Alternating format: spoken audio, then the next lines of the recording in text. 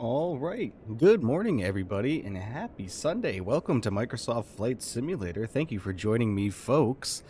Today is a very special day, as you all know. Take a look at what is sitting in front of us. That is the mighty AN-225 Mriya, everybody.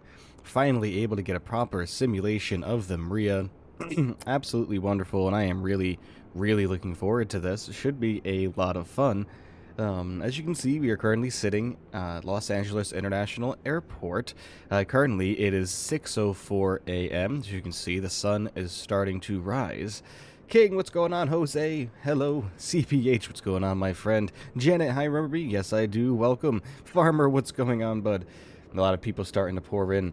All right, like I said, currently 6:04 a.m. local time here in Los Angeles. Our lovely Antonov is sitting in front of us right now. Just to give an idea of everybody what our takeoff weight is going to be today. It's going to be 1,223,289 pounds. So very heavy, not quite the 1.4 million maximum takeoff weight that this airplane can accommodate. But no big deal. That's 438,874 pounds of payload total. So yeah, just absolutely incredible. Really looking forward to being able to fly this airplane. It's a zero fuel weight of 1,600,700. Wait, 1,067,191 pounds for zero fuel weight. Total flight time today, 2 hours and 49 minutes, folks, with a cruising altitude of 33,000 feet and total air distance of 1,277 nautical miles. So, it should be a really fun one. The airplane's completely cold, ain't nothing going on in there so far. We're going to wait a few minutes and just kind of let the sun come up a little while and take in the beautiful views of the 225 right in front of us just for now. What's going on, my friend? Inhumane amount of weight, I know, isn't it absolutely crazy? You know, it's just one of those things. This is just one of those airplanes that I've been looking forward to for so long. And, you know, if you remember back to the FSX days and you can remember the freeware 225 that was released, I forget who made it now, man. It's been so long. Anyways, I remember that being absolutely amazing and just having so much fun with it, let alone something like this that looks as good as this and functions as well as this does. So hopefully we'll be able to have a successful flight with us today and not completely you know, damage the airplane in any way, shape, or form. I've had to do quite a few conversions in regards to the aircraft itself as far as programming the autopilot. You know, you kind of have to have a nifty, handy notebook ready that shows the speeds converted from knots to kilometers per hour. So I already have that all settled just as a quick reference guide, just in case we need to do anything. Said it once, you'll say it again. Rest in peace, big boy. Oh yeah, absolutely.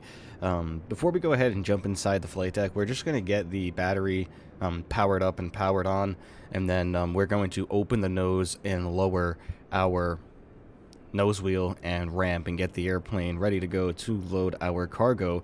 Now, I do not believe that this airplane has an actual cargo loading animation. At least I don't think so. The one time I tried to load the cargo, that one time, it just kind of automatically appeared inside the body or inside the aircraft. So we'll see if there's actual animation and I just missed it, or if I'm just dumb. So let's go ahead and get inside the flight deck, folks. We'll just start right off now and just get the battery up and ready to go. Here we are inside the flight deck, folks. You're going to fly the A321 right now. You'll be right back. All right, man. Sounds good. It's been quite a hot minute since I've been on a stream. Yeah, for me, it's been quite a hot minute since I've streamed consistently, so my apologies about that. Here we are inside the flight deck here. You see we have a lovely EFB that's automatically supplied by iniBuilds that gives us a slew of good information.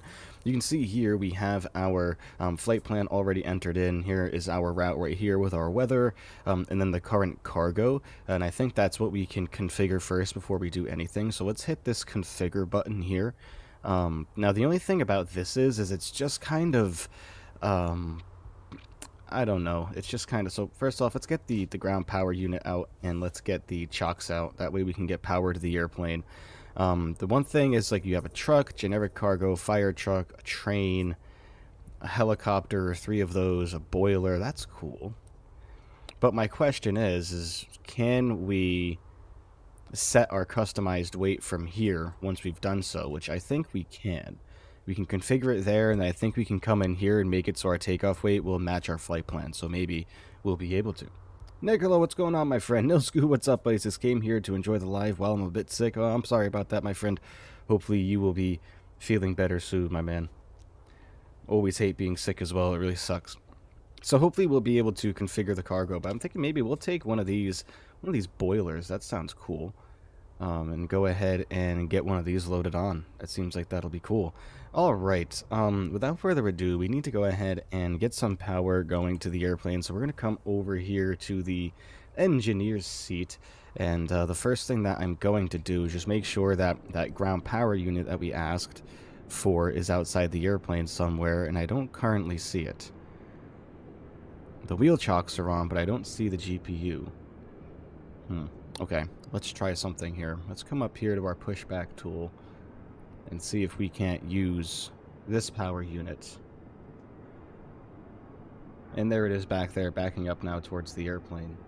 We're just going to get the airplane powered up and get the lights turned on and get the nose lowered, and we'll start doing a walk around. Lowering the nose takes quite a lot of time with this aircraft, so bear with us with the patience when it comes to that. But look at that lovely airplane sitting there, absolutely fantastic. We can go back to this view again, just while the ground power unit kind of does its thing. You can see it kind of trying to figure out what it's going to do right here underneath the belly. Norovirus is spreading like hell in Finland. Oh boy. Sorry to hear that, my friend. Yeah, it's that time of the year, unfortunately, across the globe. A lot of sicknesses going around and stuff like that. Remember, guys, if you haven't done so already, please hit the like button on this stream. Would really greatly appreciate that, as well as if you are new here, you are enjoying the lovely AN-225 sitting in front of us, please consider becoming a subscriber to the channel. I would greatly appreciate that as well. Thank you to everybody for your continued support as we go along with our streams. Means more to me than you guys will know, so thank you so much, everybody. Alright. Hopefully now the GPU is all plugged in and ready to go, so we're going to have to go back into the flight deck here, back to our engineer's panel, and make our way over here where the ground power unit is, and I believe that is this right here. I lied, that's a flashlight apparently. Okay. I do know that these are our battery switches right here, for sure. So let's get those on. Alright. Now, I do need to cheat and go up to the checklist and just make sure that I am... External power, where is that? That is that switch, but it was turning on the flashlight. There it goes, okay. Now we got ground power on, which is absolutely wonderful. We can come over here as well and get our other power switches turned on while we need them. We're just going to go ahead and get our engine generators turned on now, even though the engines aren't fired up. And we'll just get all this turned on for now so we do not forget, because that is something I am prone to doing.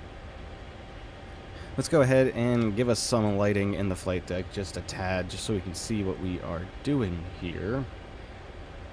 Like I said, it is sunrise here at LAX, so we just want to make sure that we can just have a little bit of lighting so we don't get ourselves in any trouble in any way, shape, or form.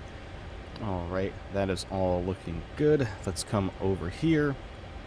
Let's get our Garmin all set up. And that's the weird thing. I remember you guys saying that there is a Garmin in this airplane, and that's what we are going to have to use for kind of programming our flight plan. Now, it should already be programmed for us, because we actually, the way I did it was I programmed our flight plan using the default Microsoft Flight Simulator system, so I do not have to program this here. As you can see, it's already pre-programmed with our flight plan, and the reason why I did that is just because this airplane takes a lot to get going. It takes a long time to get the nose lowered and get everything like that as well. PMDG would make a 747, it would be fire. Well, they do have a 747-400 already for prepared in FSX, and they've already announced that the 747 is on its way. So yeah, definitely be on its way. Michael, you're going to stream the 28th of March? I'm not exactly sure, possibly. I don't fly Microsoft Flight Simulator anymore, but this aircraft makes me want to get back. Alright, man. I would love to see a proper 777 and 76. Yeah, Captain Sim again is also working on their 777 for the Sim as well. Alright, now that we have all of that set up and ready to go, and we have access to ground power, what we really need to do is get the nose lowered and get everything ready to go as far as that is concerned. So let's go ahead and open the cabin door, and then we will open the internal door, we'll turn on the cargo bay lights, and we will turn on the passenger area lights as well. And we're going to go ahead, let's look outside actually. There we go, there goes the door is opening, so we can actually pretend to get inside. And then another thing we are going to do as well is we're going to come up to the overhead panel, and we are going to get our nav lights turned on, which I believe are these right here. Was I correct about that? Nope. Bear with me a second, it is one of these. Is it that one? Yep, there we go. Okay, our nav lights are on now, just so people know that the airplane is under power, and they're not going to get run over or anything like that in any way, shape, or form. I guess we can turn on our landing lights as well to give us a little bit of light out here, but not going to be needed. Those are our taxi lights anyway, I believe, so we'll go ahead and get those off for now. But yep, as the airplane is opening up here, you can see, for whatever reason, this is taking forever to come down. Look at that ladder. Look at how long it's taking. I never noticed that before. Dear God, that's painful. Absolutely painful. There she is, nose to nose with us now, folks. You did a 2-hour cargo flight in the 747-400 this morning. Nice, man. Which simulator? Which 7-4?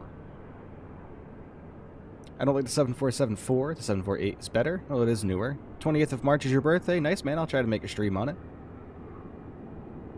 1 million pounds of weight on a 2-hour flight. Realistic? I would say so, yeah. For an airplane this big and as heavy of cargo that it can transport, yeah, I would say so. But, okay, we have our door completely down now, so let's head back inside. Oops. Let's head back inside here, and let's get our main door open and get the airplane kneeling. So here we go. This takes quite some time, folks, so bear with us now.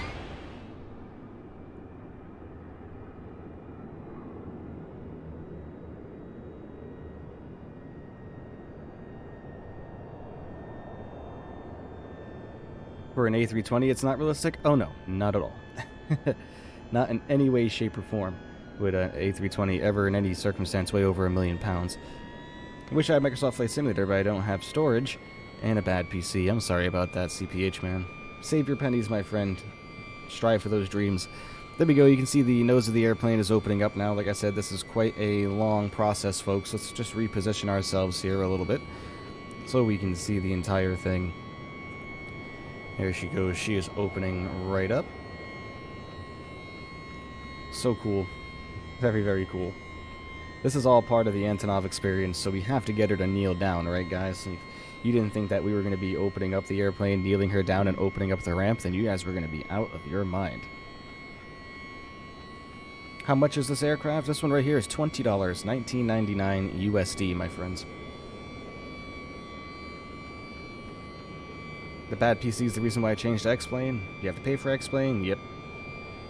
Lucky you have a 2060. Nice, man.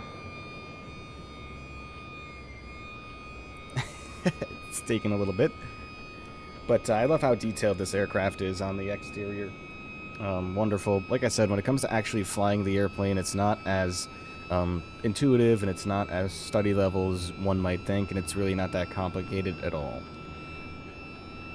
How much is $20 in UK monkey? I'm not sure how many monkeys $20 would get you in UK.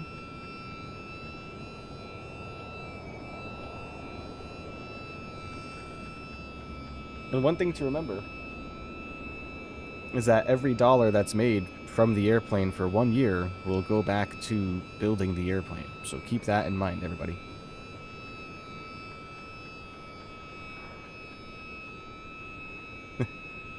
Monkeys, huh?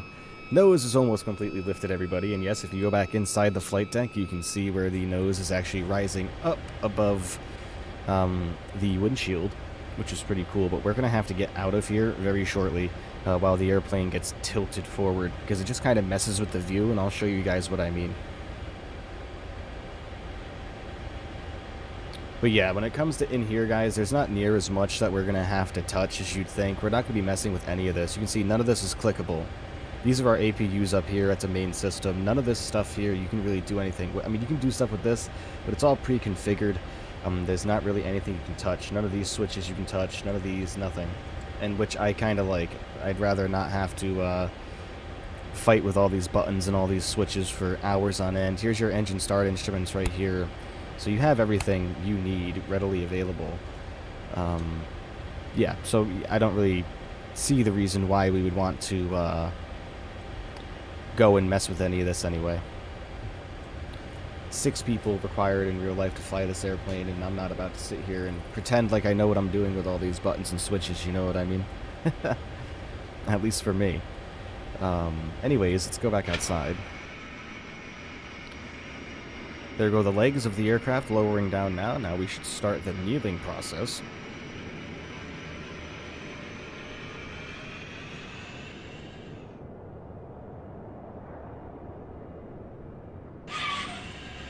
There we go, now the airplane is starting to kneel. This process also takes a while, so let's wait for it, folks. And then we gotta lift the airplane back up when it's ready to go.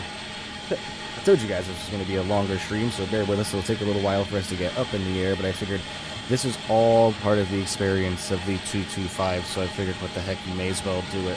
And if we want to get a little bit closer to the wheel sear, we for sure can. So let's give it a try, where we can actually see them moving. Slowly but surely. The aircraft is kneeling down.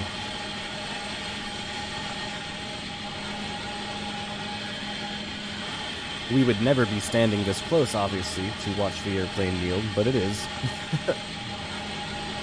Very detailed when it comes to this key characteristic of the airplane. Such a big aircraft kneeling down like this would exactly be what you'd want to see in real life, so it's just, the whole thing's a spectacle, and it just adds to the entire experience.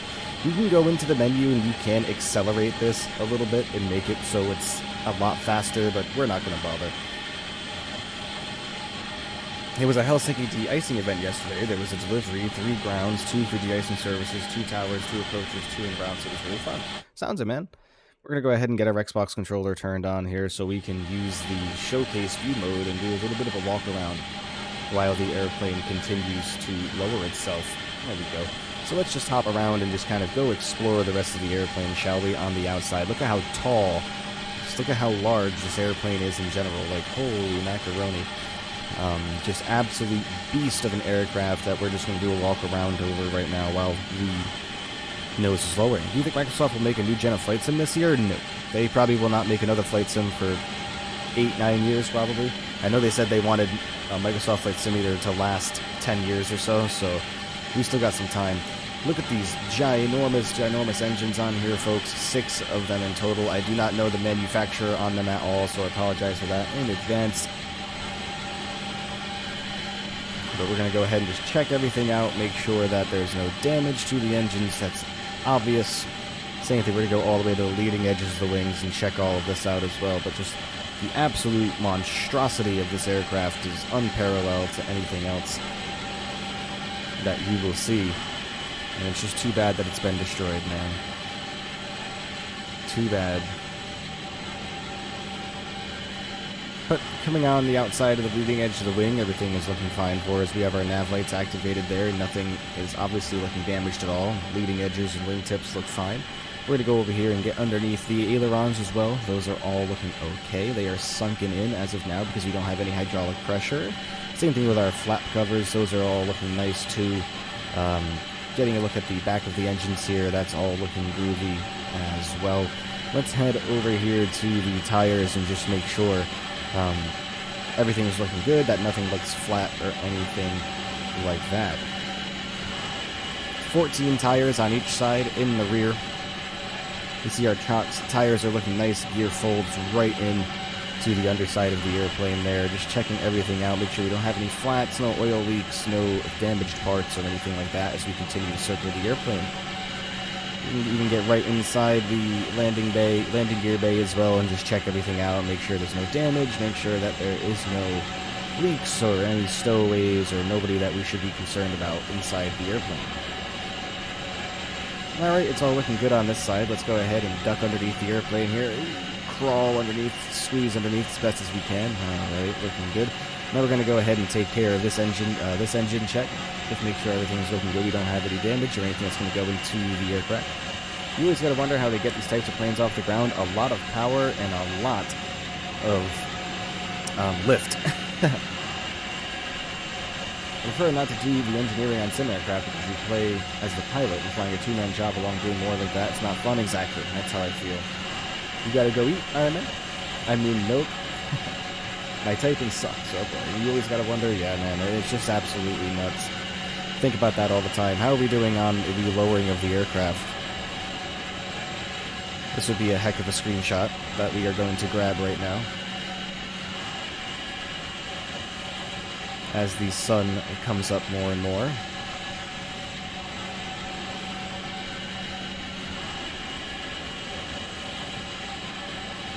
There we go. And a little screenshot there. Let's continue on with our walk around, shall we? As the airplane keeps doing its thing. Not quite kneeled all the way yet, but it is still going. The ramp will start lowering soon, and then we'll be all good to go as that. Alright, all of our engines look okay on this side. There's no noticeable oil spills or anything like that happening. No fuel leaks that we can notice from here. There's our registration number, Uniform Romeo 82060. The wheel tail number of the AN-225, obviously. A lot of wingspan. Oh yeah, ginormous. That's why I said a lot of lift. A lot of lift requires a very large wing. But alright, everything is still looking good on our end.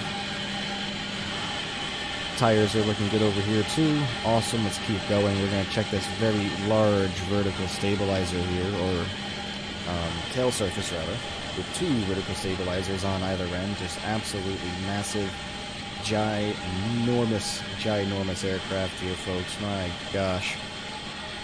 This is just absolutely insane in the membrane. Just how... Let's not, let's figure out where we're going here and not hurt ourselves, huh? This aircraft is just absolutely huge. My gosh.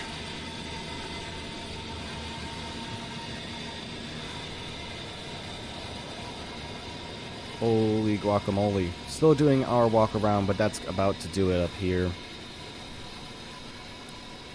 Just making sure that we don't have any damage or anything like that, which we don't. Look at the shadows. Oh, it sounds like the aircraft has finished kneeling. Next, the ramp is going to be lowered, so let's get towards the front of the airplane again and go check that out. Remember, guys, if you haven't done so already, please remember to hit the like button on this stream. I would really greatly appreciate that. As well as if you are new here, please consider becoming a subscriber to the channel. We would all greatly appreciate that as well. Today's flight is taking us from LAX to Houston. This is just a little sample flight that I had researched before even streaming about a flight that this airplane actually completed or has completed in the past. And this was on that list during the COVID-19 pandemic, or the height of it. You know, it pretty much transported a lot of supplies from the United States to neighboring countries that really needed those supplies as well. So we are going to wait for the ramp to continue lowering down here as we get that sunrise. There it is. Lovely. So we're just going to sit here and wait and soak in the views. And I hope everybody's having an absolutely fantastic Sunday and an absolutely fantastic weekend.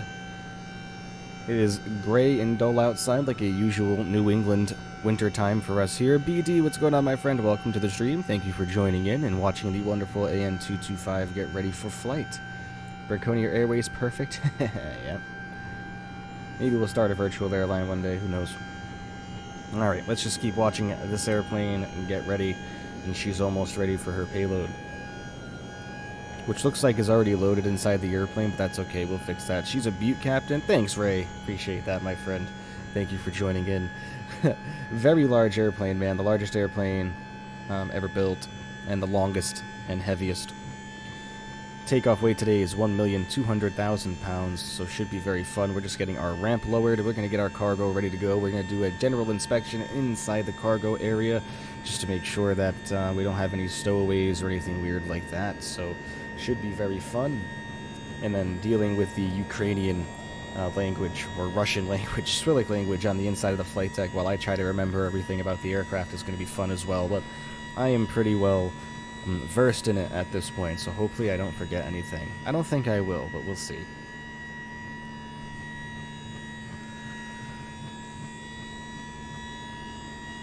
Ramp is almost done being lowered. I said this takes a while, guys. I knew you were going to have to bear with me. It's about 10 to 15 minutes, I believe, for the door to open, the airplane to lower itself, and the ramp to extend.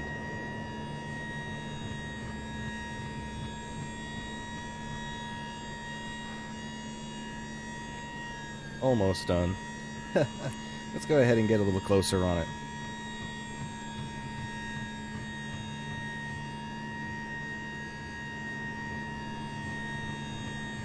We are about the height of an average human right now, so just a perspective of how large the airplane actually is if you were viewing it up close and in person. Already 30 minutes live and we're not even in the air. Oh yeah. Gabriel, what's going on, my friend? I'm doing well. Hope you are doing well also. Alright, I do believe we're missing one part of the ramp that still needs to come down now. I don't know how our payload's going to drive over that. There it goes. Okay. Yeah, we already have a payload in here. That stinks. Let's get inside the, let's go inside the flight deck really quickly and get ready for this. Yeah, see, told you it was going to mess up the view, but if we just hit F, it'll get us back centered, and then we'll just float our way back into here. Let's look at the, oh, good gosh. Let's look at, our payload here. So cargo is currently in there, so if we hit unload, I do believe if we go back outside now, yeah, it's gone. So there's no way to kind of like quickly or get it so like a payload truck or something like that comes over and delivers the cargo. I don't think so. And I thought the nose door of a 747 freighter was slow. I know, right? Isn't that crazy? Thing is ginormous. But the ramp has officially lowered, folks. So let's go ahead and get inside. Let's get inside the cargo area here and just make sure that we kind of have everything square. We got some extra tires here. Everything is looking nice. That looks like some type of tow system or something right here for the front of the aircraft. Looking along now, looks like we have some more spare tires floating around. A lot of spare parts that this airplane would carry were all stowed back here. Other than that, there's not really too much to see back here, folks, unfortunately. That's about it, but just the overall size of the airplane itself, and the amount of cargo, and just the height that this airplane can carry in general, it's just absolutely insane. Plus how detailed it is in here, and iniBuilds did a great job when it comes to that. That was definitely their goal with building this airplane. And look, it's even got a crane. There's a crane inside this airplane, guys. Look. There is a crane system inside the airplane. That's just absolutely insane. It's so cool. Alright, everything is looking good as far as inside there goes. So let's go ahead and get on back outside here and load our big old generator, or whatever that was that we are going to be taking. Let's get back inside the flight deck here. And large industrial boiler, that's what we're going to be taking. So we're going to hit load cargo. So unfortunately, like I said, it just kind of puts it in there automatically for us. We don't really have a choice in the matter of watching it, but we can go back inside really quickly and just make sure it's secure. I mean, I don't see any straps or anything like that strapping this big-ass thing down, which is a little bit concerning, if I'm being completely honest. But, you know, is what it is, I guess. We needed AN-225 public transport concept. I mean, I think that was a concept that they've worked on in the past, but to be completely honest with you, I don't think that'll ever take off and be a thing. Look at the lovely DHL 767 on our right there. Okay. So we're going to pan way wide out here, folks, just to get a screenshot of our flight right here with the lovely sun in the background. So I think that should be far enough. Let's do a little zoom out action here. There it is. And now do a little zoom in to get it perfect. And there we go. And let's get a little bit lower. Awesome. There she is. Lovely. Screenshot. Thank you. All right. Let's go ahead and get back inside the flight deck. And one thing I am going to do is, we're pretty much done. There's no other reason why we're going to sit here with the airplane loaded, so we're going to move our realism over to fast for the nose door movement speed, so this is going to be a lot faster to close everything up. Let's see what our current weight of the airplane is. Current weight is 1,222,200, wait, 1,222,193 pounds. It looks like our cargo weight is in there and all configured. Planned weight, passenger weight, cargo weight, payload weight, everything is looking good. Weight set by loaded cargo, unload to manually configure. Okay. Obviously we put fly load. There we go. Okay. And now we got to get our fuel all set and ready to go, which is actually probably going to decrease our payload by quite a bit. So you have to manually configure your fuel from the default Microsoft Flight Simulator system, unfortunately. But no big deal. We're taking, looks like 160,498 pounds of fuel, so we just have to adjust that here. That is going to decrease our total weight of the airplane by quite a bit, which means we need to bump it back up. And this is kind of really the tricky part that I've found with this airplane here. So that'll be fine. We just kind of guesstimated a little bit, but that drastically changed the weight of the aircraft, and it's saying here that our weights are locked because we have that payload down here, and I don't think that we can actually come in here and change it. No, we can't. So what we're going to do is we're going to come over here, we're going to configure this. We are going to unload it because we kind of have no choice but not to, and then we have to come in here and configure our own weight on our own to get us up to our takeoff weight. You don't really have to be too worried about because our flight plan is calling for a payload of 438,900 pounds, 434,800 of that being cargo. So that's what we are going to have to set right here. And we're not going to have any choice but to do that to get the airplane up to our desired, or getting anywhere even desired close to our takeoff weight that we are looking for. Current weight 112,000, so we're still a little bit off. So this is loading. We are loading the airplane up quite a bit. There we go. And this is all just guesstimated, guys. This is kind of how you have to do this, I guess, unless you really wanted to go nerd level and get some math done. But I don't really feel like doing that. There we go. Very close. We're only about 2,000 pounds off on our total cargo load. That's fine. That'll do perfectly fine for us. Okay, I think that we are ready to close our doors up and get everything ready to go again. So we're just simply going to uncheck this right here, and the cargo door is going to start closing. The ramps are going to come up, and that's going to do all of its thing again. But we have it on fast now, so now you see how much faster this is going to start going.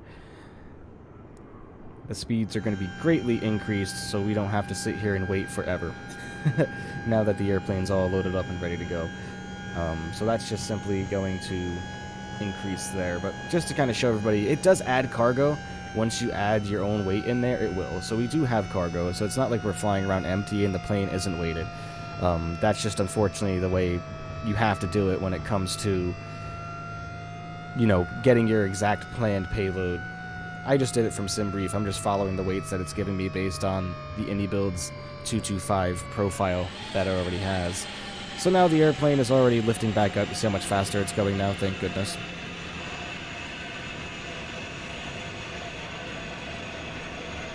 What are we even carrying that makes it 1 million pounds? I don't know, lead. Solid lead blocks. We need an antenna 225 for public transport? Yeah, maybe. I don't think I already read that, though. 27th of August 2022 was the best day. I was bored, so I decided to search Microsoft Flight Simulator streamers on YouTube. Well, thanks, NoScoop. Thank you, my friend, for supporting the lovely live stream community of Simbers. What's our landing weight? Our estimated landing weight for this flight is 1,123,128 pounds. So the airplane is already up and level again, so I guess we can hop back in the flight deck here while the nose lowers and go ahead and start our APUs. That's really what we need to do next, so let's go ahead and hop inside here. Whoa. Let's get back over to the engineers panel. Here's our APU system up here. First step, we're going to start APU 1 first. Yes, there are 2 APUs on the AN-225. First order of business is to get our first one started here, so we're going to get our bleed on. We are going to get our starter door open. We're going to get the master switch on, and we are going to get the APU door open. Next step is just to simply click this little red doohickey in right here, and you're going to see a mode light illuminate there. When you have the mode light open, you will notice that the APU RPM is going to start increasing. There it goes. That means our APU is starting for the airplane. The APU generators are already set up and on. Those are down here somewhere. But they are already turned on for us, so there's nothing that we're going to have to worry about. Let's hop back outside while the APU fires up and the rest of the airplane gets ready.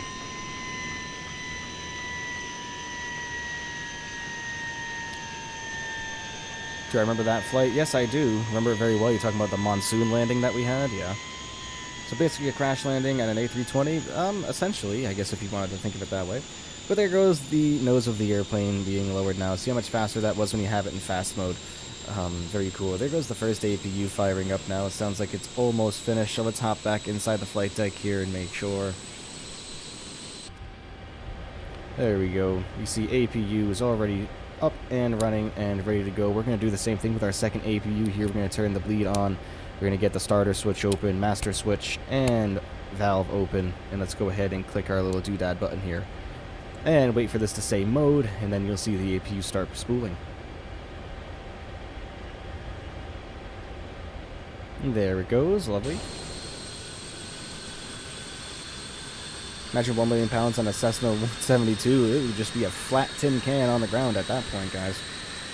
Our second APU is spooling up now, and we are going to be ready to go here shortly. We already have our taxi pre-planned and ready to go. It is going to be quite a long taxi route with this airplane, given the enormous size of the aircraft. It is going to take a little while to get her all loaded up. While the APU is still firing up, let's get outside and just kind of get a general look around. Another view of the airplane. There she is right here. Gosh, just absolutely beautiful. That is going to be a screenshot as well. Go. And now what we are going to do as well is I'm going to upload those screenshots to Volanta. Remember, everybody, you can track this flight on Volanta if you do choose. It is quite simple to do. Just download Volanta and add me, FlyWithMB, and you can track any of my flights, even if I'm not flying on stream. If I'm ever flying personally, you will see when I am. So, pretty fun. What's our airtime today? About 2 hours and 40 minutes. Alright, it sounds like our second APU has finished firing up, which it has. Alright, lovely. The next thing we are going to have to do, actually, is come over here and get our instrument master switches on, which are these.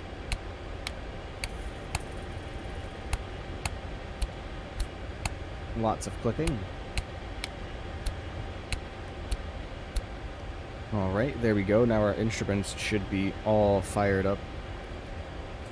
And we got to get the rest of these switched on as well. This is all really important stuff that we need to have clicked on. There we go. We can see our first officer's side is all set. Now we have to come over here.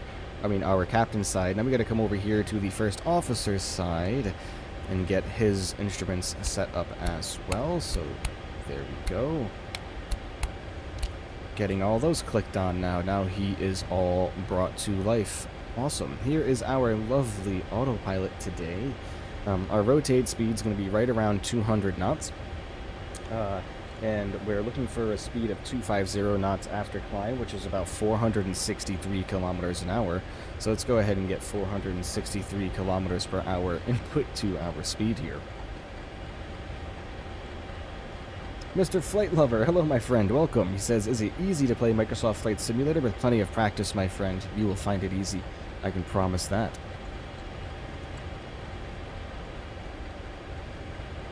Alright, 463 on the speed.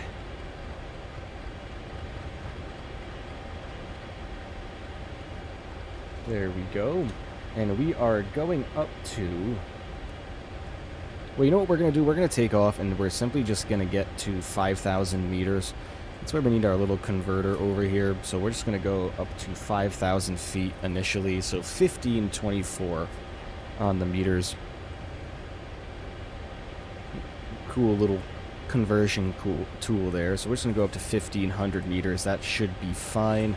What's our runway heading? We have to set that as well. Remember, guys, if you are new here and you are enjoying what you're seeing, please consider becoming a subscriber. We would all greatly appreciate that. As well, if you are new here and enjoying what you're seeing, go ahead and hit the like button on this stream as well, and turn on notifications for the channel so you never miss when I go live and fly an absolute beast of an aircraft such as the Antonov AN-225. We're taking off on runway 25 right, which means we're going to taxi straight forward into our right, cross runway 25 left, and that's our departure runway right there. So not anywhere near as long of a taxi as I originally had planned, but our runway heading is 251 degrees, so we have to come down here and adjust for that, which is kind of a pain because you need to, like, do one of these. All right, 251 degrees.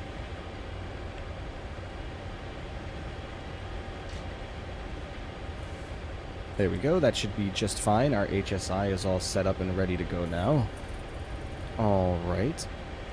I'm trying to think of anything else that we might be missing as far as getting the airplane ready for flight.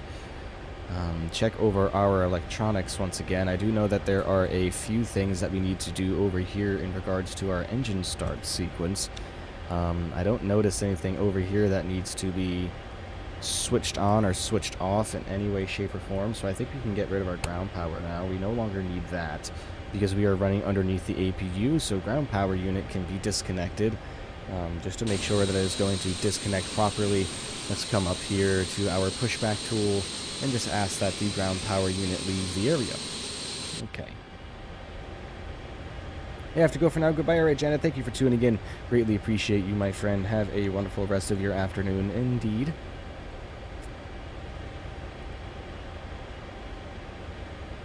Alright, let's continue along, shall we, folks, with the AN-225. Let's go up here to our checklist and just make sure that I did not forget anything. Electrical power up, we have our APU started, we have all that started, we have all of our HSI set, our nav1 switches were good, nav lights were on. Just to make sure that we didn't miss anything here, just make sure that everything is on and ready to go, which it is. That's looking good. That's set. That's set. Alright, all this is set, which is basically what you want to make sure. Transceiver rectifier switches, those are good. Alright, I think we have everything all set up and ready to go. Fuel and hydraulics, those are all set up. Not really much we need to do in regards to that. Our nav is all set up and ready to go. Alright, manual engine start is really what we need to do next, and this is still a little bit of something that I need some assistance with, so we are going to use the lovely, get our beacons on.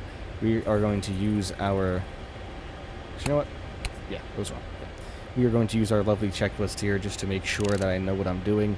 Engine start modes, those are already set to rich. Mixture ratio switches, those are already set and ready to go. The FADEX switches, we need those on. That's one thing I always forget about. There we go. Looking good. And I think we are pretty much ready to go to start engines, ladies and gentlemen. So because of that, we are going to come over here, and we're going to go to ground, and we are going to request that GPU get stowed, the chocks get stowed, and that we close the cabin door and the internal door, and we can close the cargo bay lights as well, because we no longer need those.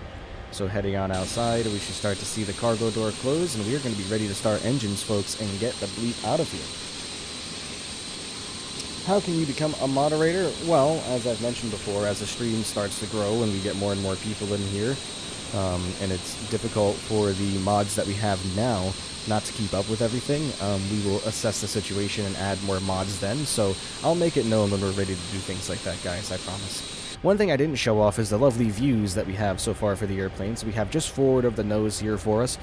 We have just behind our left-hand side of engines 1, 2, and 3, and now we have just forward of engines 1, 2, and 3. We don't have anything set up on the other side of the airplane just yet, so we can do that. Let's get nice and high like this. Just look at the mass of this wing area. It's just absolutely insane. And let's get a view from like right here. This will be cool.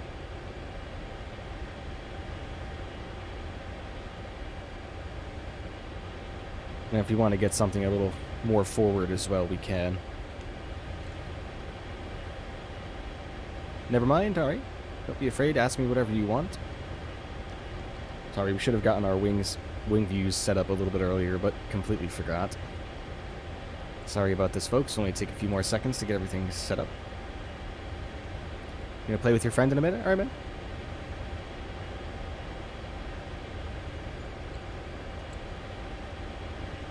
Airplane's so massive. My gosh. Just got home from vacation. Cool. Enjoy, man. Minecraft, what's up, friend? Alright. There we go. Here's a nice view of our second set of engines as well. 3, 4, 5, and 6. Alright, lovely. Khaled, what's going on, my friend? Welcome. Alright, guys, I think that we are pretty much ready to go to start our engines up, so enjoy. The simulator volume is up pretty high, so we are going to come down here. We're going to go ahead and open up our engine cover switches. We're going to start engines 1 and 6 first, folks. This is our start button right here. We're going to go ahead and click that in, wait for our valves to open, and there she goes. Let's get outside and listen.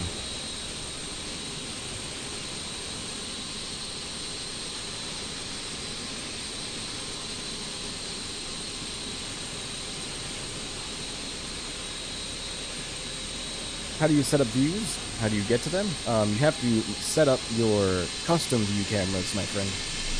Go on like YouTube or Google and search a tutorial for setting up custom views in Flight Simulator, or you can download a set right off flightsim.to. And there she is, starting to come to life, folks. Absolutely lovely. Let's get inside the flight deck here. Come over to our engine instruments, just making sure that they are spooling up, which they are.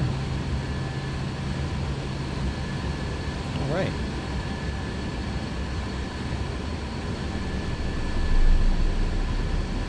Alright, sounds like we have good starts there. Let's go ahead and get our next set started. That's going to be engines 2 and 5. Go ahead and press the start button again. We're going to wait in here for these engines to start for us now. Here we can see our engine instruments here. We can see our engines starting up.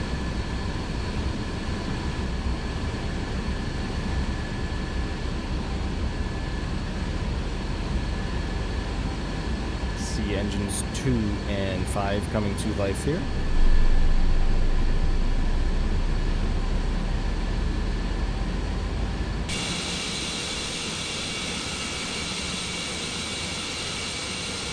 So yesterday, I just learned to ride a motorcycle. Nice, man. Sounds fun. Be safe with it. No problem, MG, and welcome. Largest skiing center in Finland. Very cool. How's the plane? Great so far, Khaled. We went to Himos on Friday. It was nice. Cool, dude. Remember, guys, hit the like button on this stream. We'd really greatly appreciate that. Let's get this stream up to as many likes as we possibly can. And if you are new here, enjoying the lovely AN-225, please consider becoming a subscriber as well. We have a goal of 750 subscribers that we'd like to reach, folks, so every subscription counts. So please, if you guys would be so kind, hit that subscribe button. We have 2 good starts on that as well. Now let's go ahead and get engines 3 and 4 started up and ready to go. There we go, and she is up and running. Oops. What are we going to do for 750? I have no idea. Absolutely no idea, guys. Couldn't even tell you.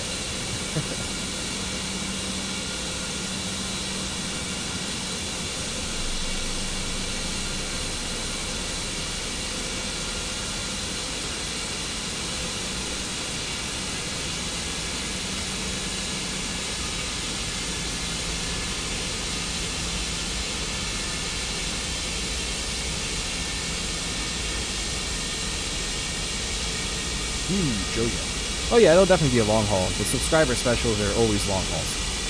Always. Alright, it sounds like we do have 2 really good starts of our aircraft here. We're going to turn down the sim volume just a little bit for us there so we can not be as deaf. Alright, we are all up and running, guys. My goodness, the lovely AN-225 under its own power now. We are pretty much ready to go. We got to get up above the flight deck here and get our taxi lights on now. Oops.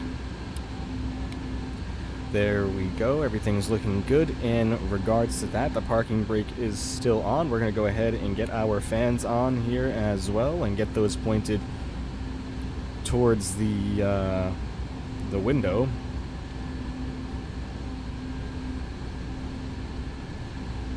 I don't know why I went all the way around this way. That was pretty silly. Gotta get our blower motors on so we don't fog up the windows in any way, shape, or form. Come on, this is tedious, huh? There should be a better way to do this, I reckon. There we go. This one is already set up pretty nicely, so there's not really much we have to do with this one. We'll just get her turned on. There we go. All right, guys, we are pretty much set to go here. Let's go ahead and check our views out real quick. All right, I guess we can get our takeoff flaps all set and ready to go, which is going to be 25 degrees. Here come the flaps, guys. Is the AN-225 an old plane? Yes, it is. Built in 1982, I believe.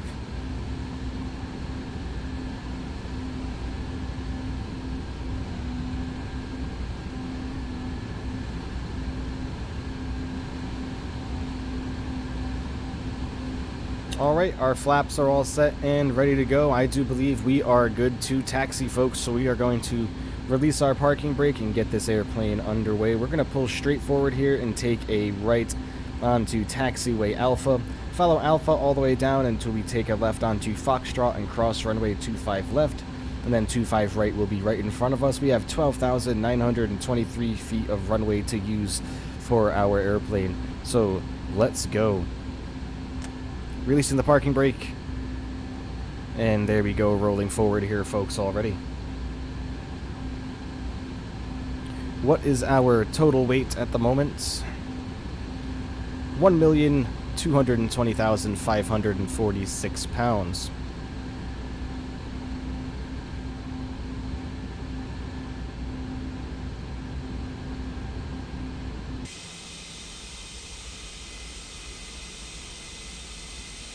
And away we go, guys.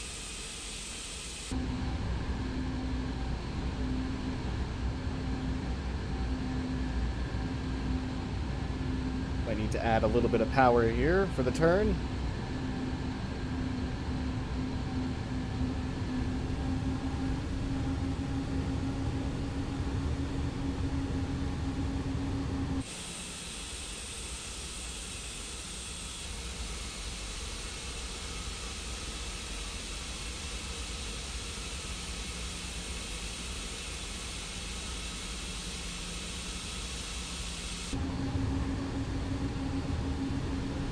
This airplane is just so big.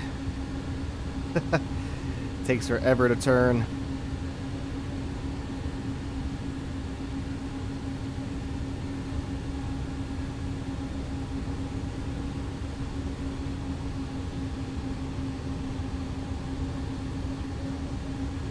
Okay, folks, away we go. This very large airplane here.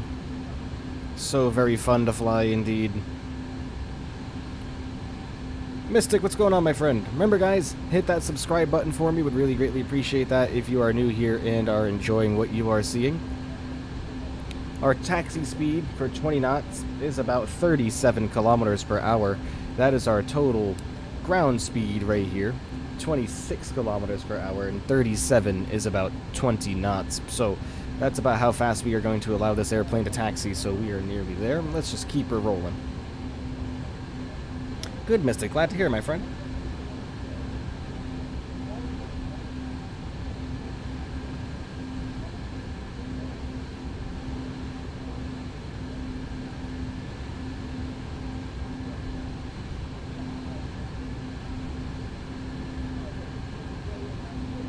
How much is the airplane? This is $20 USD, and I think someone said, I forget how many euros. Someone had said it before.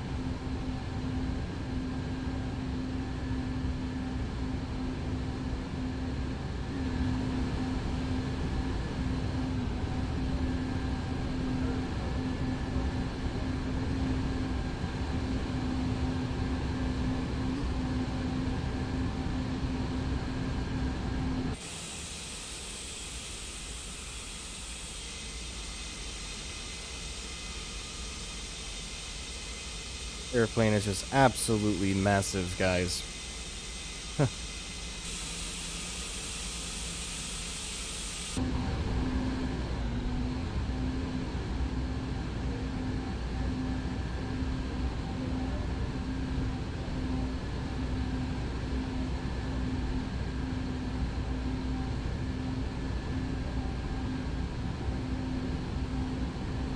Last time you were in one of my lives was 3 months ago. Yeah, man, we all took a break.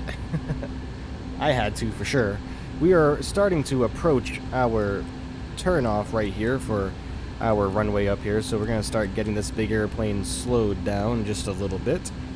Looks like we are moving a lot faster than we are, but that is just because the airplane is so large. As you can see there, we are going 20 knots. It's just the airplane is so large and we are so high up off the ground that it just looks like we are going so much faster than we actually are. But when we actually look at it relative to the speed of the wing from right here, we're actually not moving as fast as you'd think. But here is our big old turn right here, so let's slow the aircraft down. Wasn't paying attention.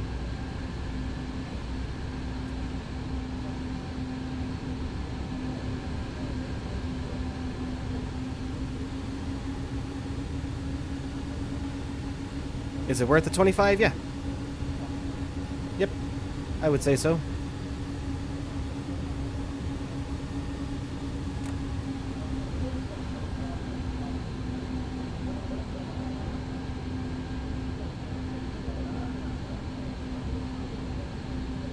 Actually, you know what? We are going to cross 25 right and actually line up on the end of the runway over here just to give us as much room as we possibly can.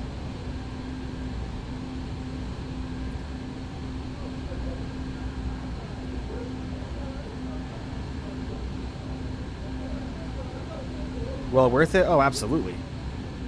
And what's going on, Jack? Welcome. This airplane is absolutely worth it all day long, guys.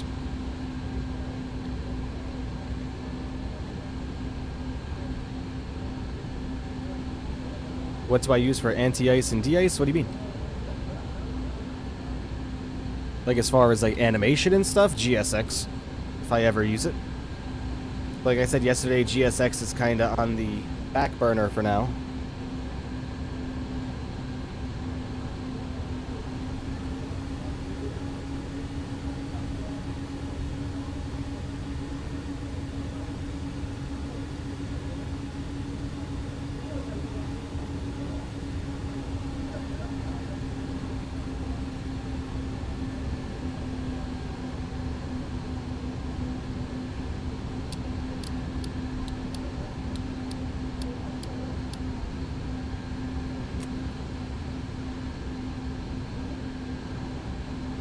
I floated in cold temperatures and started to accumulate ice on the approach. Oh, I see, yeah.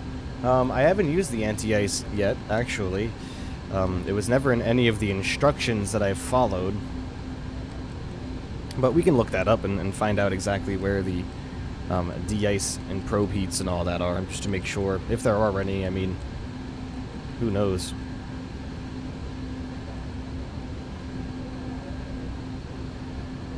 Hey everybody, beginning our runway lineup here.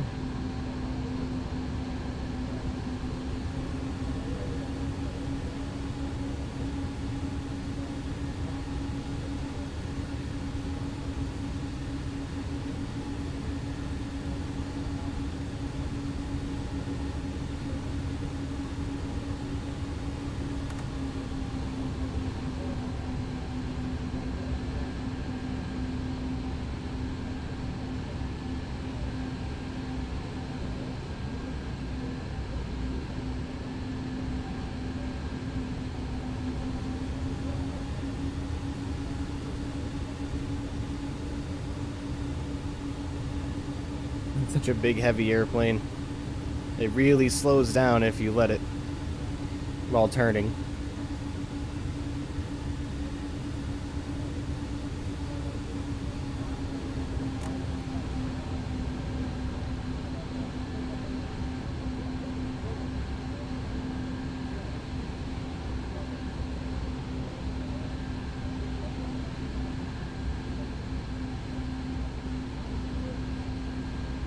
All right.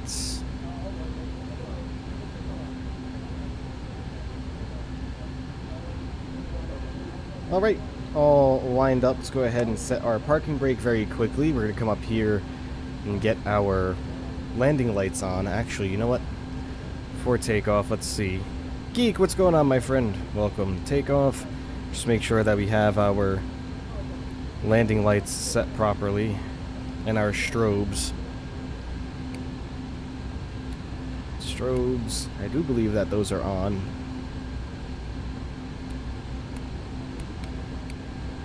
You know what? Yeah, let's go ahead and get those on now. There we go. Alright guys, enjoy the departure in the lovely Antonov AN-225. I'm going to go ahead and get the simulator volume all the way up for everybody. Enjoy the departure of the 225. Oops, that's not what I wanted to do. Enjoy the departure of the 225 out of LAX, everybody. Let's hope that we don't have any problems at all. Flaps are set. We're going to go ahead and increase engine power. We're going to go for 50%. Then release the parking brake. Alright, enjoy folks. Here we go.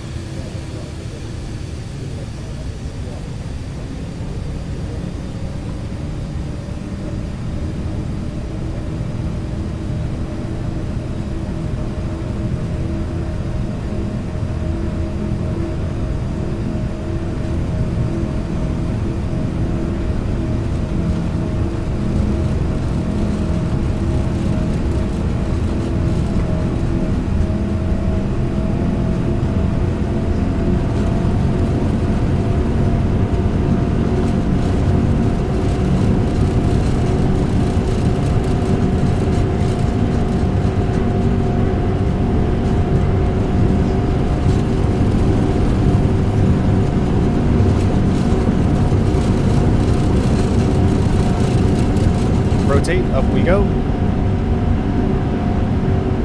Gear coming up.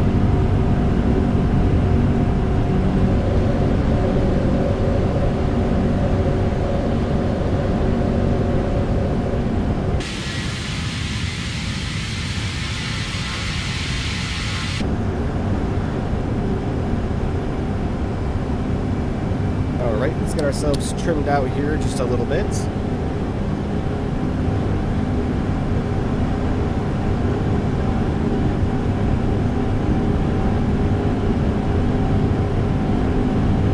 Alright, lower the nose down just a tad and get our power back to about 88%. Alright, still hand flying the airplane, of course. And let's begin our first turn.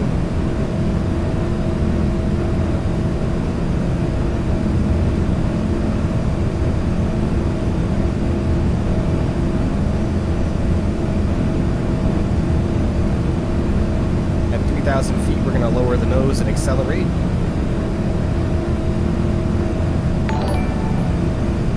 Hey, Kitty Lover coming in with a $1 dono. Thank you so much. Really appreciate your support.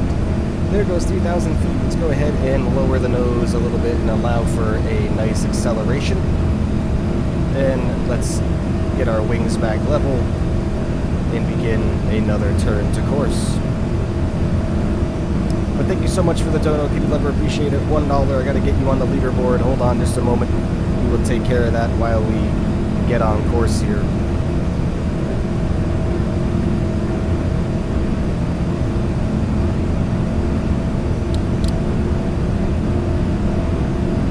Alright, let's go ahead and get our autopilot taken care of here very quickly. There's the autopilot right there. We're going to click that, do that, and then H3 will get us into vertical speed mode. Alright, autopilot is on, and we are pretty much ready to go here. Make sure that we are in navigation mode, which we are. There we go. Awesome.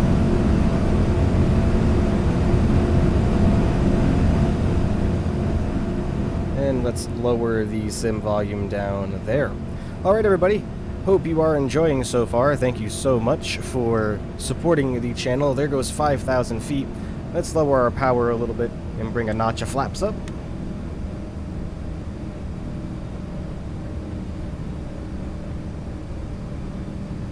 go, doing a nice big turn, the autopilot on its own.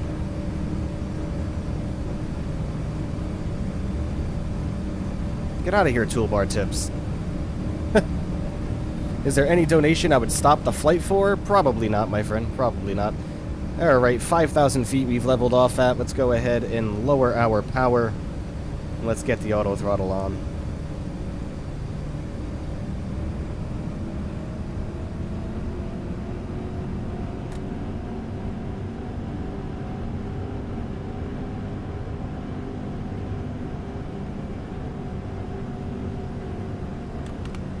Lowering our flaps some more. The auto throttle acts a little bit weird in the airplane. It always shoots up to full throttle first before it, you know. The auto throttle always shoots the power up for whatever reason when you first start taking it off. We're going to go flaps clean now, aiming for about 250 knots. Now that we are at 5,000 feet, we are following our nav path pretty nicely here. If we go by our GPS, let's just check our charts here to make sure we're kind of following everything appropriately. Which we are. Once we reach Peeve here, we're going to start a climb up to 15,000 feet. Sorry, hopped in late. Where were you able to get this plane? How much I want to buy? You can buy it right on the Microsoft Store. And you can also acquire it, I believe, right on the iniBuilds website.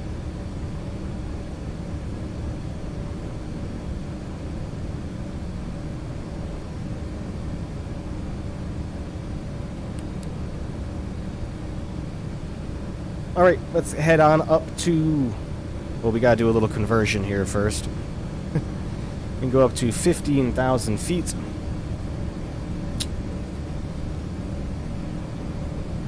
(15,000 feet, 4,572), so let's go up to 4,500 meters.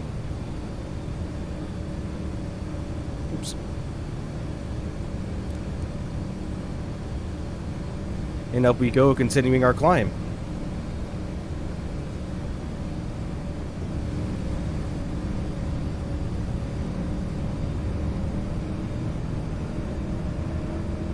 Did I tell you I fell off a motorcycle? Oh boy. So I went too fast over a small hill, and then there were more bumps. So I hit those bumps and fell to the side. I was okay. Boy, man. Is this as complicated to fly as the A310? No. The autopilot's a little weird. Once you get the autopilot all figured out, you'll be fine.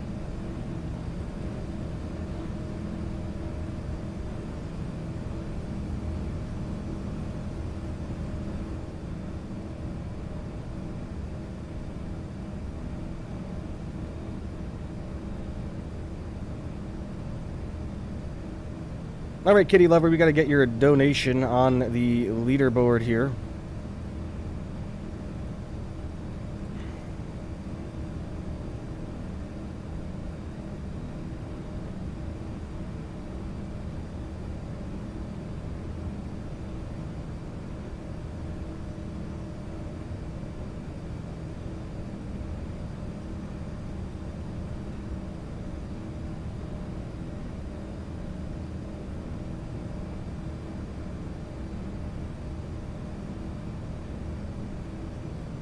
Why can you now? Oh, that's why.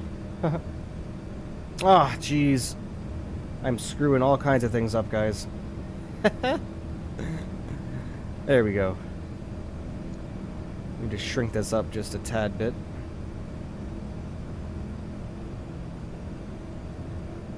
There we go. Lovely. Remember, guys, if you are new here and you are enjoying what you're seeing, please consider becoming a subscriber. Hit that subscribe button. That way you will never miss a live stream or whenever I upload a video. We would all greatly appreciate that. And if you are new here, go ahead and hit that like button as well. We'll get the stream up to as many likes as we possibly can today, folks, for the lovely Antonov AN-225. Our current subscriber goal is to hit 750 subscribers. We don't have a definite goal of when we'd like to meet that. It's just a general goal. So we're almost there, folks. We're sitting at 728. We only need 22 more to go, everybody. 22 more subs to go. So I ask of you 30 people in here, if one of you guys aren't subscribed, please hit that subscribe button. I would greatly appreciate that. Thank you so much.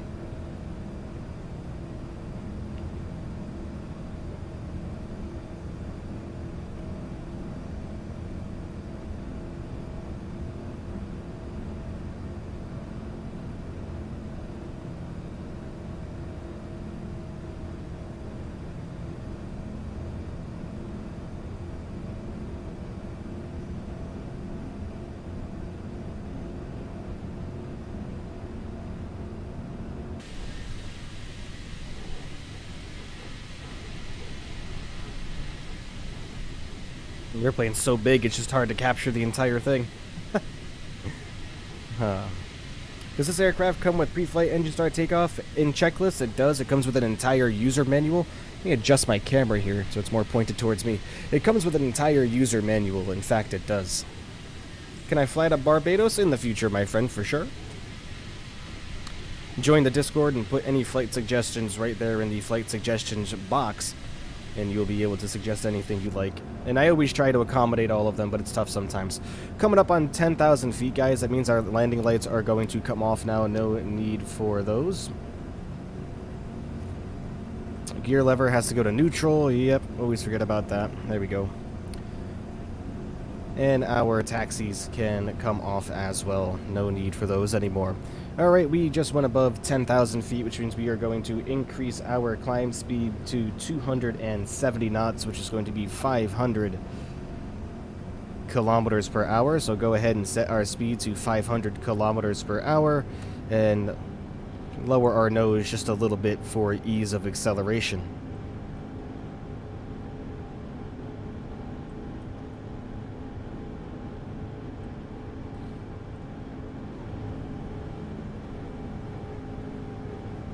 Where are we flying to? We are flying to Houston, Texas. Take 225 to Helsinki? Maybe. Maybe, guys. We'll see.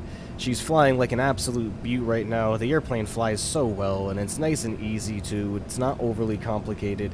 iniBuilds did a really good job, everybody, of making sure that this airplane wasn't too overly complicated to fly. So just really, really, really fantastic stuff here. That just really what they've done, man. It's just wonderful.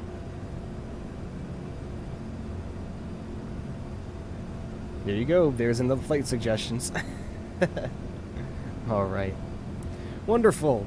As we continue our climb now, and we have accelerated, heading up towards 500 knots. Or 500 kilometers per hour, rather. Now we can increase our climb once again.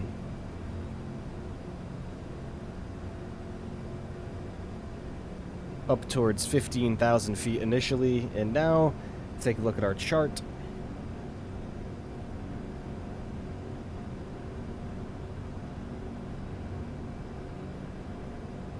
Alright, now we should be cleared up to 33,000, I believe, is what our cruising altitude is, so that's 10,058 meters. So we'll just go 10,000 meters, or 11,000, because that should be 33,000 exactly.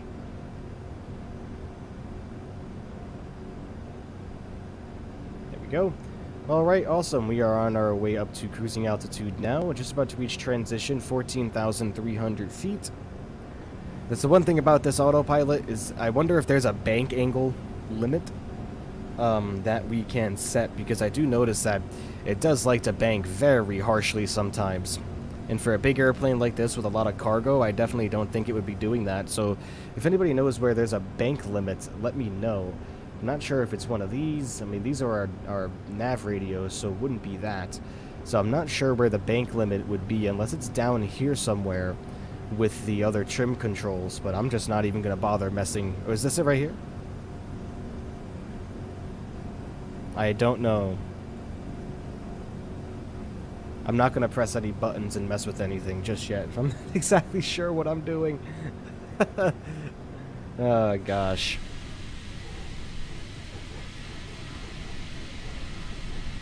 Oh, I guess our landing lights are still on.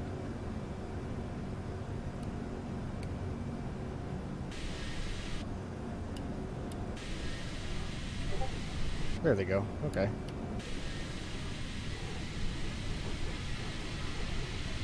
Now they're on but stowed. There we go. Okay. Gosh. Still just trying to figure the airplane out even with the lights. Is there an altitude hold and heading mode hold on the autopilot? There is indeed. Oops.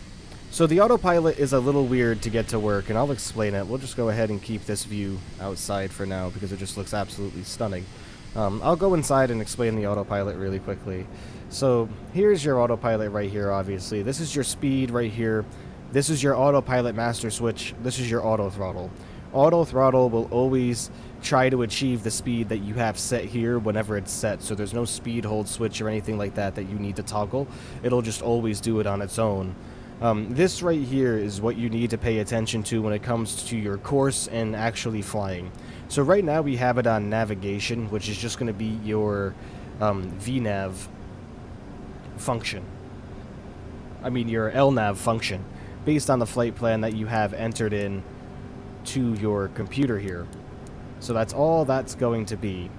And we're going to take it right on along here. So we're going on to Homer, to Clee, and then finally en route.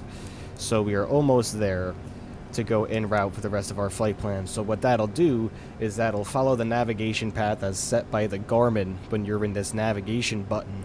Now your course 1 and 2, what that's going to do is that's going to follow what you have set for your HSI, and you tune your HSI bug with this little doodad down here.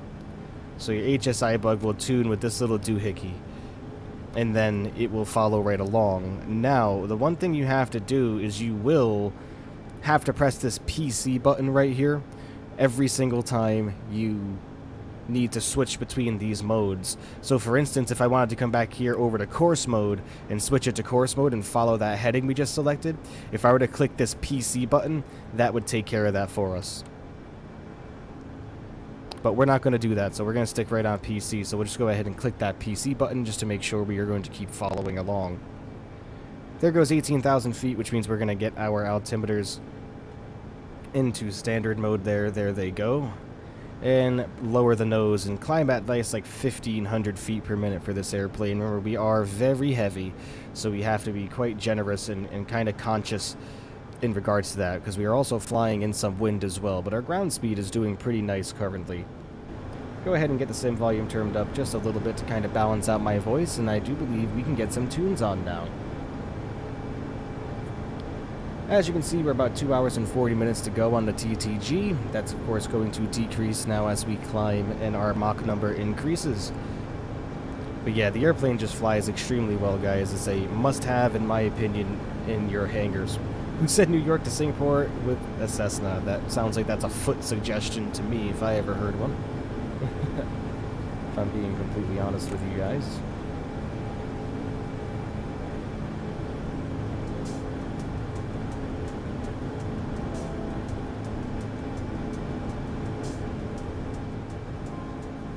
Well, thank you guys all for coming and hanging out with me. I greatly appreciate that. As always, like I just mentioned, everybody please hit the like button on this stream. You'd really be doing all of us a huge favor in regards to that. So please, it takes 2 seconds to hit that like button. We have 27 people currently watching right now that I can see, and only 19 likes. So everybody watching, please hit that like button. Let's let that number grow. Let's try to get this stream to above 30 likes today. It takes 2 seconds and it's free, so please everybody hit that like button for me. I'm not trying to beg or anything, but you know, every little like counts, right? To get the stream out there and just get people more familiar with it so more people can come and hang out with us each stream. And of course, if you are new here, please consider becoming a subscriber. You hit that subscribe button and you have all of your information on YouTube set to public. You will get a nice little message right there. It's going to pop up on our screen right about here if you have subscribed also. So thank you so much everybody for supporting the channel and being here with us today. We just climbed through 23,000 feet. We are doing well on the speed, so what we are going to do is lower... Oh, we're doing well. We're doing okay. We are doing perfectly fine. Maybe lower our nose just a little bit more.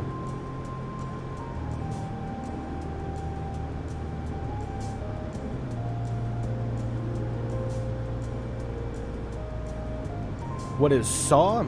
Istanbul.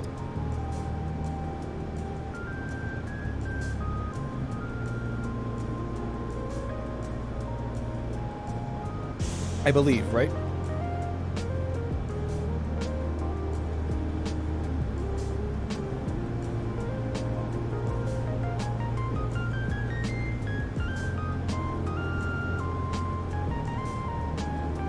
Who would have thought we'd be flying the AN-225, guys? So incredibly cool, man. Class Hero, what's going on? Move the ventilator facing you? What do you mean? What ventilator?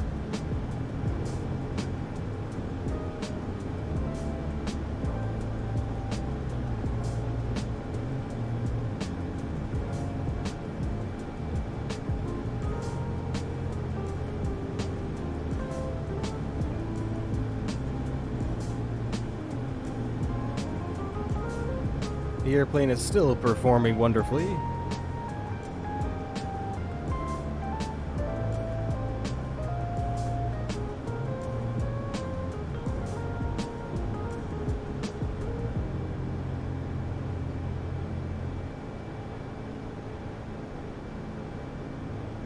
Climbing at about 1,000 feet per minute right now. Like I said, the airplane is very heavy. Oh, you mean our blowers? Move it towards us? We can if we wanted to. It's just kind of finicky. I don't like the actions. I don't like the action of how this works. But, I mean, if you wanted some cool air, there you go.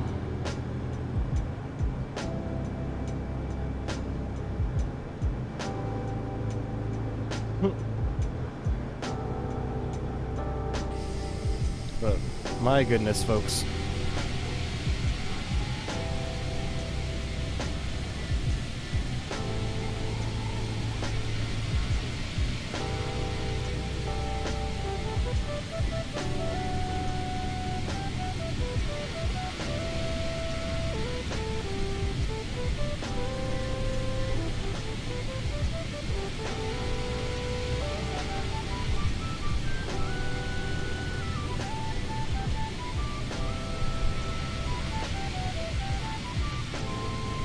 Right, thank you everybody for hanging out as always.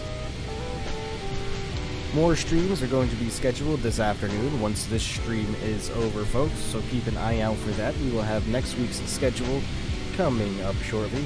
I was thinking about maybe hopping back into DC3 and doing some more DC3 action, but I'm not entirely sure yet. We will see.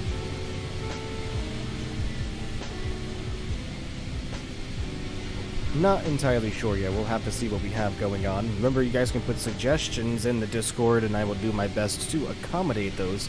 Suggestions always help, especially when it comes to different airlines and stuff like that, and what airlines you guys would like to see me flying. Popping things like that in the suggestion box on the Discord is definitely helpful, because sometimes I have a little bit of, like, pilot's block, I like to call it, where you just can't figure out where you want to fly. Sometimes you'll be sitting here and, you know, the world is just so huge, you think it'd be easy. But no, I struggle actually quite a bit with picking where to go sometimes.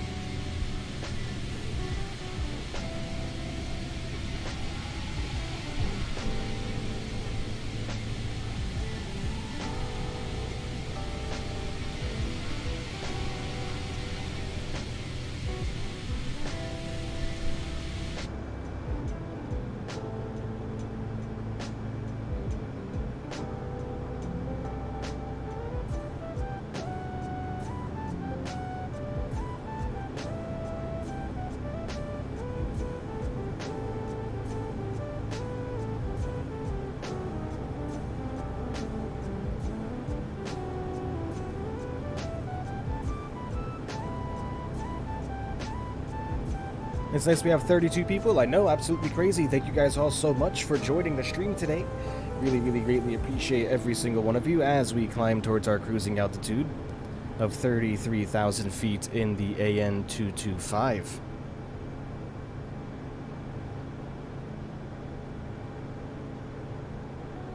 This airplane is just so much fun, and beyond excited to be able to fly it, man. You guys have no idea how fun that this is.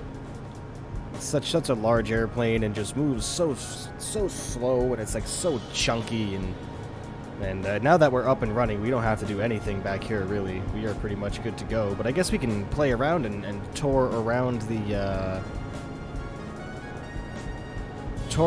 area, huh? Let's see what's going on back here. Looks like this is the crew area.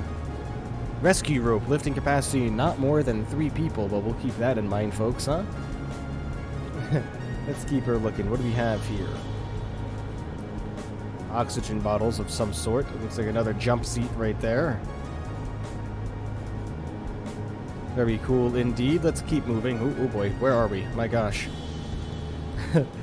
Coming by here, looks like we're going more into the crew rest area, so that's cool. Looks like they each have their own personal phone that they can use. Anything in here modeled? Nope. It's like a sink or so. Is there anything back here? Nope, I do believe that's it. Nothing else is modeled. Okay. No big deal. That's cool, though. It's cool to have up here modeled at least, so we can see exactly what's going on, right?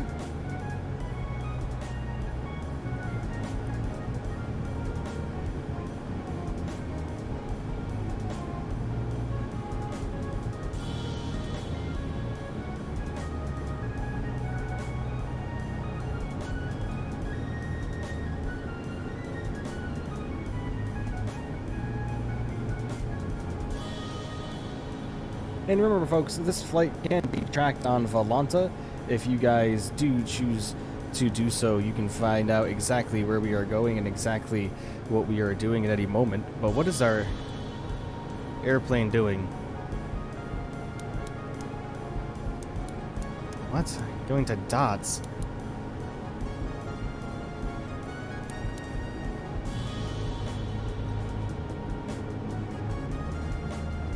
What in tarnation is going on here?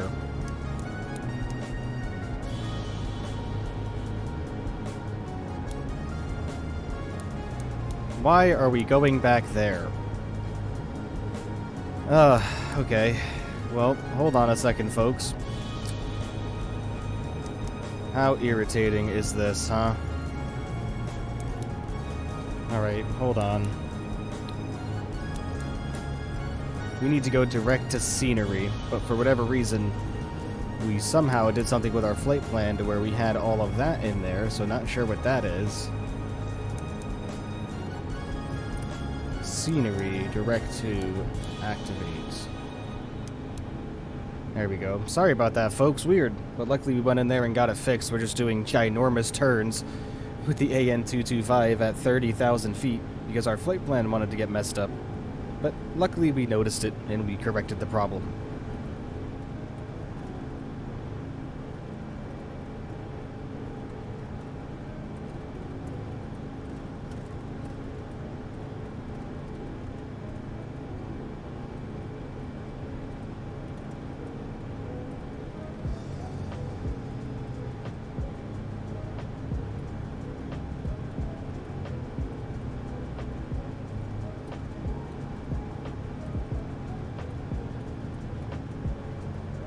Yeah, like I said, sorry about that, folks. I had no idea that the airplane was doing that, but thankfully we are getting back on course now. We're still going to have a hell of a turn that we're going to have to make eventually, but it's okay.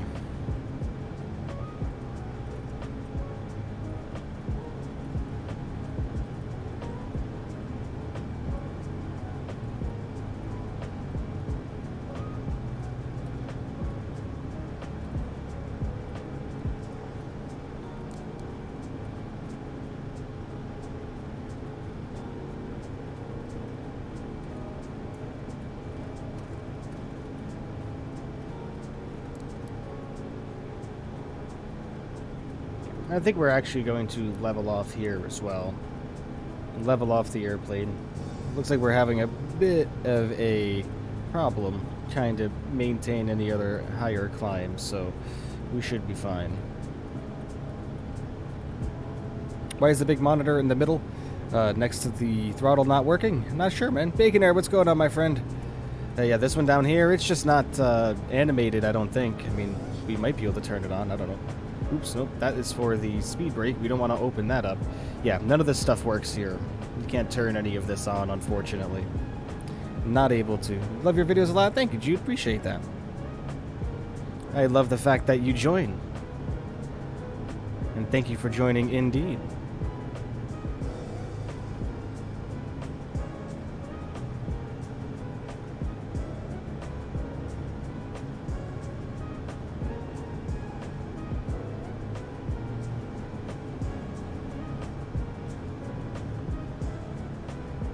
Exterior view, you got it.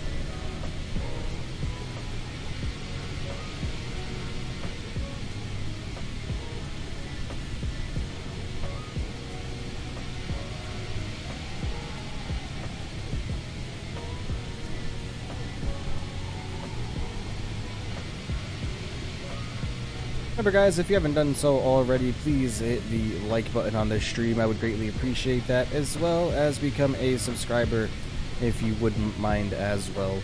Would really greatly appreciate that. You'd be helping all of us out here that love our channel and love being able to fly together. Would really greatly appreciate that, friends. Thank you so much for all of your continued support as we go along here. Alright, get ourselves back into regular nav mode now, so we are about to make another huge turn here any second to get back on course. Bank angle too much? Yeah, I can't figure out how to get the bank angle limit to work for us. It just kind of does what it wants, so we'll see.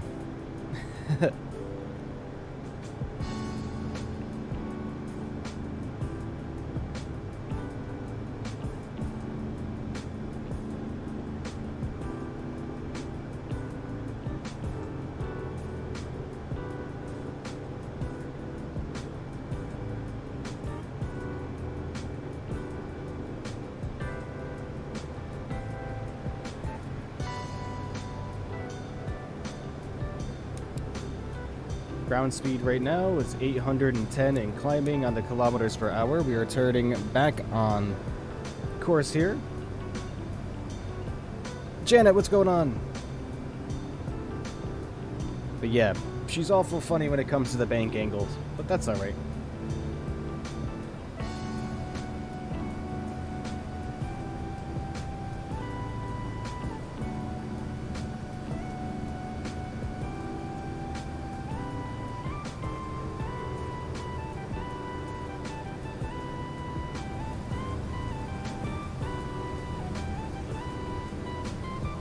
Let's just hope that we can butter this big girl on the ground, huh? I am a little nervous.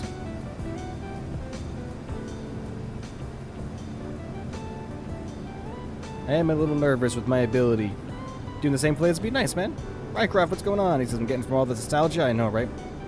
Hopefully you get more famous. We'll see. We'll see, right?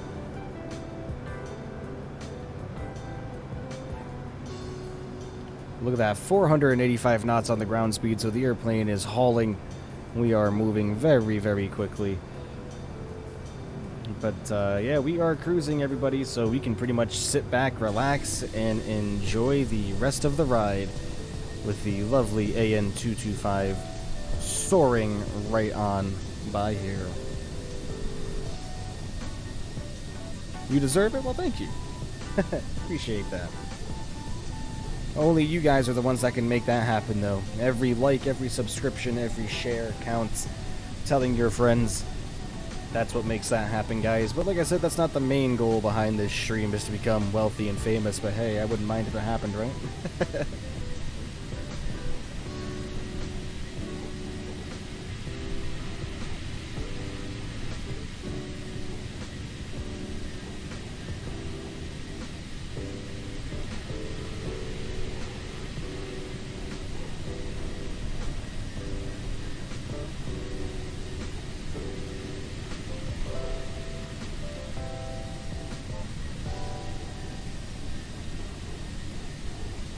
Let's play around with the camera views. What camera views do we have here?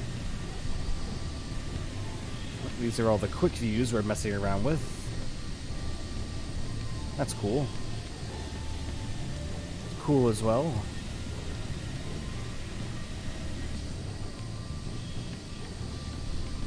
Let's go ahead and look out here. Hey, that's a hell of a view as well. If I become famous, will I remember you? I will try my best. Like I said, I'm not really into this to be famous or anything, guys.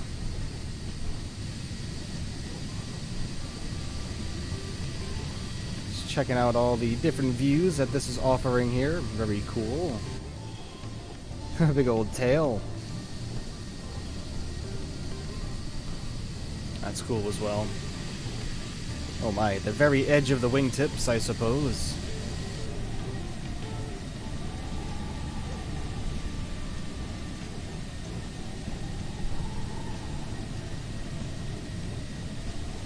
the other side. Am I a pilot in real life? No, I am not. Is that the dream job one day? Absolutely, but no. Not in real life, unfortunately. Let's go back to here. I enjoyed this view quite a lot. Where is it?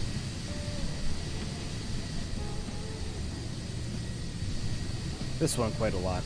Let's go ahead and save this camera view. I have no idea what we're going to save it to, though. I have literally every other button taken. So I guess we're not going to be able to, but oh well, at least we can still see it from here. It's cool.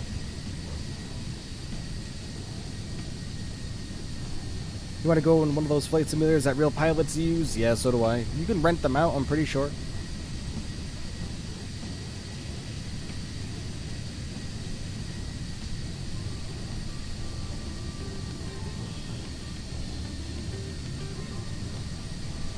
Excuse me.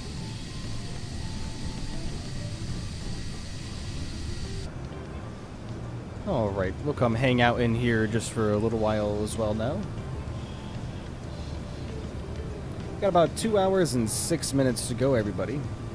Our total distance remaining in the flight, well, let's not trust that. Let's go back to our Garmin system here, just to make sure that it's not going to give us anything weird. Total distance left in the flight is looking like, even including the approach, it's looking like it's about 1,307 miles to go. So we have quite a little while to go. What is your favorite plane? Yours is the 747. My favorite aircraft of all time has to belong to the Boeing 727-100.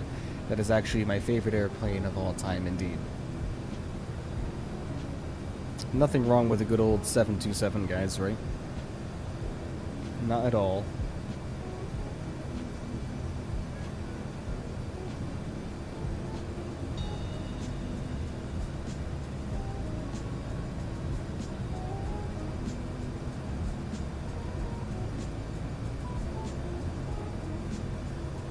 Well, at least we got somebody back on the donation leaderboard now, so that's cool. It was looking empty there for quite a while.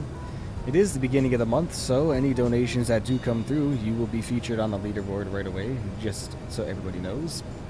I like the 787, so do I. You know, I actually downloaded the modification for the Heavy D 787-10 that converts it to a 787-8, which is my personal favorite 787. I just got to do a little bit more playing around with it, and then I think maybe we will do a stream using the -8 on the 787 rather than the 10.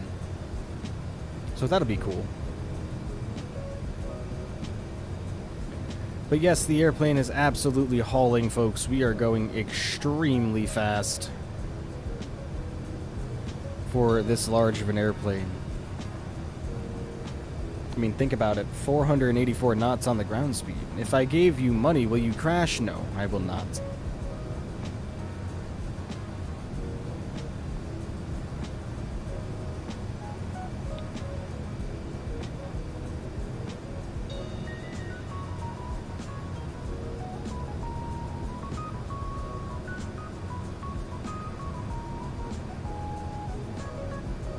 I will not crash the airplane on purpose, no.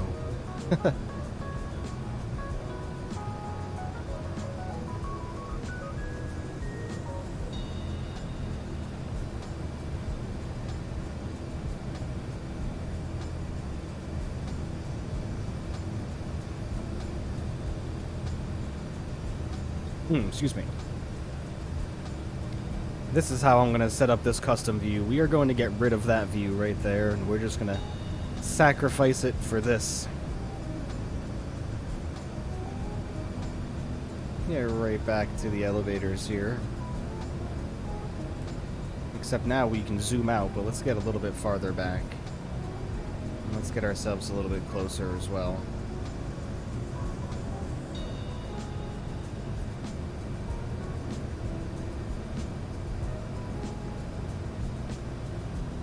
There you go.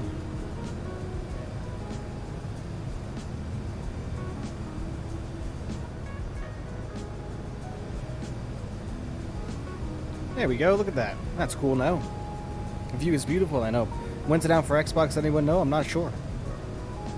Can someone draw the AN-225 with a commercial plane tail wing? It needs these big old vertical stabilizers on the back, man. It's just a very heavy aircraft.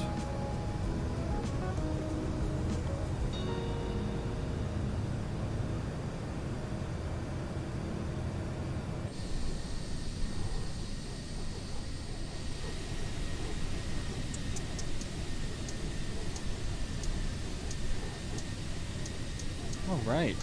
Remember guys, hit the like button for me. Each and every single one of you would greatly appreciate that. Our goal is 30 likes on the stream, guys. We are at 24. We are getting so close, folks.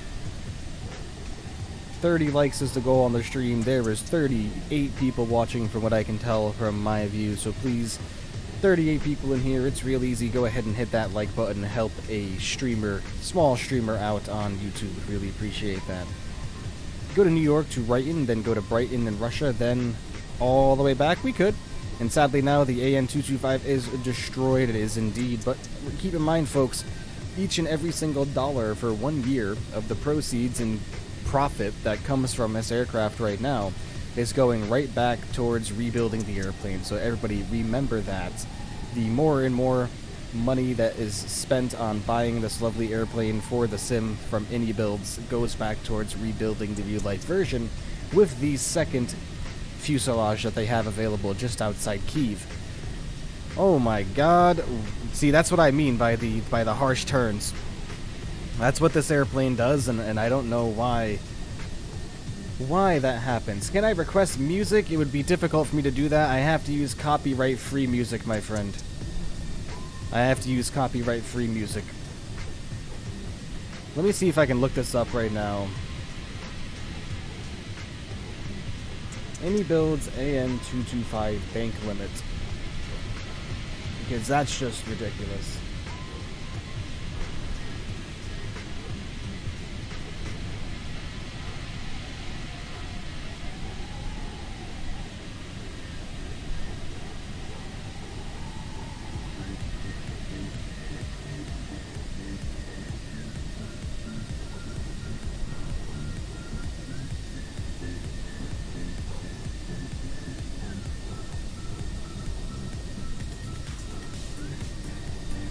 Trying to find if we have a bank limit switch.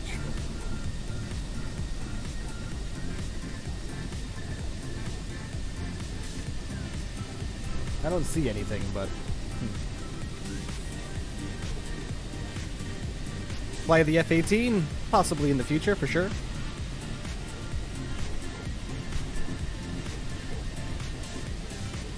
This is what you go to YouTube, look up copyright-free music, and request something that you like. We could do that. I use a actual stream or music software rather called Slipdot specifically for streamers. So there's no worry about having to go on YouTube and mess with my bandwidth or anything like that for running another video in the background while I'm streaming at the same time. So that's why we just kind of have just a general playlist going on here that I've amassed over the months of streaming, you know. Maybe there's a malfunction with the plane's hydraulics? No, I don't think so. I just think there's got to be some type of bank limiter inside the airplane there, but we're not sure. We'll see. Trickster, what's going on? He says, dude. Well, you know, man, I'm like the dude. And the dude had no idea.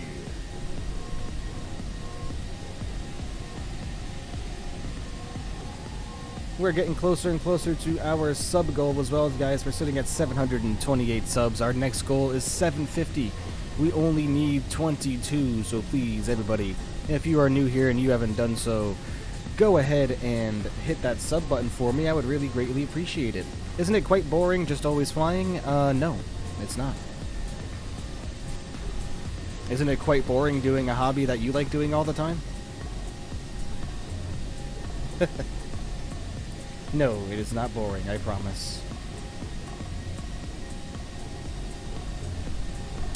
We are currently flying over Arizona right now. Phoenix is coming up on our left.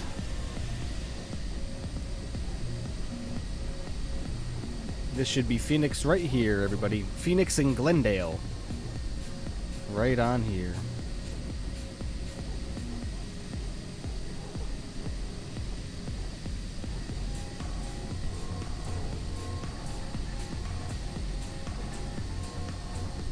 You did LAX to Newark and it was not boring? Yeah, exactly, man. If you're an aviation lover and then you want to be a pilot, then it's what the point of a flight simulator is. It's not boring to us, friends.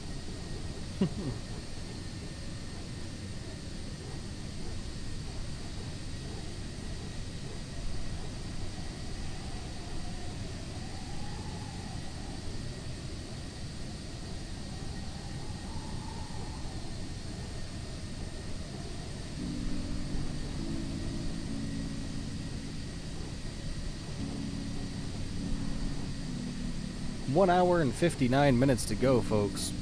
A little bit of a long flight today. We're just doing one leg with this airplane. It makes sense only to do one leg and not multiple. This airplane would never... Well, not never. Just doing short flights like that, it's just not realistic for the aircraft because it took so much for this airplane to get going and all the work behind loading it that it would never do quick hops. Unless it was a maintenance flight or something like that, but, you know, what's the fun in that, right? We gotta get the entire experience out of this airplane. Which I think we are getting right now, cruising at 32,000 feet. 473 knots on the ground speed is absolutely fantastic.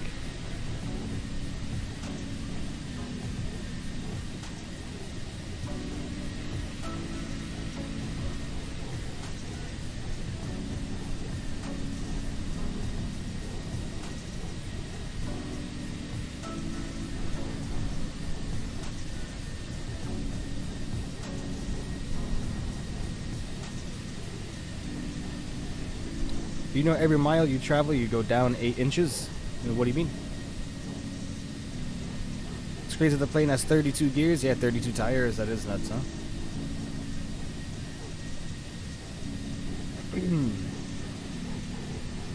Absolutely nuts.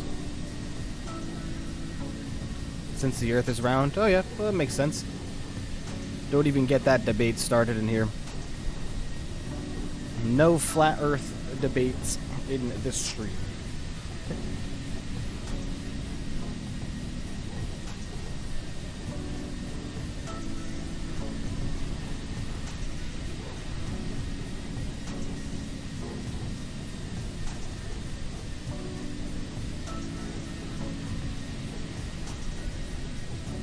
I have an idea. Let's see if this works.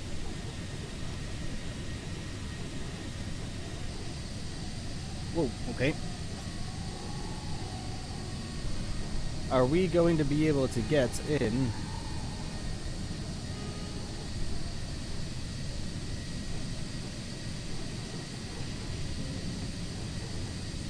Let's try to get in the airplane here.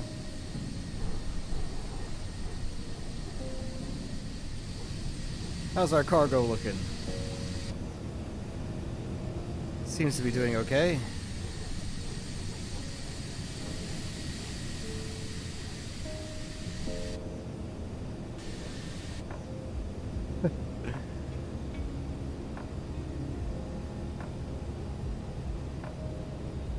Cargo looks nice and secure, folks. Let's head on upstairs. Oh. Wow, whoa, okay. Hello there. Can we get back here with this now? Well, as you can clearly see, the rest of the airplane isn't animated at all. No big deal, though.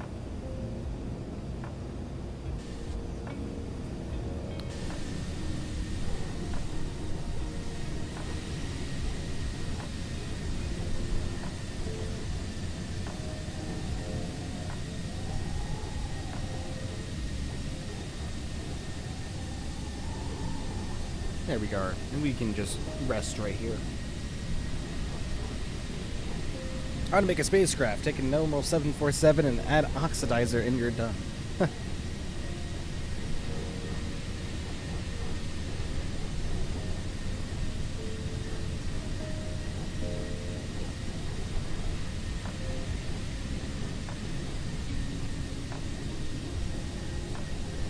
Hey, we're up to 729 on the sub count now, everybody. 21 more to go until 750, folks. 21 more.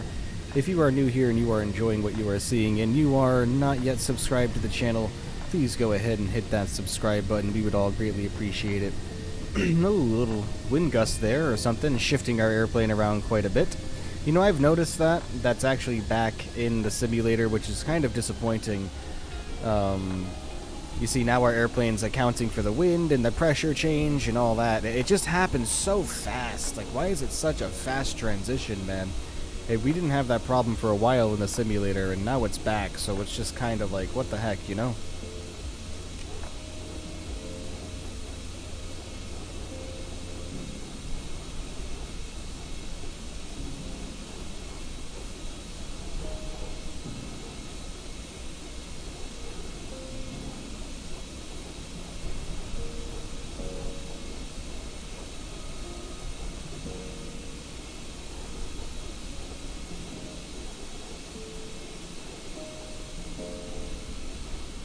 So far, so good on this flight, everybody. We have about 2 hours left. So obviously we've had a change in our winds due to the sudden weather change that we just had.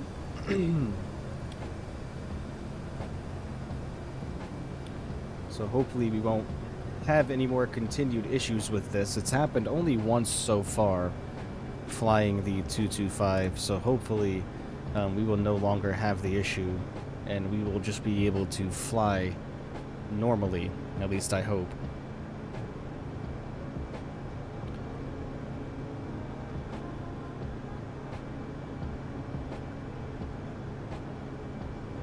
Get the airplane a little bit faster, huh? Let's see if we can get up to 460 here. Which we should be able to. Pretty confident.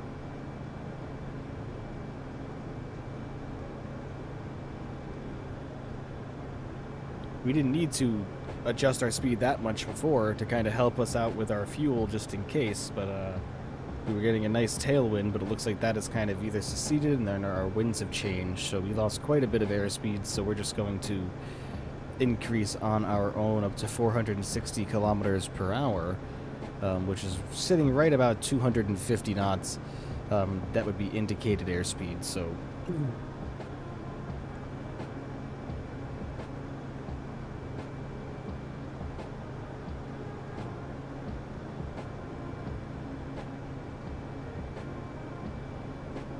and we are approaching 460, as you can see there. That's our indicated airspeed. Right here, we're currently at 451, approaching 460. And there we go. That just brought our ground speed back up for us. And then back up of 450 there. And now there we are, leveling off speed at about 460. You can see our auto throttle is tuning our engines back automatically for us. Lovely, sitting there right at 460 kilometers per hour now on the indicated airspeed.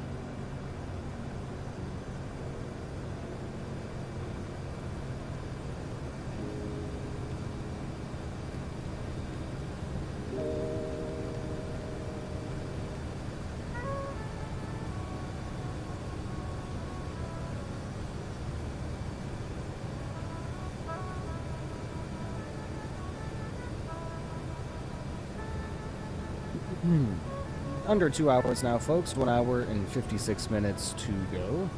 Getting closer and closer to our final destination of Houston with our ginormous payload that we have currently.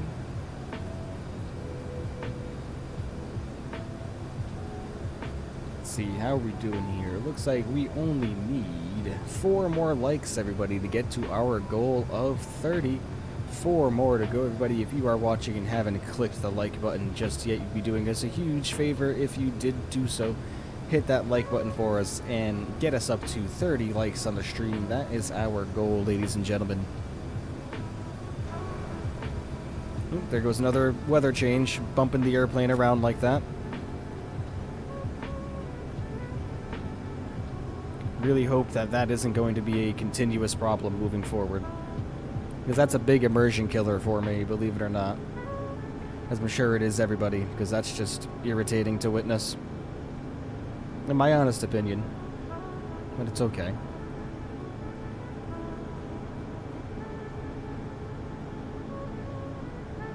My only worry is, it's happened before when we were flying the MD-80s, we hit a random weather change so bad like that, that it just took our airplane out of control and we couldn't save it. And that's my only worry about that happening. It's only happened once, but...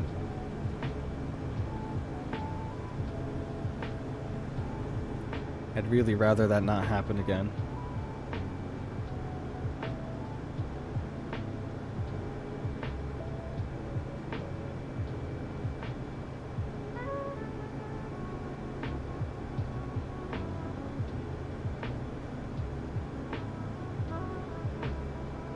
Was I mad? Yeah, I mean, I wouldn't say mad. I'm not angry. Aggravated, yeah.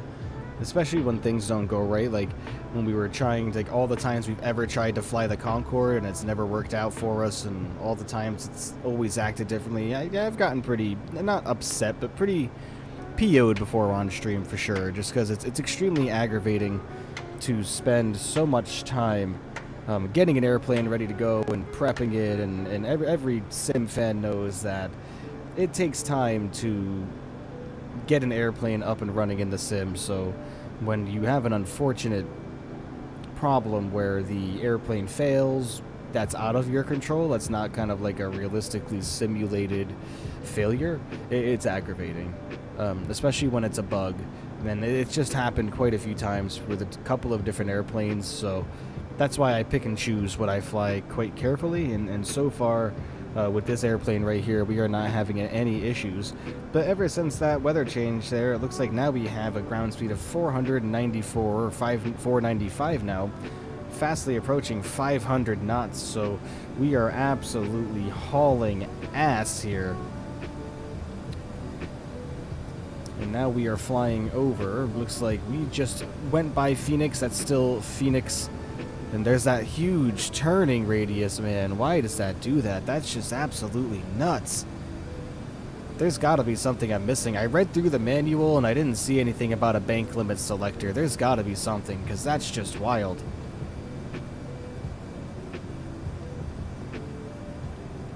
But yes, we just passed Phoenix.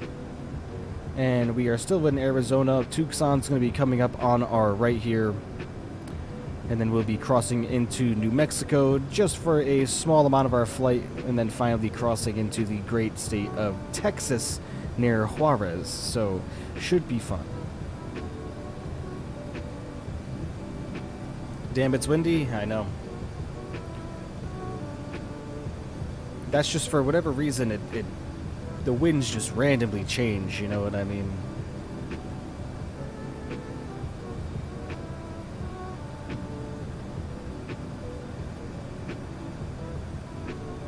Yes, please stop spamming the chat, please and thank you. That can kind of mess things up for everybody with the continuous spamming, so please, friends, refrain from the spamming in the chat, please and thank you.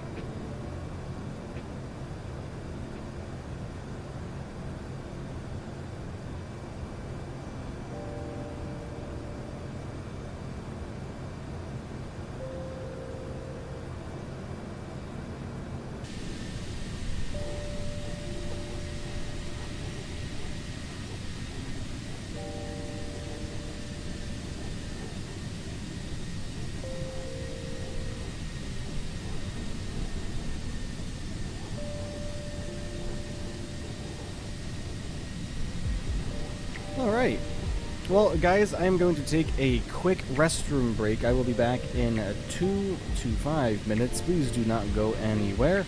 And if anybody comes in the chat, please let them know to stick around. We would greatly appreciate that. So I am just going to throw the be right back text up there right quickly for the restroom break. And don't go anywhere, folks. I'll be right back with you in just a few minutes, please, and thank you for understanding.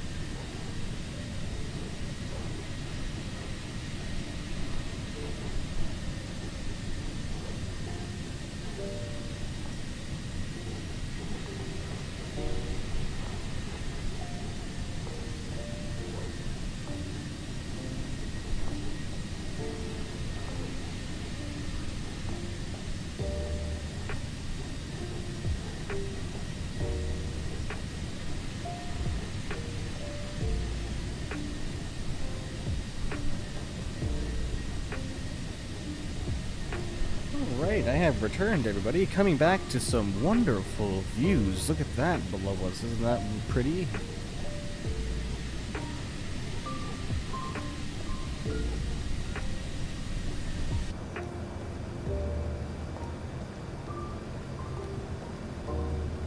Absolutely incredible looking. Oh, now a big wild turn again for our couple degree course change. We're gonna do a 40-degree bank at 33,000 feet. Thanks, airplane.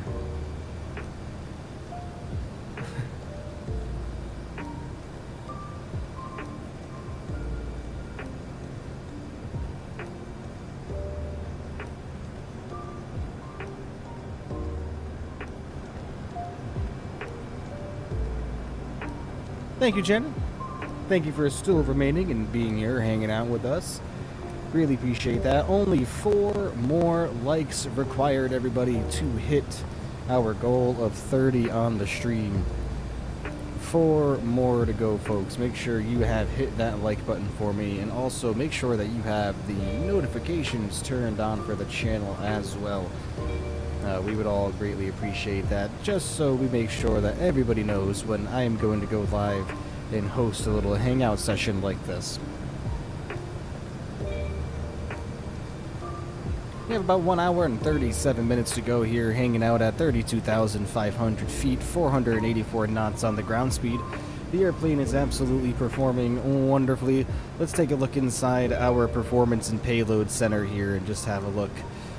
Looks like we still have plenty of weight, still 111,400 pounds of fuel on board. Our payload weight total 591,984 pounds, still completely loaded up, almost to its maximum, not quite, but damn near close.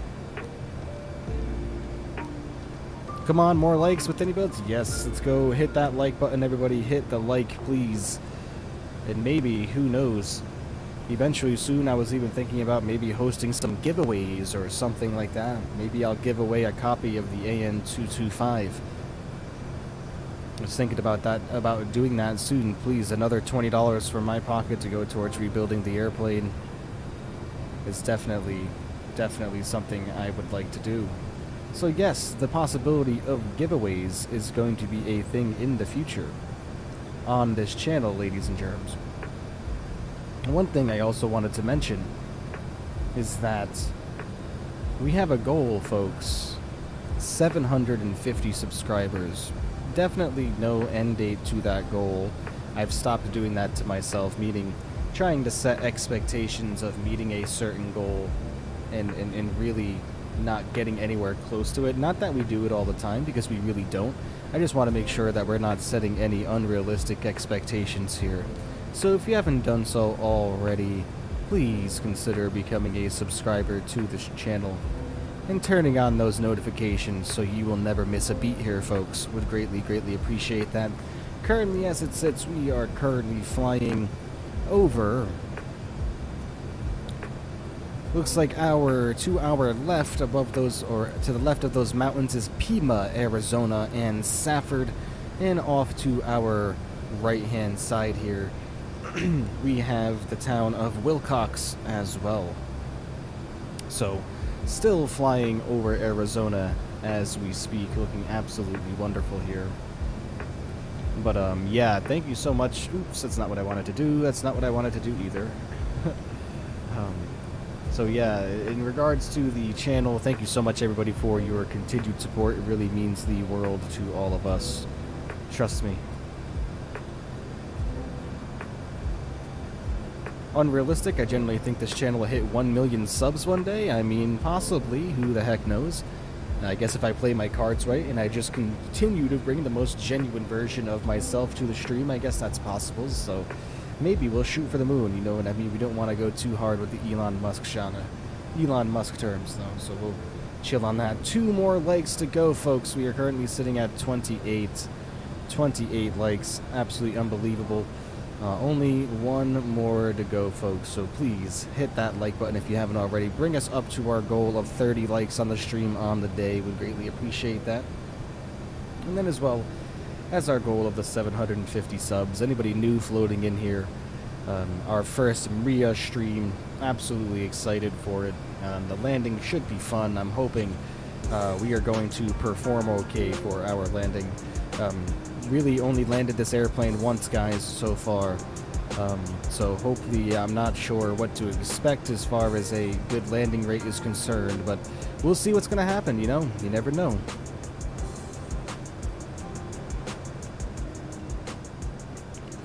Hopefully I don't have too much performance anxiety now, huh?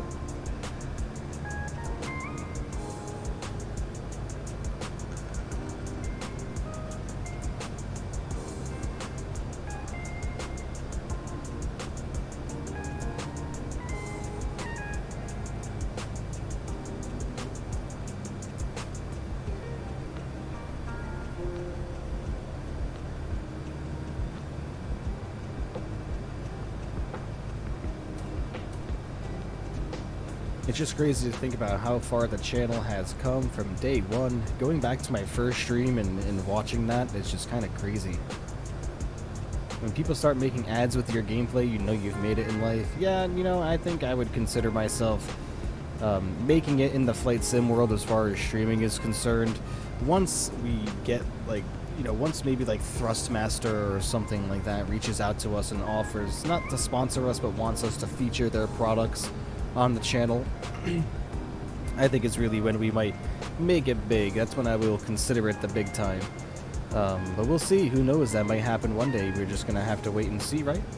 It's gonna take a little bit of time for that to happen, but who knows? I will be more than happy to show off their products on this channel for them if they're willing to send me.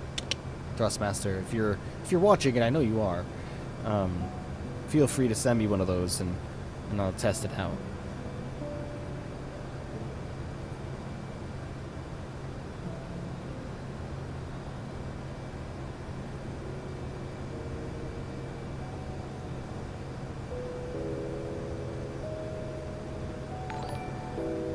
Hey, it looks like we have a subscription here. Casafu Mortimor de Oliviera Bento just subscribed. Thank you so much, my friend, for the subscription. I really greatly appreciate that. Welcome to the crew, my friend. Thank you, thank you, thank you so much. Greatly appreciate your support. Hope you are enjoying the AN-225 and the stream. Welcome aboard, my friend. Thank you.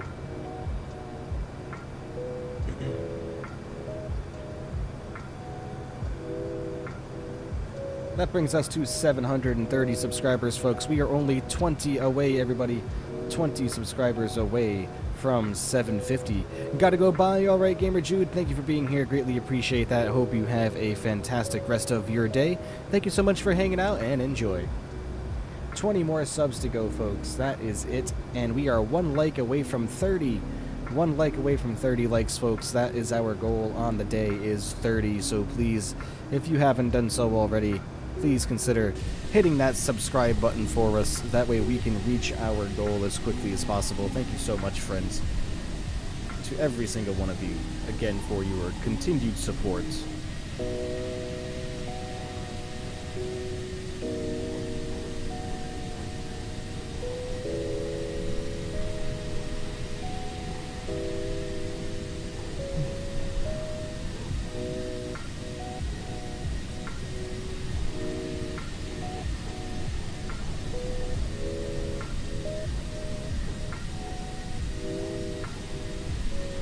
We are so close. 19 more to go now, folks. We are up to 731 on the sub count. Thank you so much, everybody. Wow. Here we go. 19 more to go. Thank you so much, folks, for the continued support. Means more than you will ever know. And we have surpassed the limit on our goal of likes today, folks. We are now up to 32. Thank you so much, everybody. Congratulations to you all. Thank you so much for supporting me. Our goal is reached, sitting at 32 likes now. You are all absolutely fantastic, and words cannot express how much this means to me. So thank you so much, everybody, on helping me hit that like count goal for the day. Now we just need to reach 750 on the sub count to really propel us forward even more, guys. That's a big one. That's a milestone one, 750. The one after that will be 1,000. So we are getting closer and closer, guys. Absolutely insane. And just remember, there's no airplane I will not fly on this channel. I've said that before, and that truly remains true to this day. There is no airplane I will not fly. So I always take the time to make sure I learn the airplane appropriately before attempting to fly it on stream. But yeah, it's a lot of fun hanging out with everybody here. Crazy how 32 people saw this live stream and said, yes sir, oh yeah. That's because they like it, and which is cool. You know, I'm very happy that YouTube is doing its thing and getting my stream out there to everybody, you know. I'm very happy with that, for sure. Just knowing that it's doing the right thing and YouTube is doing and working the way it's supposed to.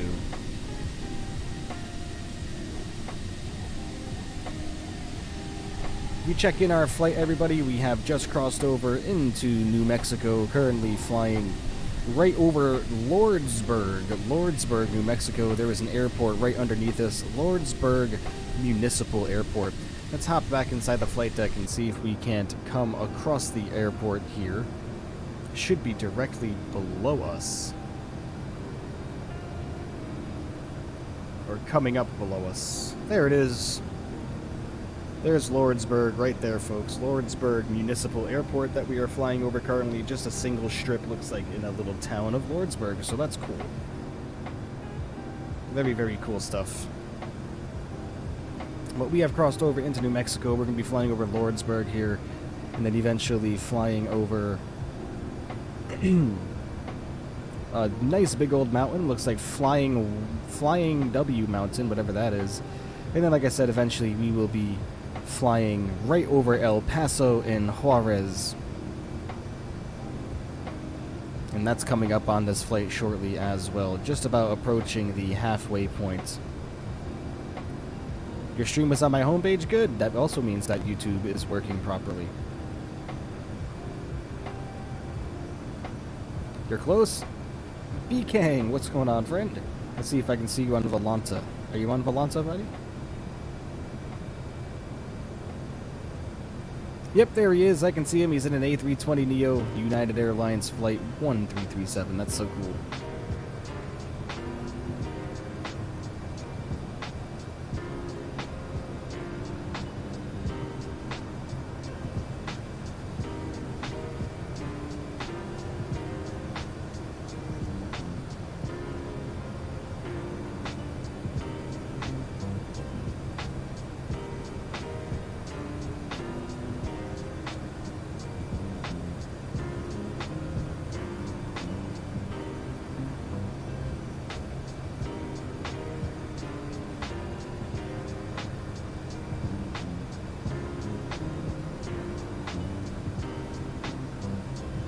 Up to 33 likes now. Absolutely wonderful. Thank you so much, everybody.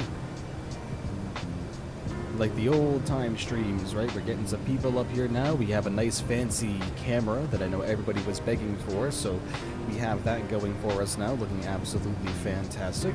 About an hour and 28 minutes to go here, folks, in the Antonov 225 heading towards Houston. Should be a very decent arrival. I'm not expecting anything to go wrong with it, at least I hope not. George Bush Intercontinental Airport is where we are headed, folks. Currently at an altitude of 32,604 feet, 688 nautical miles remaining.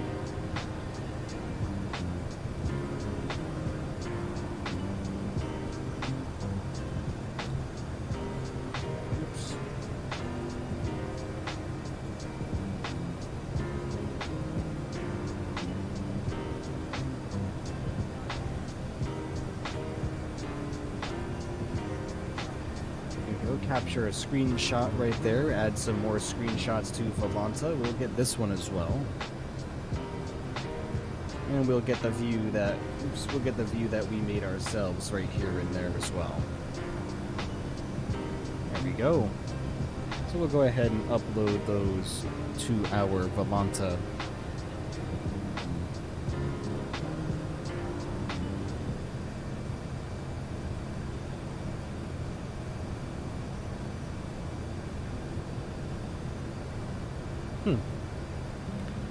It's not allowing me to pick more screenshots. Why not?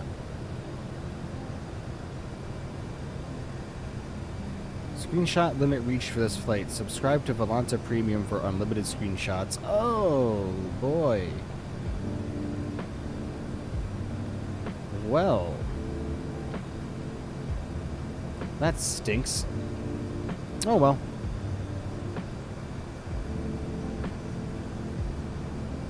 Oh, well, we tried, folks. At least we have those screenshots for ourselves. Maybe we can upload them, or I can just view them personally. You know what? Even better. We're just going to go ahead and we are going to go on the Discord right now. Let's go ahead and pop these screenshots, everything that we've taken so far. Then we will go to the media section, and we will just add our file, our screenshots on our own. How does that sound, folks?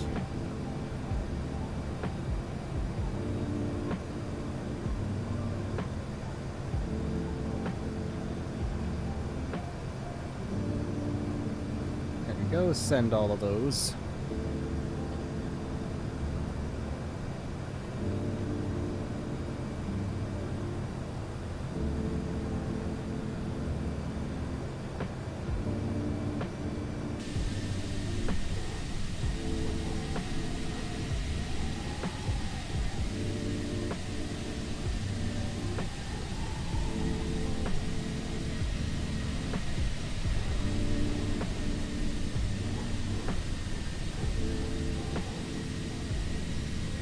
Nice mic, thanks. Just a basic little FiFine microphone I got off Amazon. It does the job pretty well, has good audio quality, and that's basically really realistically what I was looking for when it came to buying a microphone. Let's check everything out here, just make sure we are still doing okay, our speed is looking good, engine parameters are looking nice as well. If I look down towards our cumulative totals here, looks like we have 951 nautical miles left to go on this journey.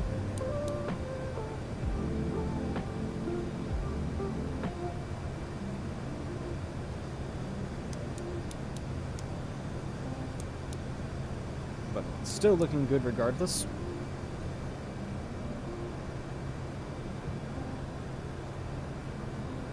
Where are you now? We are still over New Mexico.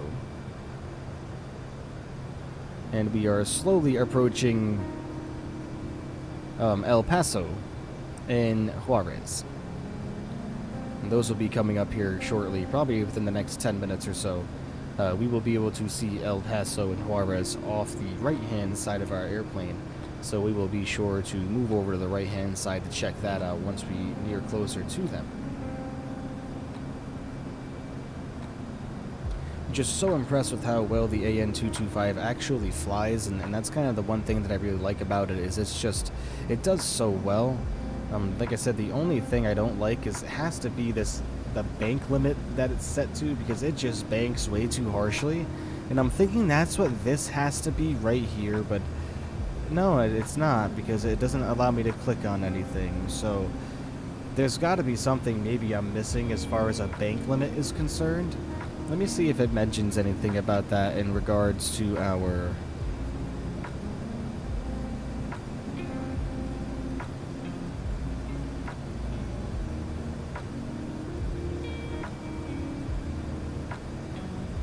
reaching cruise, check fuel on board. You know, the checklist on this are when 5 miles from LA, yeah. Yeah, there's nothing in here about there being like a bank limit, which is what I would like to figure out, so we're not getting those just extremely harsh turns anymore. Because my goodness, that's just absolutely crazy. I don't like how the fans spin. Just looks weird. Oh, this right here, yeah. That's kind of why I like having it turned away towards the motors, but I'm thinking it's more than likely just because for me, it looks super crazy. Like they're spinning super fast, but if I look over at my stream, yeah, I can see what you mean by how they look kind of odd. So we can actually, just for now,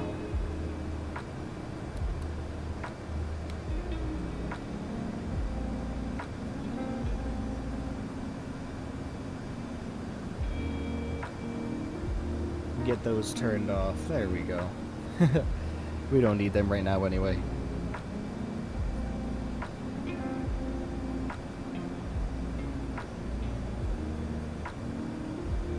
Up to 34 likes now. Absolutely wonderful. Screenshots have been posted in Volanta of our lovely experience this morning.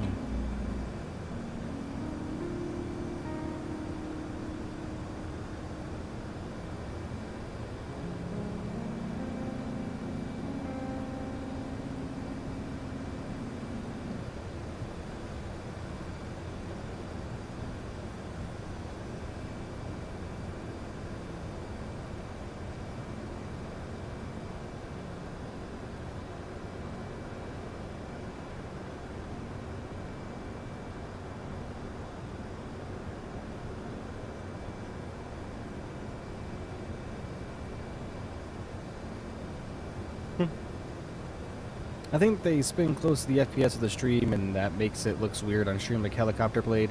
Ah, I getcha. I'll leave them off then. I getcha. Thank you for pointing that out, of course. Thank you. Back in 15, alright?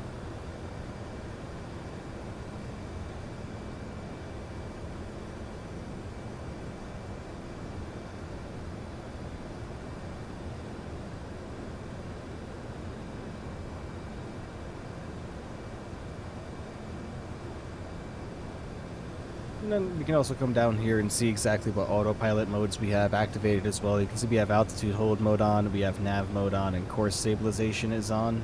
Not that I feel like it kind of does anything, but that's fine. There has to be a bank limit selector somewhere. I just need to find it. It's got to be one of these doodickies or doodads, whatever you want to call them. Doodicky? That was kind of a weird word. Just apologize about that. No doodickies here. We can turn down the lighting now. We no longer need all of this lighting in the flight deck. It is no longer any longer necessary. So try to get all this integrated lighting turned down, seeing as we don't really need it anymore. So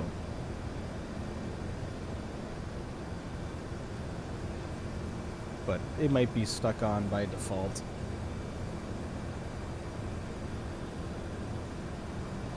There we go. Okay.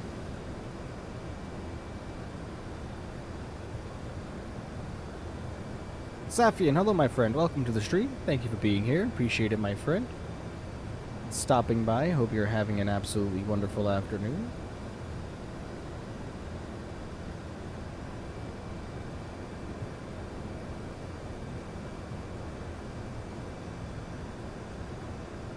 Up to 732 subscribers on the count now. Thank you so much, everybody. Greatly appreciate every single one of you. Getting closer and closer, guys. Closer and closer to our goal.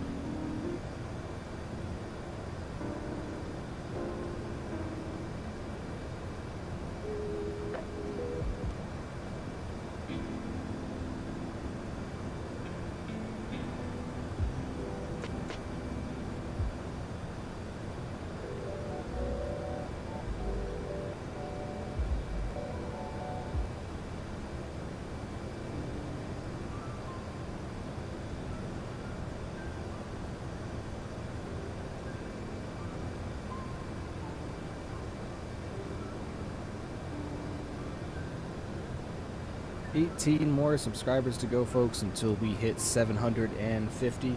If you are watching and you are new to the channel, please consider becoming a subscriber, guys. Push us closer to that 750 subscriber goal so we can have our next long haul subscriber special, folks. Who knows what airplane we'll be in for that one? We might even be in this airplane here. Who knows? We'll have to see. This airplane definitely seems to like longer flights and long haul flying so far. We haven't had any issues with this one just yet. Let's cross our fingers on that though and just make sure that we didn't just jinx ourselves, but I'm thinking that we are going to have an okay time with this one. Lining her up for the ILS actually seemed to be pretty easy and didn't seem to be too difficult at all. You just punch in your nav radio information right here for the ILS frequency, and then make sure it's tuned to ILS up here, which it is, and then pretty much that's it. And then you come down here and you yeah, no, literally that's it.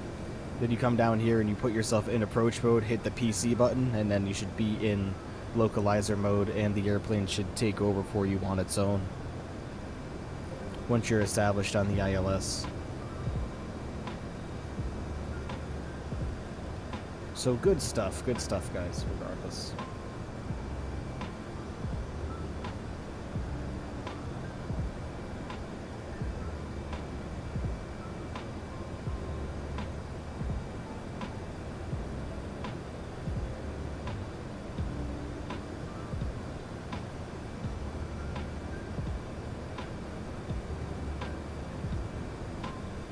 Alright, when are we going to start descending? Let's take a look.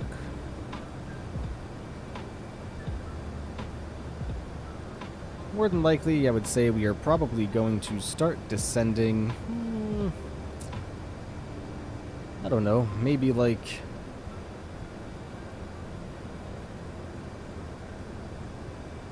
probably like 130 miles away, 140 miles away from the when we start our arrival.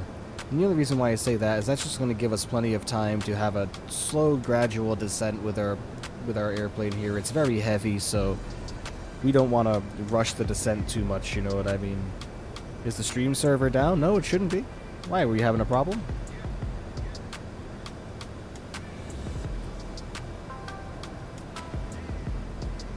Nope, it says that I have excellent connection here, my friend, so we should be good to go.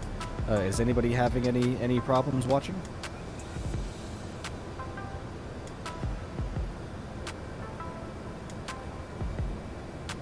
Oh, Steve. Oh, yeah, I misread that. I have no idea, guys. No idea.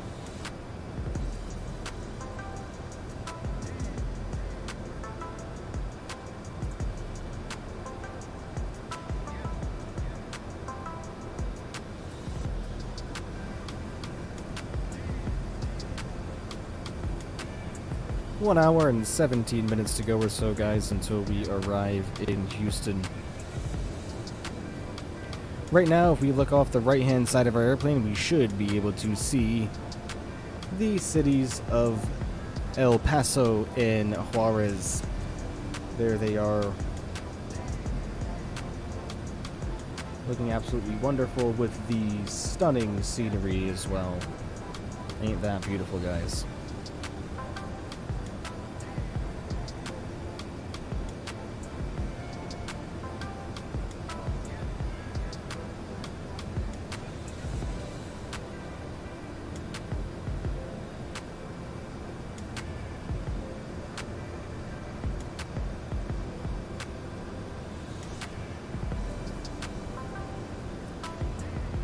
And that down there, my friends, that first airport that we see, or those two airports, is Briggs Army Airfield and then El Paso International Airport. So this first one here is going to be the Army Airfield, and this is going to be your international airport right here. That's cool. That is cool indeed.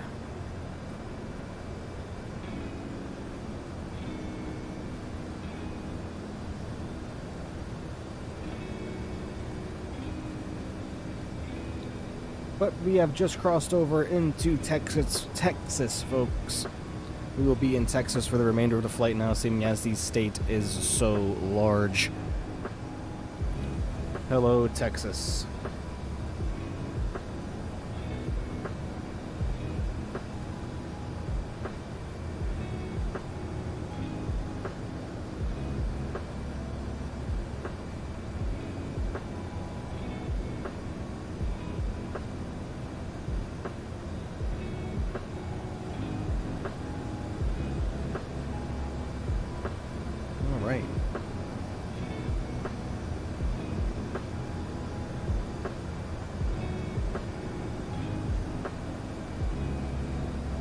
Yeah, so I'm not exactly sure what my Garmin did, but we're not following the route that I had planned either.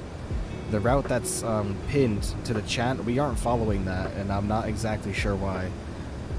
We're following something completely different that the Garmin system in here made for us. Not exactly sure what's going on with that, but it's okay. That is completely okay.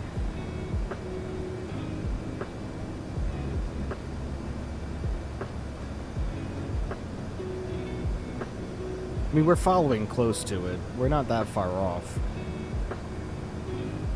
Like, we just went over Juarez and El Paso. King behind us is just about to pass over that as well. So we're not exactly off by that much, but just weird. Kind of annoying how that happened. It's just crazy checking some people's flights and just looking at, like, where they've flown.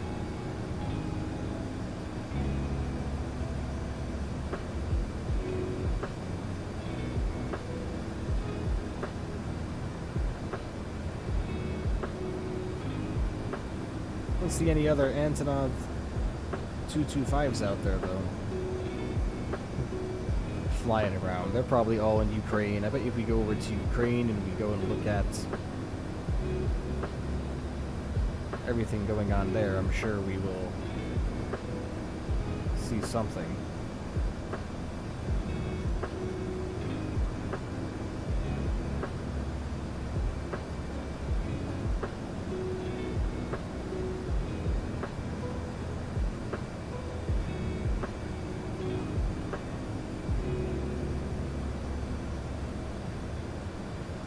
Wow, not as many as I would have thought. Oh, yep, there they are. Yep, okay. Plenty of AN-225s in Ukraine currently. That's cool. Of course, they wouldn't really be flying that much over the United States anyway, but I only did this so we could fly during the daytime.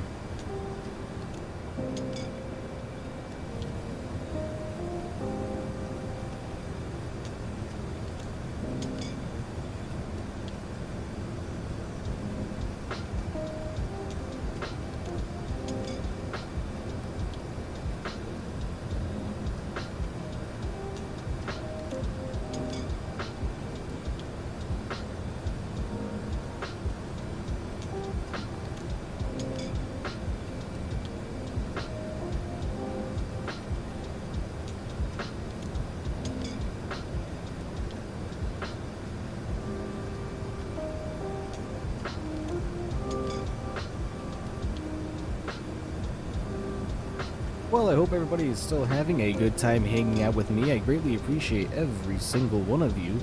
Hope everyone's enjoying the AN-225. It's performing absolutely phenomenal. So, as of right now, yes, I'm giving it the official thumbs up, everybody. Go acquire this airplane. It is very fun and a must-have for the hangar for sure. Not only that, but all the money and proceeds that are going to come from this airplane are going to go right to Antonov to rebuild it. So remember, everybody, keep that in mind when it comes to purchasing this airplane, that it's going to go a great way than the $20 for the price as far as rebuilding it goes.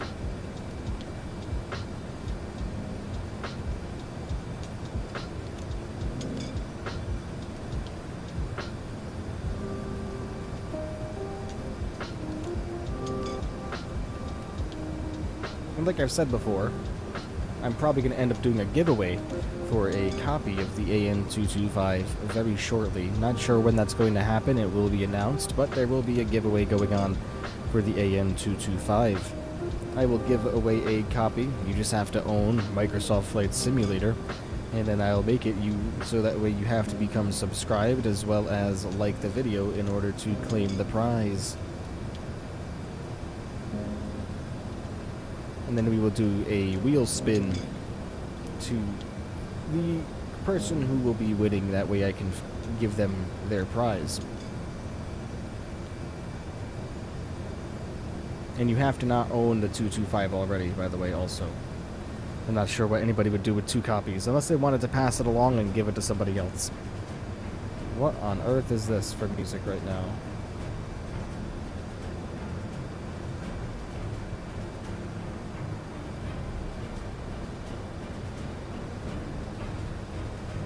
I know what this is.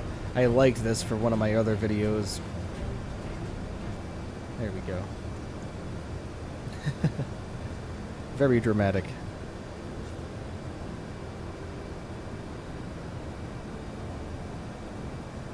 Oh, you know what I have to do? I have to go over and reply to a friend of mine really quickly that I forgot to reply to. 2 seconds. I'm going to mute myself real quick. I'm going to be typing, so bear with me a second. I'm still here, though.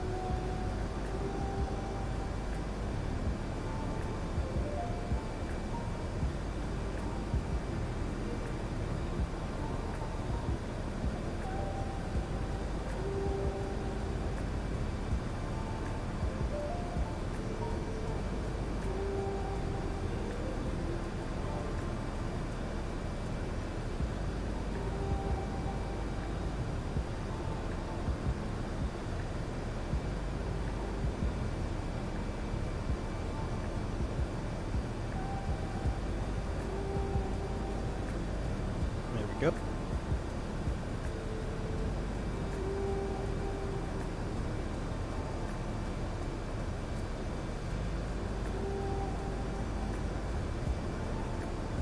Alright guys, I just had food delivered to me, so I'm going to turn off my camera for now, just so I can eat.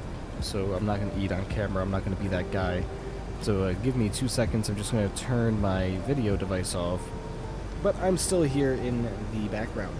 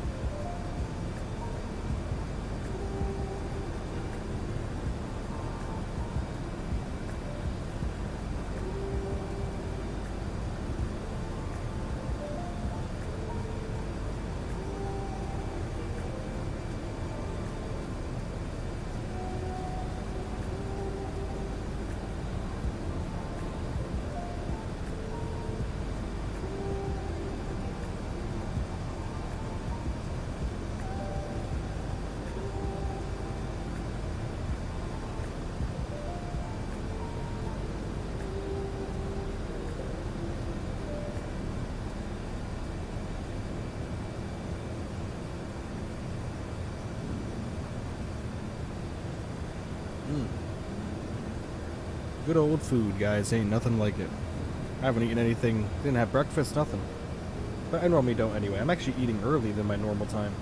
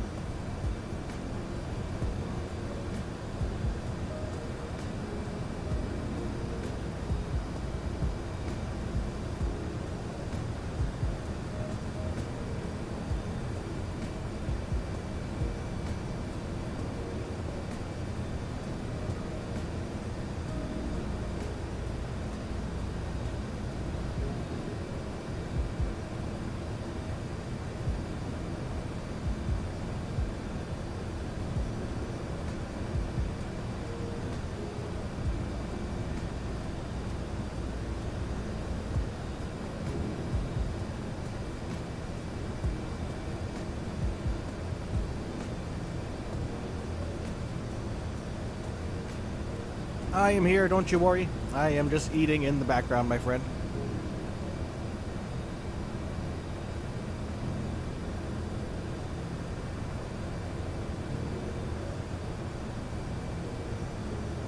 I turned off the camera so nobody would have to see me stuffing my face.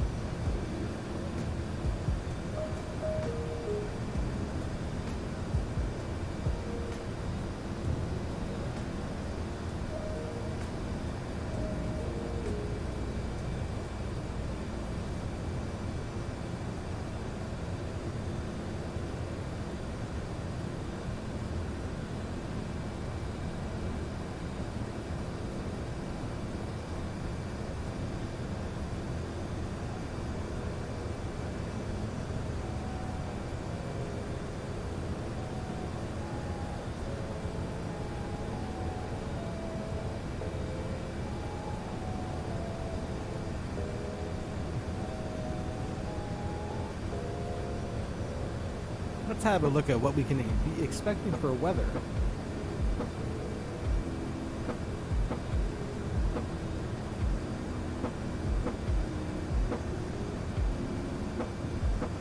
Weather right now, winds coming in at 6 knots from a direction of 110 degrees. It is clear. Altimeter 3011. Absolutely amazing weather. Should be perfect, guys. Really looking forward to this one.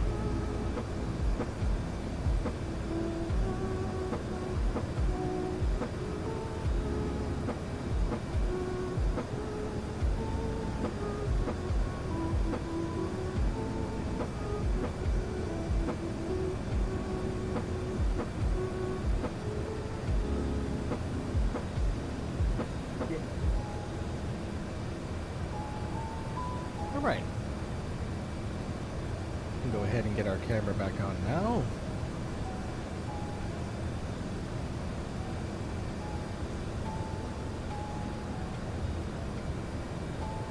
You can see the kitty in the background. Where'd she go?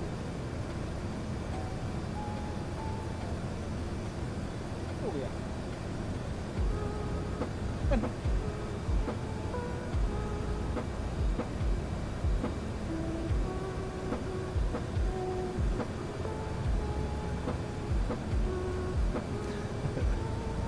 There she is, the old kitty.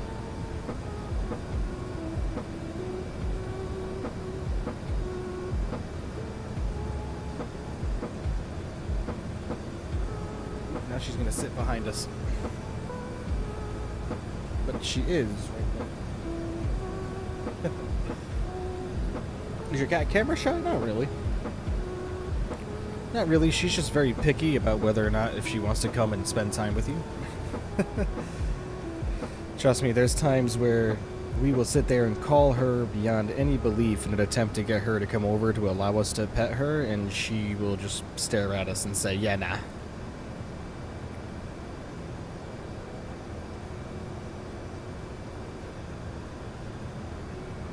He's like, yeah, no, we are all set with that.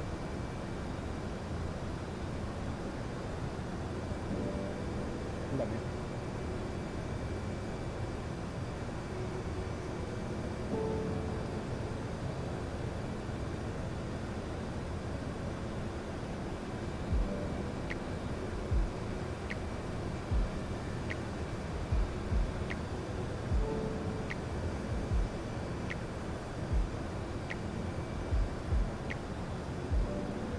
Alright, looks like we just had a crazy big turn there.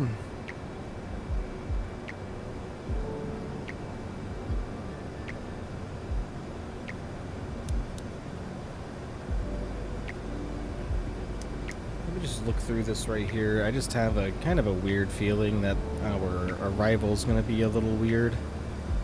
Because this is here, let's have a look at actually one thing that will help us out here, and that's the VFR map. Because it will follow what we put in, so let's see. Yep, I knew something was looking weird with that. Like, what the like, what is this?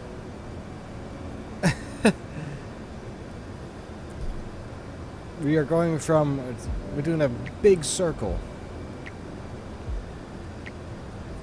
So I think when we get to here, we're just going to go direct to G-Man, because that is just, I don't know what this is, but that's not good. So we didn't add this to our flight plan. Like I said, when we built our flight plan right in Microsoft Flight Simulator, this was not a part of it. So I'm not sure what the deal is, but oh well. Once we get to Chavern here, we'll go direct to G-Man.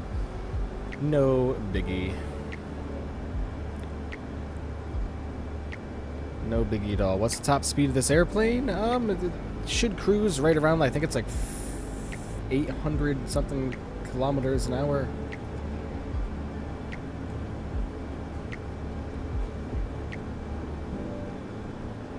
Let's find out. The cruising speed's 497 miles per hour, which cruises right about 460 knots, which is right around where we're cruising right now.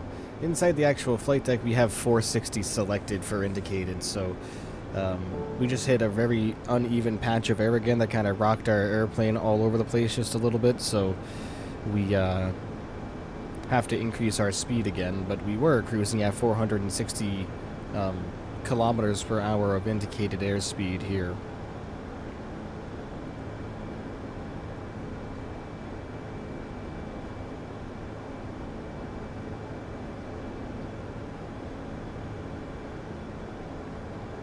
But we can't, so, you know, it cruises at 800 nautical miles. Indicated it cruises at about 460. If you come up here to our true airspeed, or our ground speed rather, you can see we are at 842 on the ground. Its maximum speed is 850. That's max. I'm not pushing it quite that hard. I don't want to be completely honest with you, but you can see our ground speed's increasing again, and so is our total airspeed is increasing as we climb back towards where we were.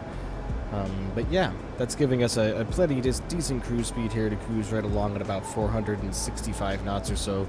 We were up to about 490 knots on the ground speed earlier because of a nice little tailwind that we had, but it seems like our tailwinds have seceded just a little bit. Yeah, she can cruise pretty quickly, that's for sure.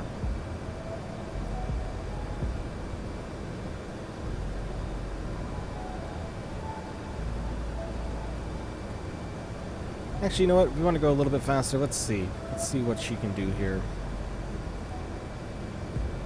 Let's increase this to 500. Let's see what we get. If we really want to increase our arrival time, we can for sure pump out as much juice out of these engines that we can and see exactly what we can get her up to before she starts overspeeding. I don't think we'll exactly have a problem with overspeeding, though.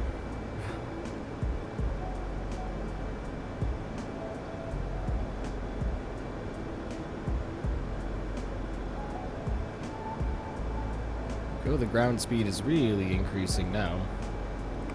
And our total airspeed is climbing towards 800 or so.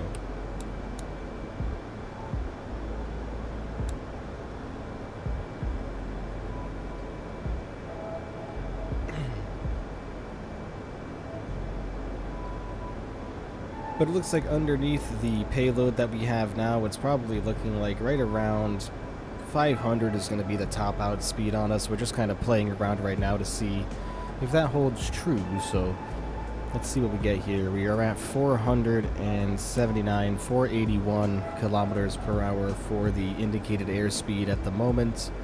Then that is still climbing, and as far as our ground speed goes, we are at 486 knots. So we are getting along pretty good now as we climb up. But like I said, the airplane is struggling now to climb up to the 500 threshold. So we're going to lower it back down to probably like 490. I think staying right at 490 will be a nice sweet spot for the airplane without kind of pushing it too hard. You know what I mean?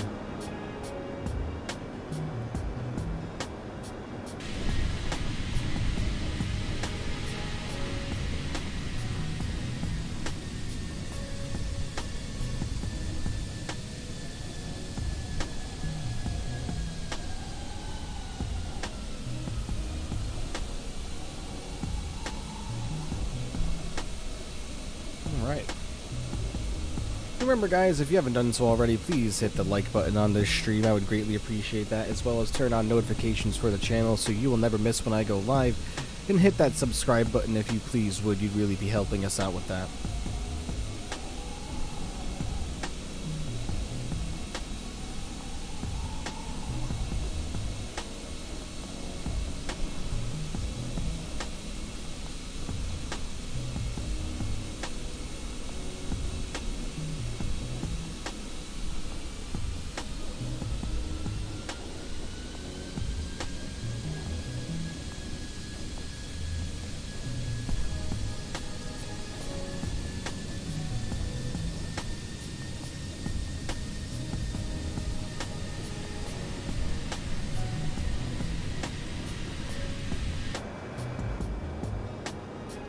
And we just hit another burst of wind that just drastically changed our speed again. Man, that is so irritating. I don't understand why that happens now all of a sudden. It didn't happen for so long in the simulator, and it just seems like we kind of went backwards now. Kind of went backwards completely, and that is just, it's extremely irritating, I will say. But, you know, oh well. Is what it is, right? So I'm thinking that this blue line right here is actually our rotate speed from what I just read on a little forum, that this is our rotate speed right here. Not sure if this becomes our landing speed after the fact or not, but I'm thinking it probably will. So I'm thinking this blue line from what I read online right here is going to be our landing speed, because that was our rotate speed earlier. I'm not sure what this yellow bug is supposed to represent. And I'm thinking the red line, because this is our maximum airspeed right here, and we are slowly climbing up back towards that again, ever since that random change in wind pattern there kind of threw us off. You can see we're climbing back up in airspeed here. So we are not quite pushing maximum airspeed that we can right now, but we're getting darn close. Darn close. But there we go, ground speed's going back up now. Like I said, we just keep hitting those just random weather patterns that just kind of throw us all over the place, and it just kind of, like I said, that for me, guys, is just a really, really, really big immersion killer. I know for some people it's not, but for me it is, and complaining about something so trivial might seem a little weird, but, you know, that's really something for me that is an immersion killer, so hopefully that's not going to be in the simulator or hanging around in the simulator for too long. And it's not just this airplane. I've tried with several, I've flown several aircraft this week as well, and it's done it for all of them. So hopefully, oh my gosh, hopefully we won't be facing, zoom down in quite a bit, huh? Hopefully we won't be facing these issues any longer.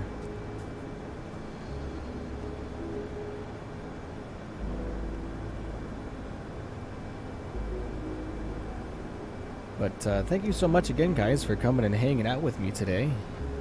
It's very cool and very nice of all of you indeed.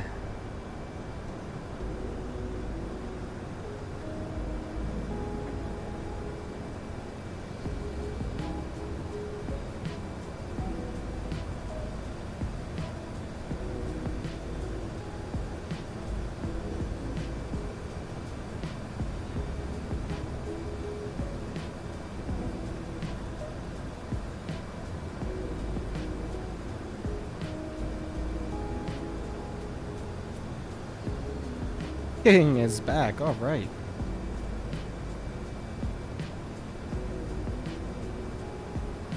Pizza or wings? I like both. And if I had to choose one to get rid of forever, it would probably be wings. Actually, no, I don't know about that. That's too hard. That's too hard of a decision. I'm not prepared to make decisions like that right now, guys.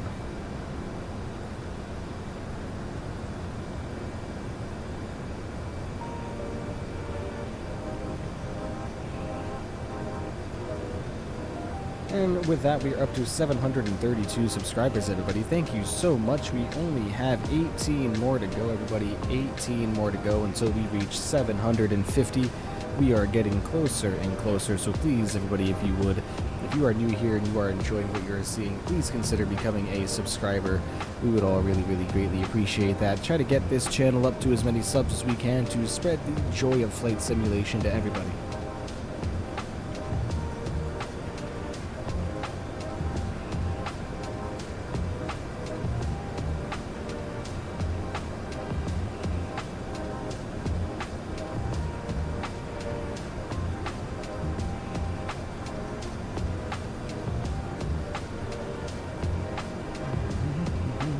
Alright, looking pretty good ourselves here, folks, on our way to Houston. We don't have too much farther to go. Only about 46 minutes to go until we will be parking this big old beast on the ground in Houston.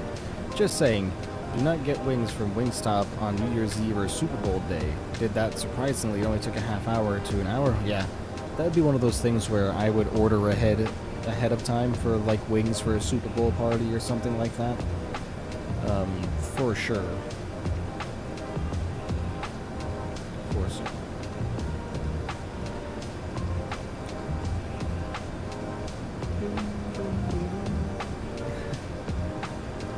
Love the AN-225, guys. Lovely airplane. Definitely should be a part of everyone's hangars for sure. No reason why it shouldn't be, guys, right? I mean, absolutely wonderful aeroplane.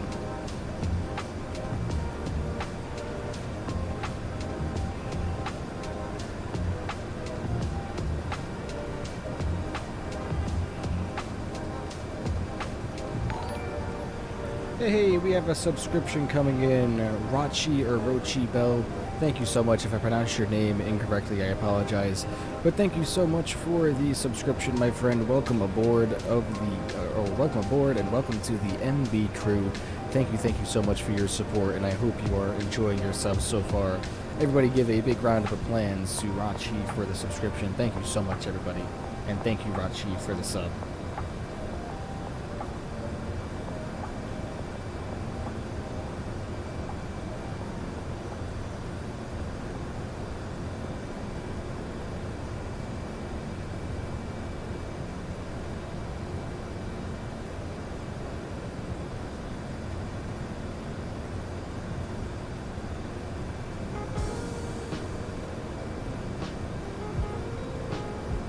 Climbing closer and closer, everybody. That means we only need 17 more subscribers to go until we reach our goal of 750 for the next long haul subscriber special, folks. We are getting so close that I can almost taste it in a way, so really looking forward to getting closer to that goal.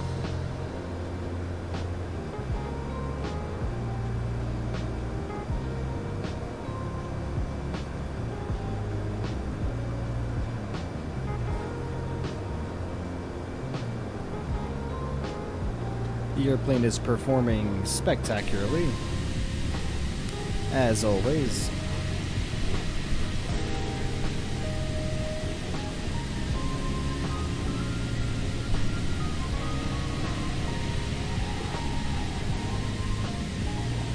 Just hope that I do okay putting her on the ground, man. I've been getting a little bit nervous, to be completely honest with you. This is a big-ass airplane. And it's not like what you have in a Boeing where you get the, 50, 40, 30, 20, 10. You do have that, but it's like I'm saying it in Russian, so it's, you can kind of gauge what you're doing, but it's difficult, not going to lie.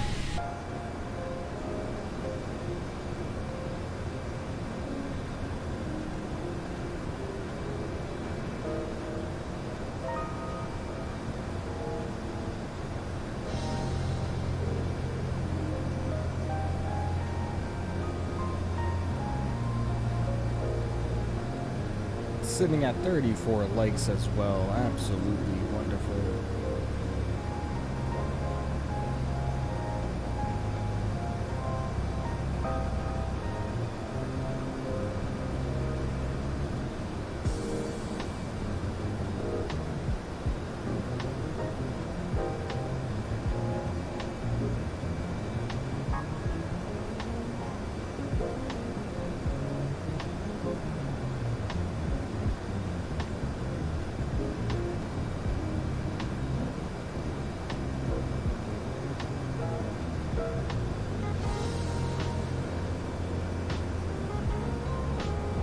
Oh boy, 491 on the ground speed now, folks. Now we're really cooking. We are really cooking now, but yeah, we are cruising nicely. Indicated airspeed or total airspeed 827 kilometers per hour. So we are pretty much close to the top speed, which I think was 850. So we're not going to push it any farther than that. There's no need to. We are traveling pretty quickly. Mach 7.6. I mean, we're moving, folks.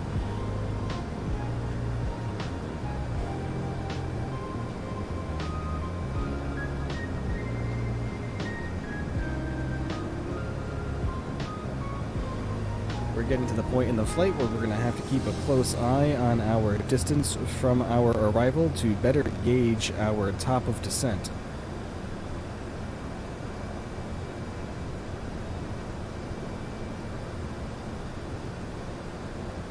We have a distance remaining of about 339 nautical miles or so.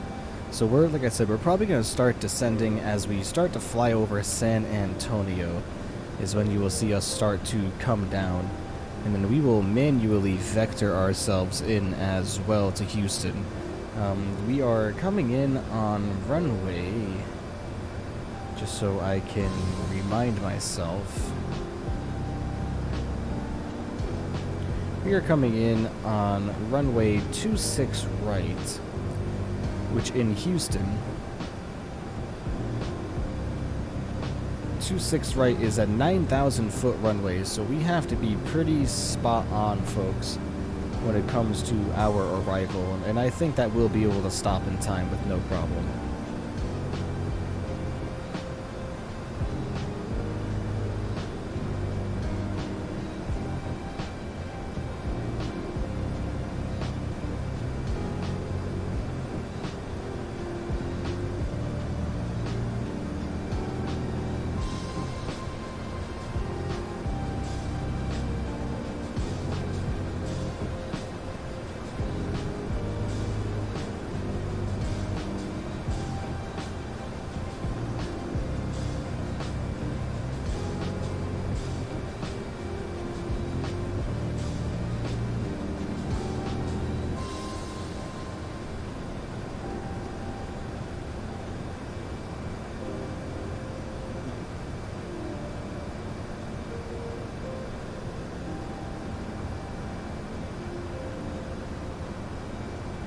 Yeah, I'm also trying to see where the auto brakes are for the aircraft as well, and I am unable to come up with anything, so who knows?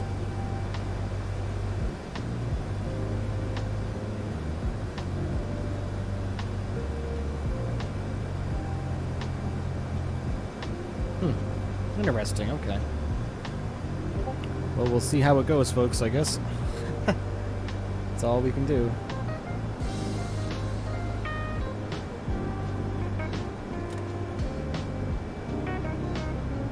I take it we just hit a random big old wind gust again. Yep, it's looking like that's the case.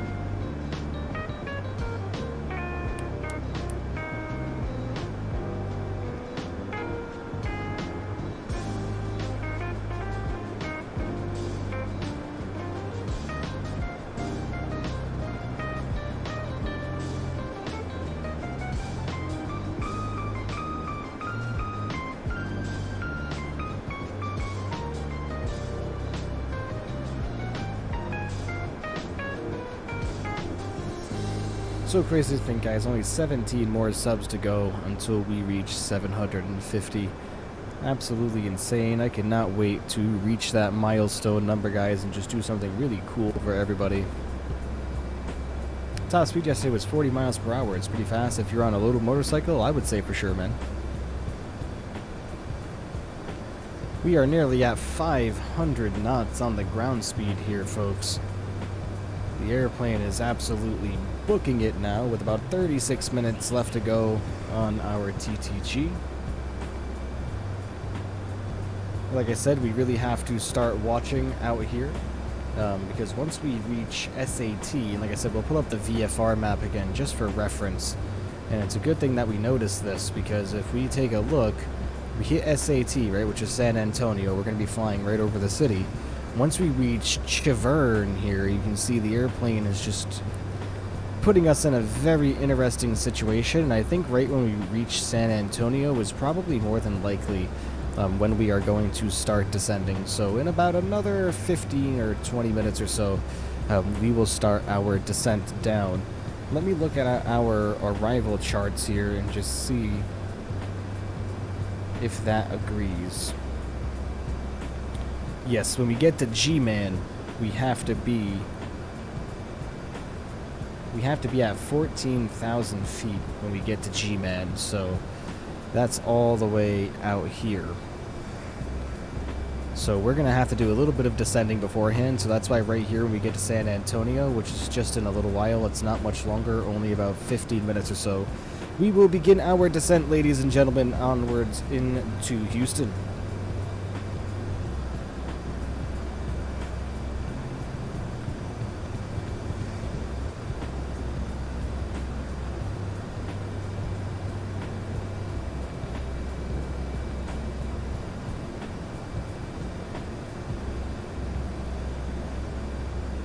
And if we absolutely butter the AN-225, then I don't know what I'm gonna do with myself.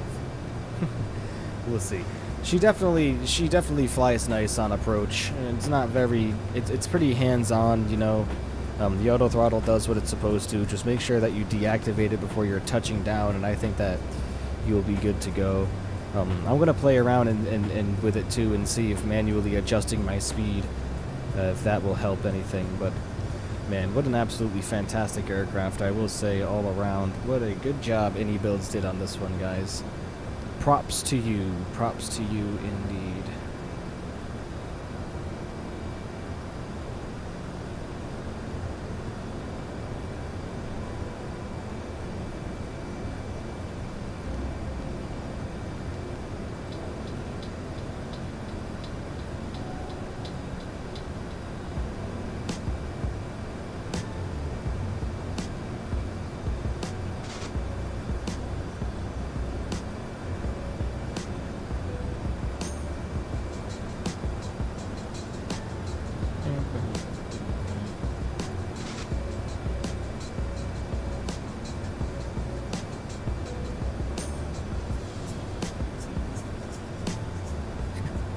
Give you as many dollars times 10 if you can land this plane first try.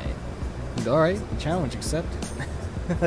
Yeah, we'll get her down on the first try. I don't have any worries in regards to that. We'll get her down with no problem. It's just worrying about the landing rate and really, you know, and I'll go around, of course. If I have a completely unstable approach, this is such a large airplane, we're not going to force it down or anything. So we'll see, guys. We'll see how we do.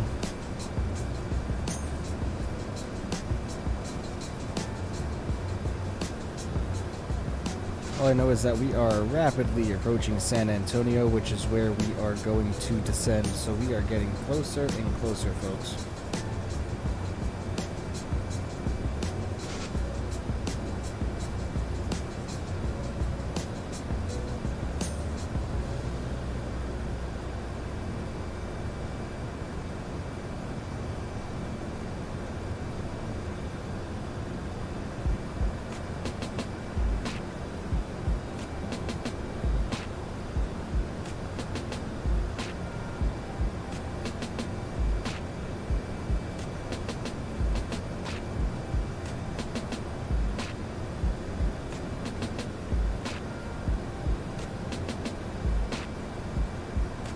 Our top of descent is going to be coming up very shortly, guys. Very, very shortly indeed.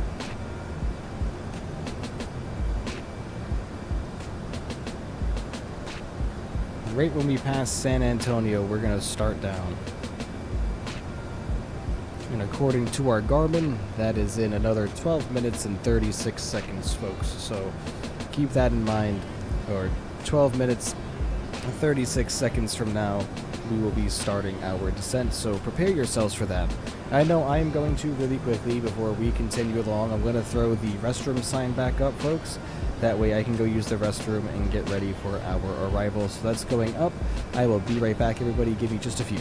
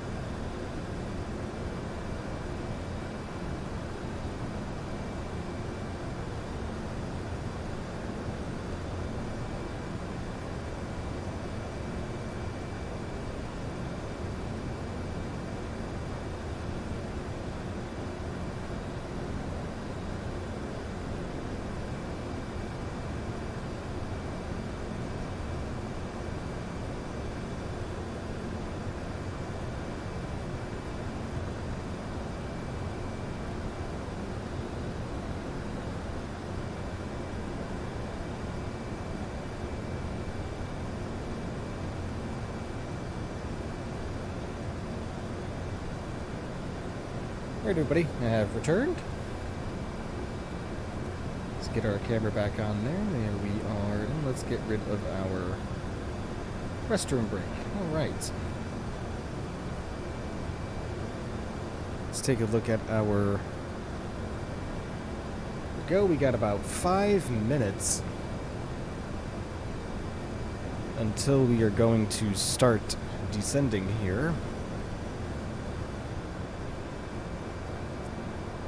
Get this big old Bertha on the ground. What do you say, you guys? We're gonna go easy on the music for now. We're gonna bring the simulator volume up a little bit. My ears need a break from the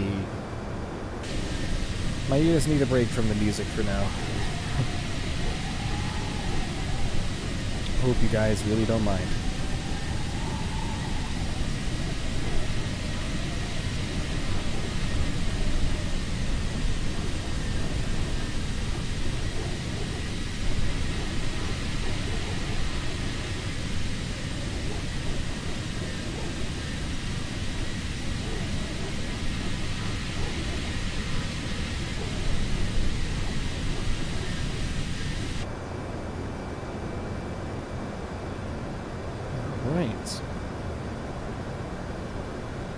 So the altitude that we're going to go down to first, according to our chart here, is we need to be at 14,000 at 280 coming up here.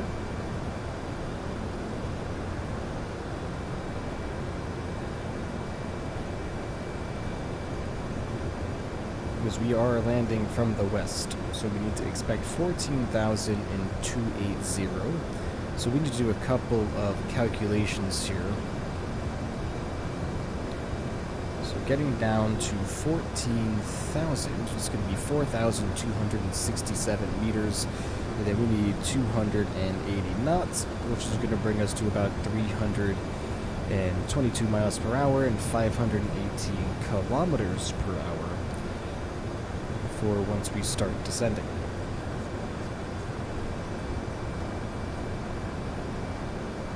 So we're going to go ahead and get our altitude plugged in already. Like I said, we need to be at 4,267.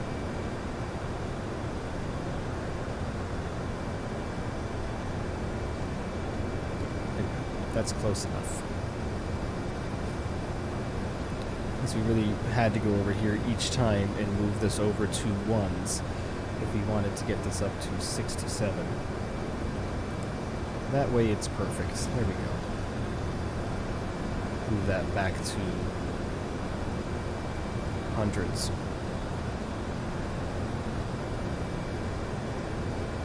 Alright, lovely. About 2 minutes before we start our descent here, folks, but I think we're going to start descending at about 10 miles out from San Antonio. San Antonio should be right off of our nose there, right in front of us. Not like we can see it, the airplane is so large, but descent will be starting momentarily. Like I said, going down to 140 first at 280 knots.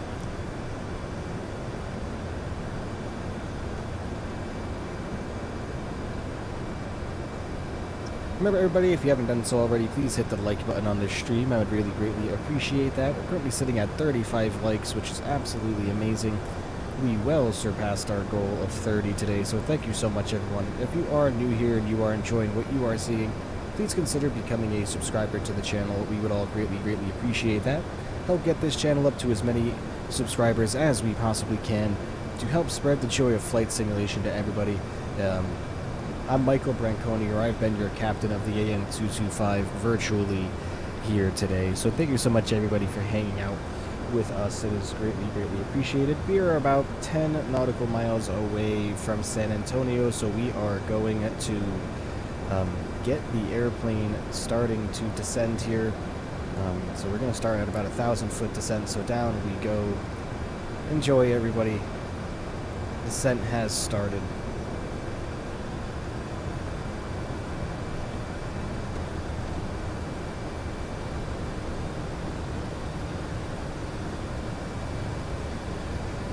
Going to keep the descent rate a little shallow in the beginning. Just for now. And down we go, folks. Descending towards Houston.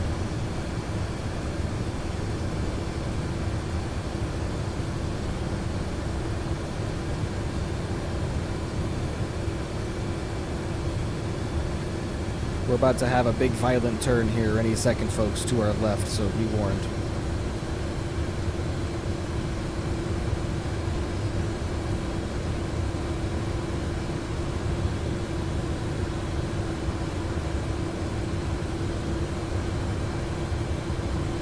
There it is. Holy moly, alright. I just don't know why the airplane turns like that, man. That is definitely something that probably needs to be worked on. Clearly.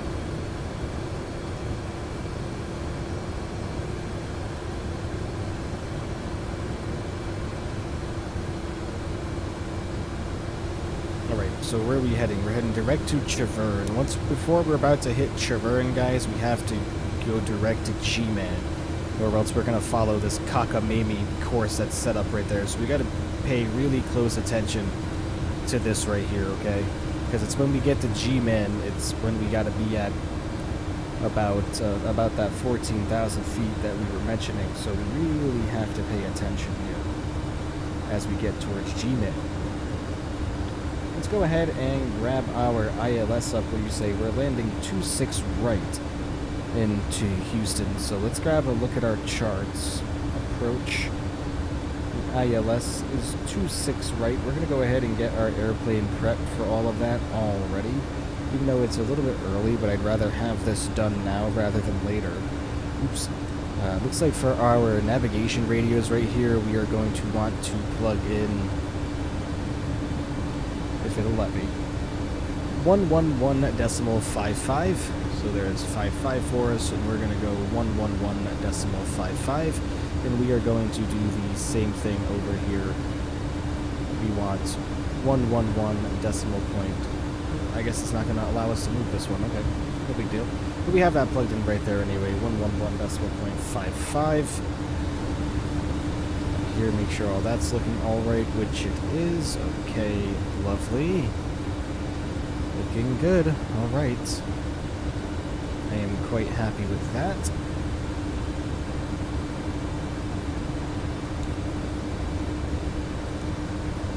Alright, awesome.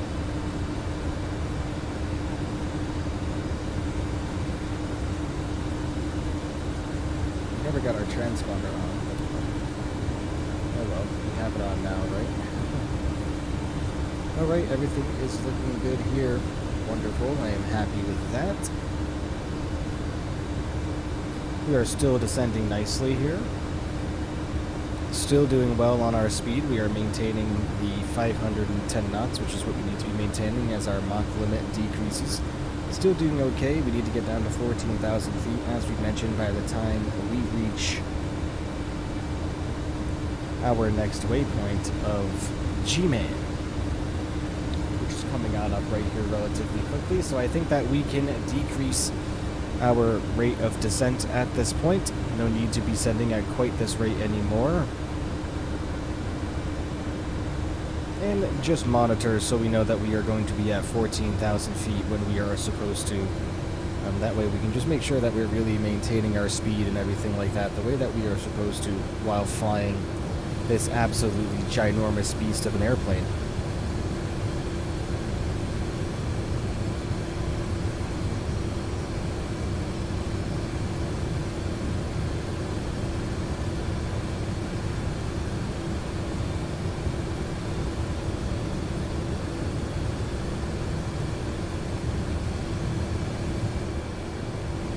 We got about 8 minutes until we reach Chavern here, and at our current rate of descent, that's going to bring us to about 14,000 feet from where we are now, which is still a little bit too fast of a descent rate. So what we're going to do is we are going to bring this up to about 1,000 feet per minute here. And like I said, just continue along with a nice gradual descent. That way, in about about 8 minutes, we'll travel about 8,000 miles, which is going to bring us right to about where we want to be. Actually, right at about 14,000 feet, if we keep descending at about 1,000 feet per minute from here.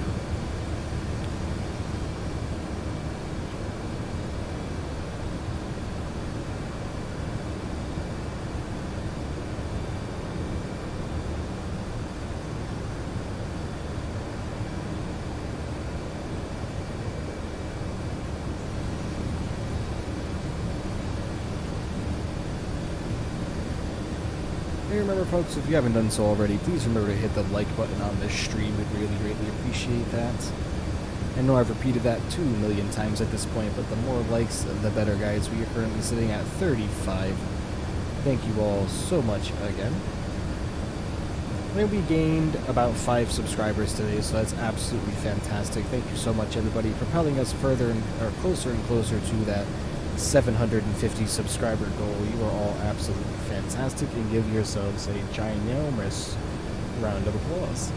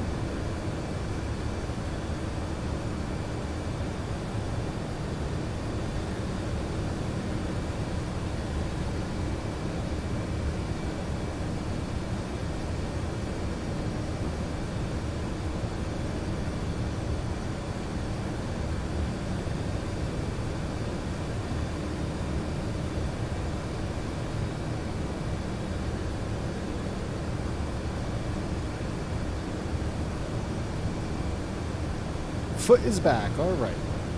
We are descending, Mr. Foot. We are on our way down towards Houston.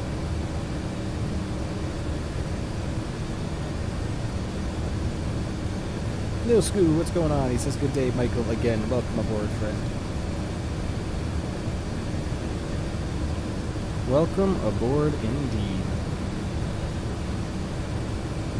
As we get closer and closer to Houston, folks, just want to remind everybody that I'm going to try my best to land this airplane. The results are probably going to vary, so we'll see exactly how well we will do.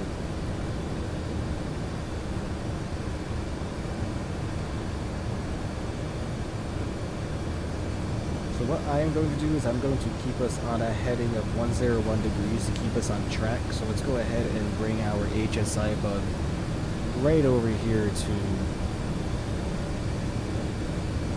101 degrees, and we are going to bring us over to course 1 and then click on PC, and that's going to keep us in heading mode right now, which is exactly what we want. We're not going to go into GPS or nav mode at the moment, just to pre-prepare us due to the fact that we have that random direct to G-man right there that we are going to have to enter in any second, and then we will throw our airplane back into navigation mode.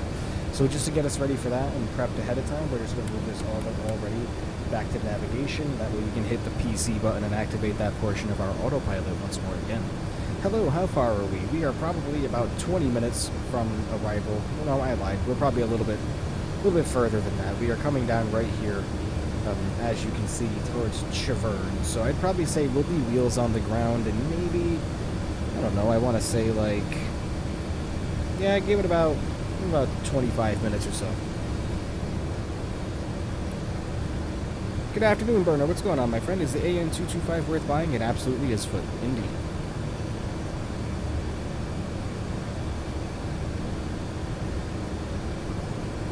It takes a little bit of getting used to setting up this cockpit because it is a Soviet airplane, so it's a little bit different having to navigate around, but once you kind of figure that out, it gets pretty easy, and it's kind of second nature.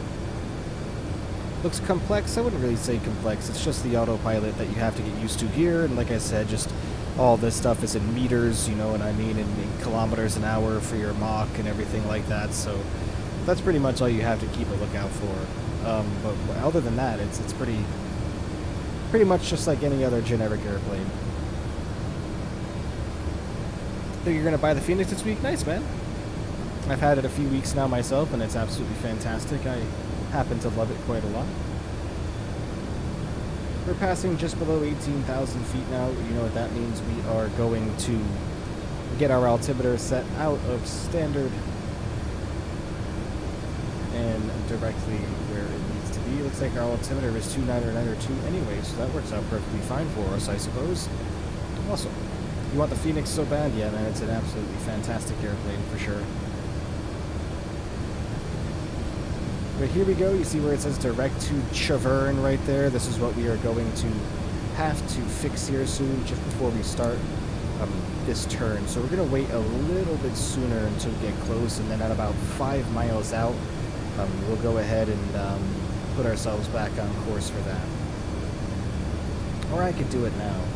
Either way, it's going to give us a course correction where it's going to make us turn real quick, but we'll wait a little bit longer until we get closer to Chavern here to kind of get more in line with our arrival. You know what I'm saying?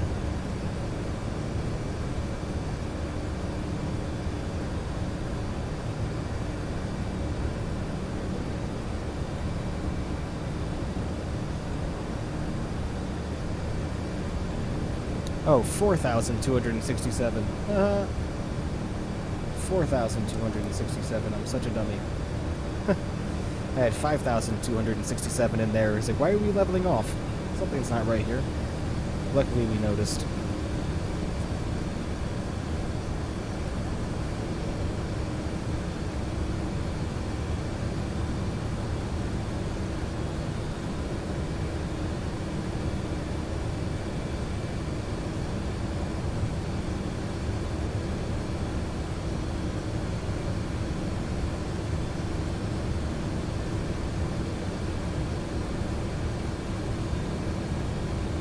We also bring our speed up to 518. That'll bring us perfectly up to 280 knots, which is where we need to be right now. So just increasing our speed just a little bit. And then what we will do as well is we are just about to head on over to where we need to go. So we're going to press PC again to get us on the appropriate nav track. And then we are going to come over here and go to our flight plan. And we are going to choose G-Man. And gosh darn it, man. We are going to choose G-Man and go direct to, enter and activate our direct to G-Man, which is where we are going now. Lovely.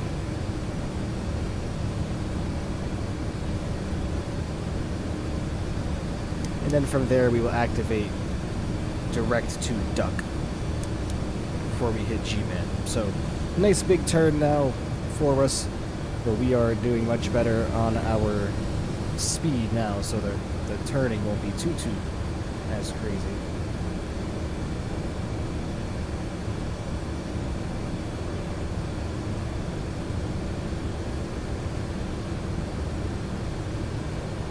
Seven knot wind. Oh yeah, the weather is looking absolutely beautiful so far for Houston. I don't think that we'll have any problems at all getting on in. See what's going on here.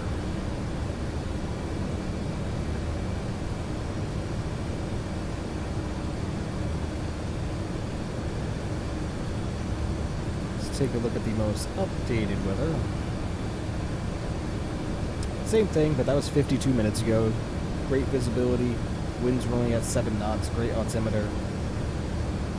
So clear skies, just like it is right now. So we should have no problem at all. Under 200 is butter, I would say so, yes.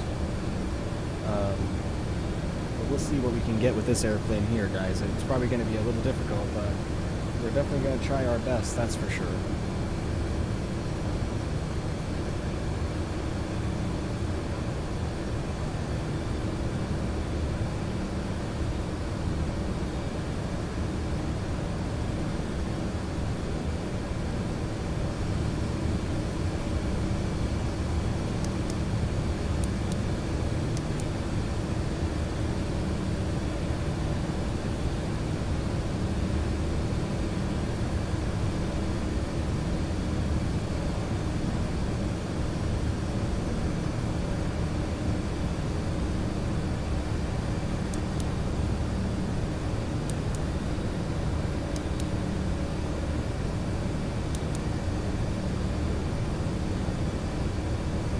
really trying to make sure that we have everything under control here, not trying to have any issues. I think we should go direct to duck now, to be completely honest with you. So I think that's what we are going to do.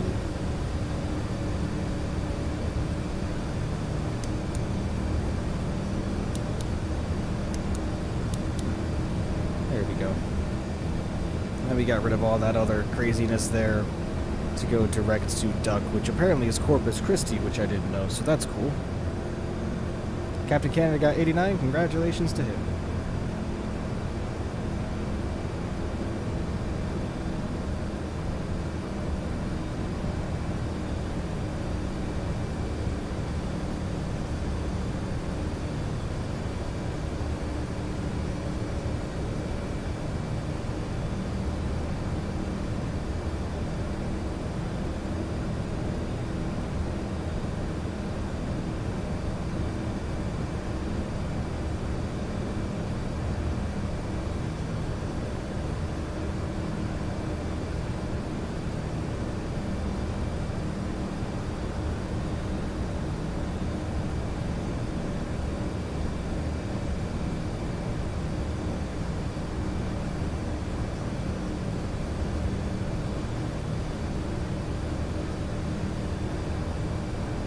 Alright, there we are, leveling off at 14,000 feet. We're going to continue here for about 4 minutes or so at 14,000, and then begin to step our way down as well.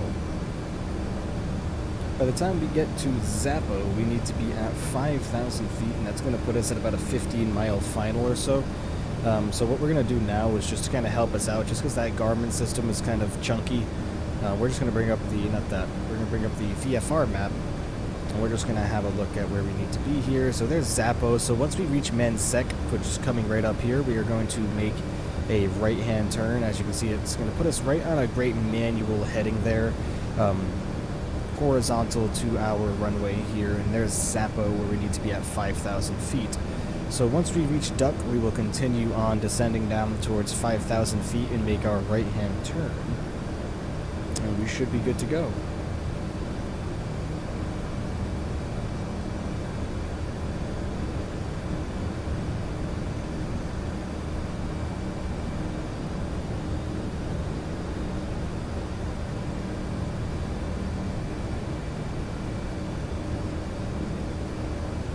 It's going to be about 87 degrees on the runway heading, so let's go ahead and get this already set to go, yeah.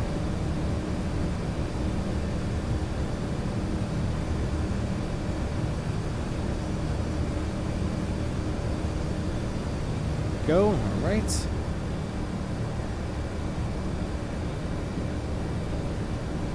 If anything under 300 is very good for a giant plane. Oh yeah, absolutely, man. Absolutely. I'm not near as obsessed with landing rates and everything like that, you know what I mean, as a lot of other people are, in case you guys couldn't tell.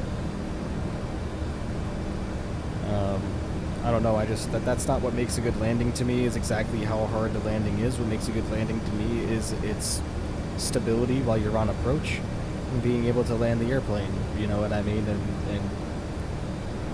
I'm just not really worried about what my landing rate is, to be completely honest with you. Never have been. Trust me, I applaud myself whenever I do well, and just like I'll bust my own chops when I don't, but it's not one of those things that I'm going to let ruin everything for me. The only time I think I've ever landed an airplane where it was dangerously hard was, I forget what airplane it was. I think it may have been the MD-82, where I just gave up because we kept having engine failures in the MD-80 whenever we would get on final approach. So I'm pretty sure when that happened, we landed at like minus 690,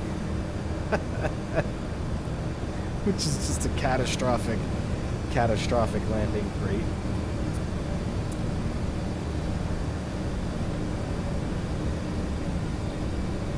That is an absolutely catastrophic landing rate. Alright, we just passed where G-Man was supposed to be, and we need to get down to 5,000 feet. So let's come over here and get that calculation done for us. 1,524 meters.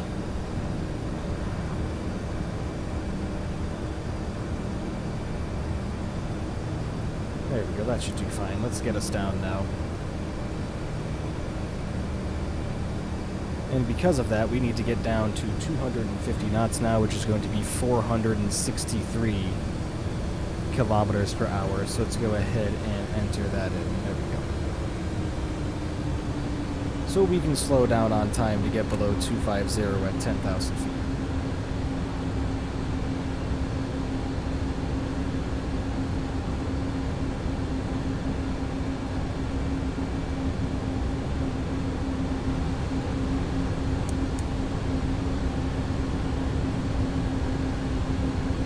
Getting close, folks. Getting oh so close. We'll be arriving momentarily in the next 20 minutes or 15 minutes or so, give or take.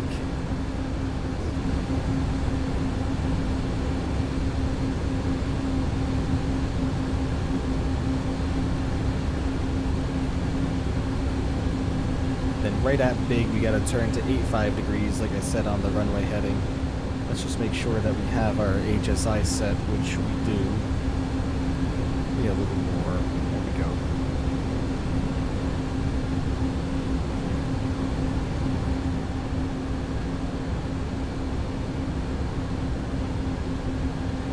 We are about to come below 10,000 feet, so let's go ahead and get our landing lights on as well. Just so everybody knows that we are going to be arriving. There you can see our landing lights on and illuminated. Just have those all the way up. There we go. Now they are down and completely illuminated. We are lit up like a tree, everybody. And we are passing below 12,000 feet currently.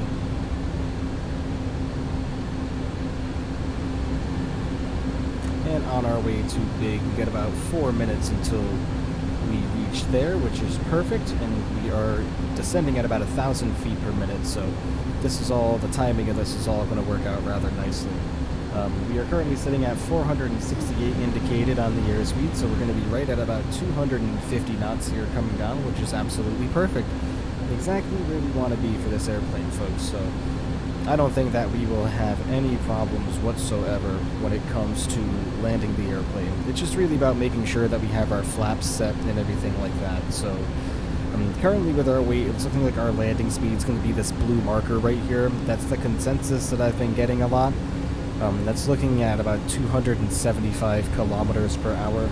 And if we come over here and enter in 275, it's going to be a landing speed of about 148 knots. So that seems about right, and it seems a little bit slow for this airplane, but when you have that much flap and everything like that behind you, it should be fine.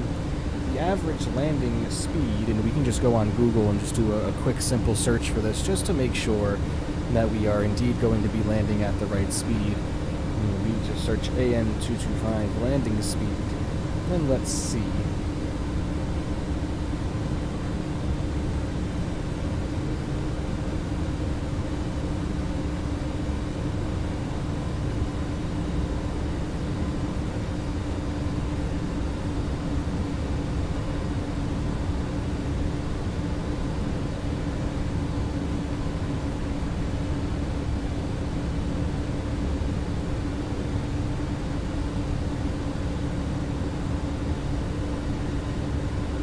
Typical takeoff speeds between 150 and 170 or just under 200 miles per hour.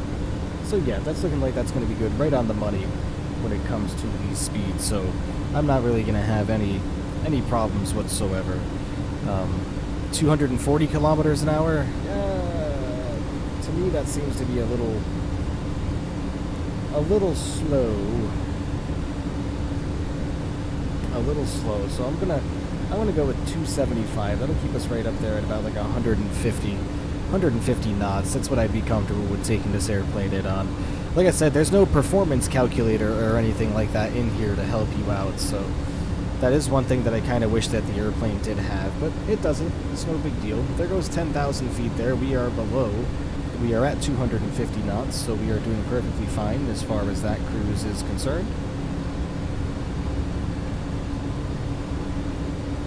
Our approach speed is going to be getting down to about 340 kilometers per hour, which should bring us right to about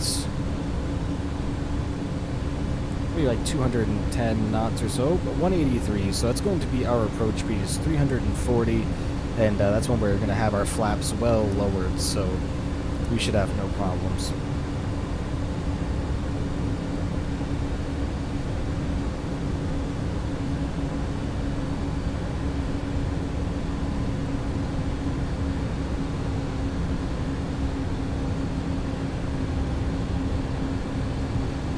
Alright guys, we've got about a minute and 30 seconds until we begin our right-hand turn towards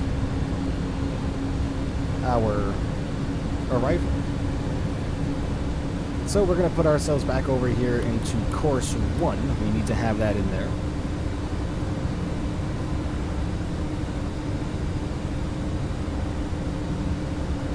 We have strong winds, do we? Let me see if we have any updated wind information here.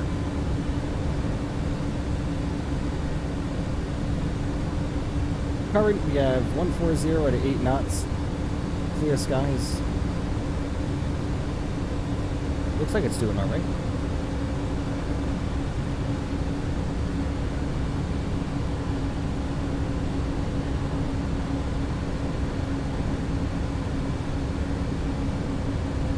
Alright, we're going to slow the airplane down ourselves to about, I want to go 230 knots here.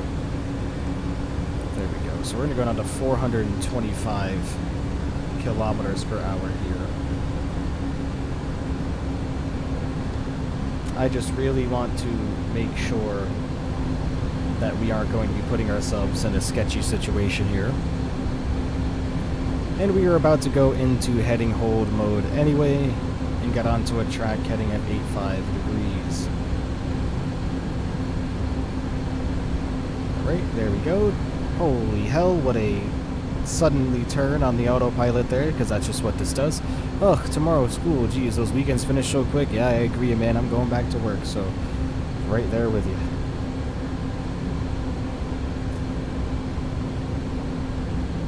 Just coming down below 6,700 feet now, on our way down to 5,000 feet.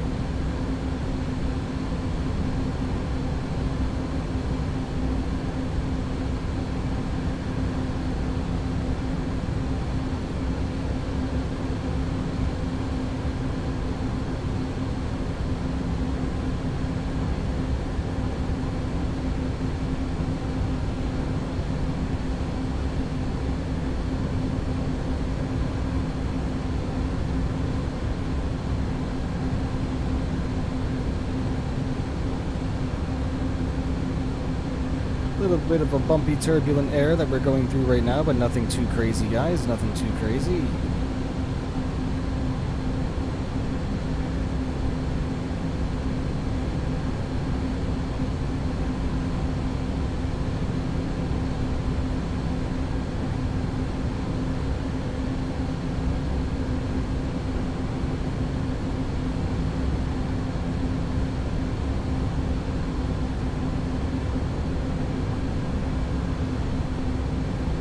Some bumps.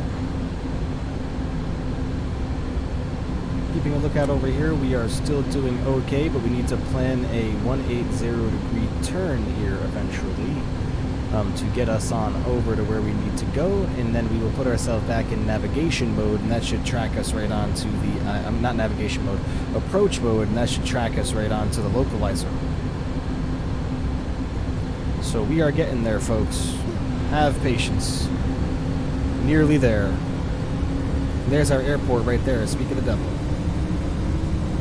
Remember guys, if you please would go ahead and hit the like button on this stream, I would really greatly appreciate that, as well as turn on notifications for the channel so you will be notified whenever I go live, and please consider subscribing if you haven't done so already. I would really greatly appreciate that. We do have a subscriber goal of 750, everybody. 750 subscribers is what we would like to be at in the near future. We don't have a definite goal in regards to when we want to hit that date, but just know I would like to hit that subscriber count very soon. Alright, so we're coming up on 5,000 feet here. We just got to make a left-hand turn towards Zappo coming up quickly, which we are flying towards currently.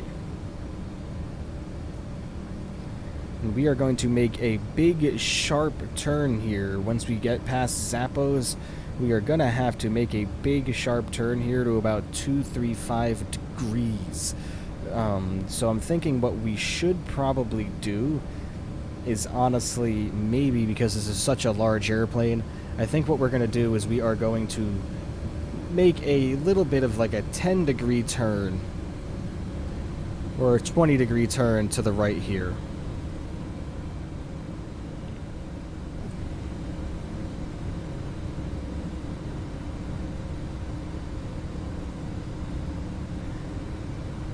This flight feels long for some reason, and that's because it was, my friend.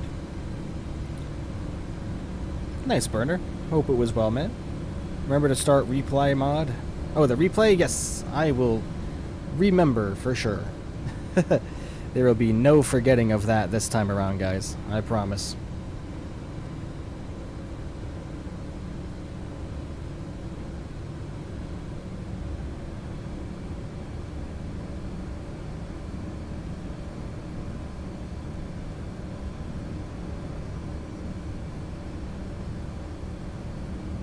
Go. We are sitting right at about 230 for our indicated airspeed, which is perfectly fine.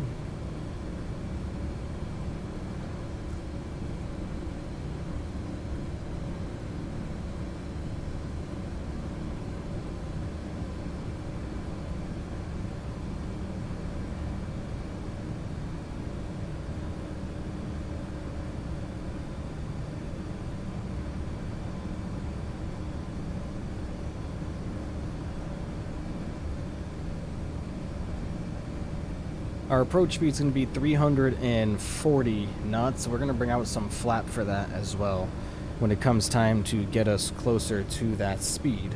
What we are going to do right now is, if I check our charts, we are getting very close to our turn here, so we're just going to slow the airplane down some more to 210 knots, which is going to be 388 kilometers per hour. So let's go ahead and get our speed down now.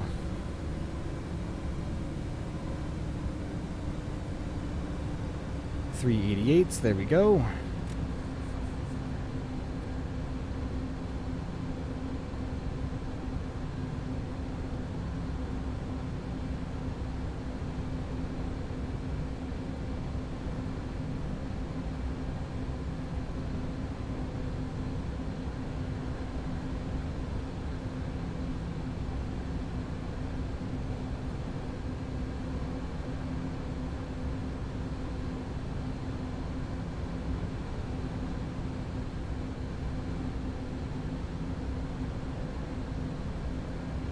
We're going to be starting our turn any moment now here, folks.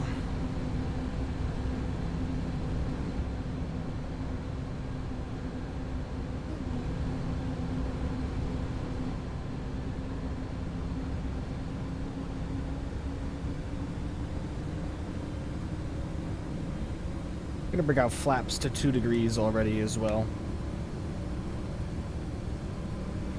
just to give us a little bit of extra lift.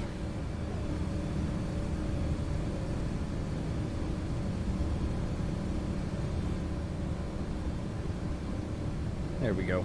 Alright, doing well now, cruising at 210 knots on the indicated. We're going to be starting our turn to 270 any second here. That's going to put us at just the right intercept course for the ILS, so everything should be doing darn groovy.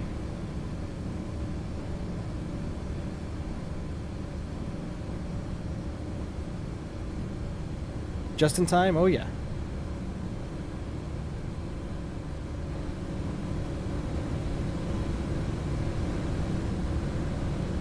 Should be a good one indeed.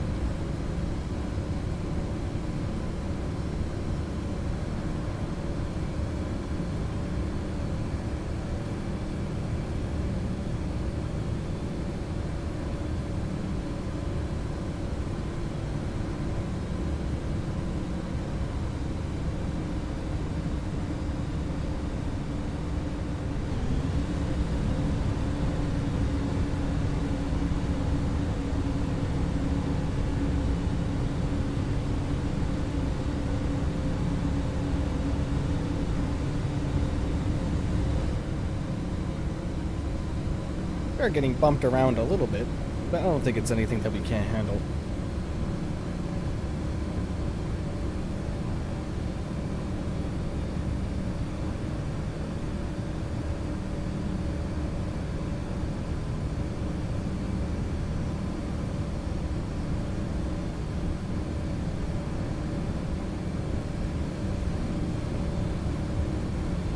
Alright, let's begin our big turn here, folks, to 235 degrees. It's going to put us at the perfect intercept course for the ILS, so let's go for it.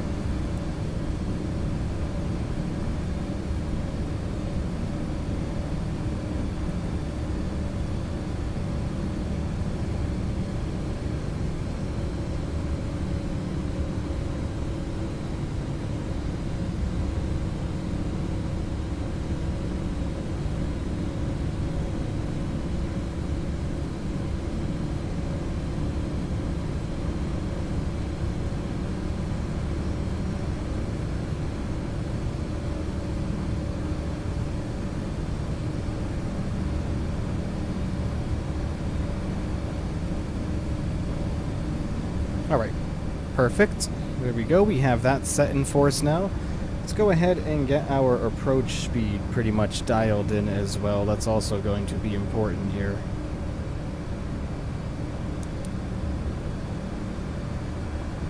Actually, you know what? Let's stop the turn here. Yep, let's stop the turn right here. Oops.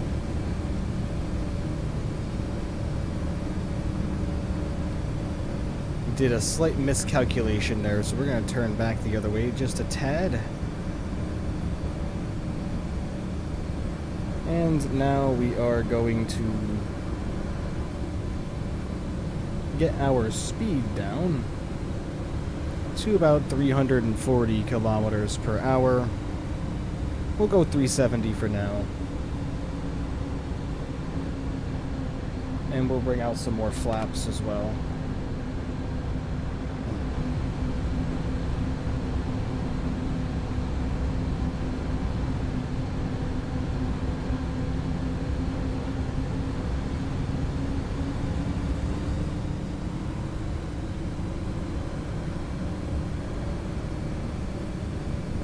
Let's get this over here to approach and get her all dialed in, which she is.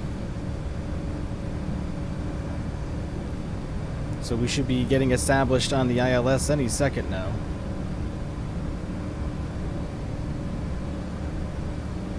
And let's get our approach speed dialed in as well of 340.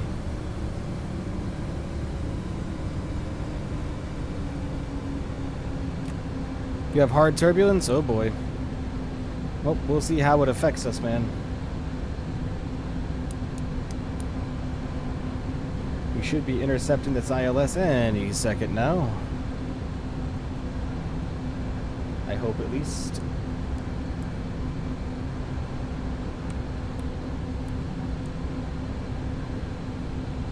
And there it is. We have been established.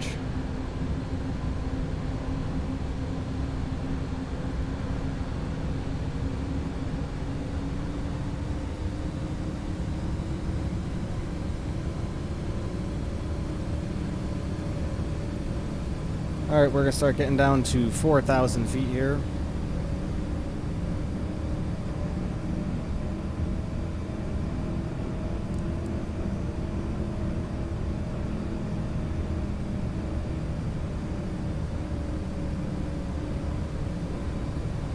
Alright, lovely. Let's slow down to about 180 now.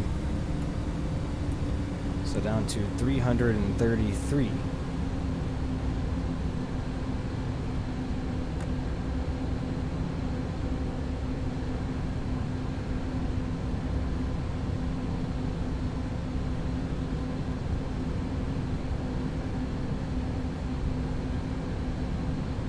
And then at Chubbs, we need to be at 3,000 and 2,000 at OL.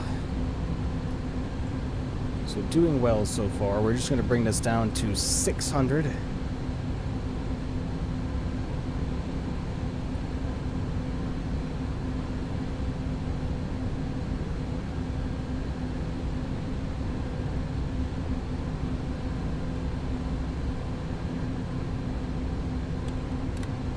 bring up some more flap.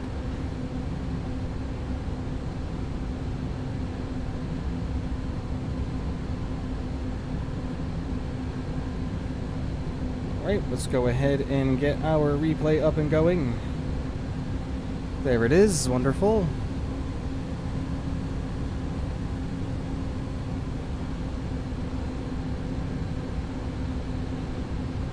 You say we're going to aim for about 150 knots for the touchdown, so it's going to put us at 277 kilometers per hour. So let's slow the airplane down to 300.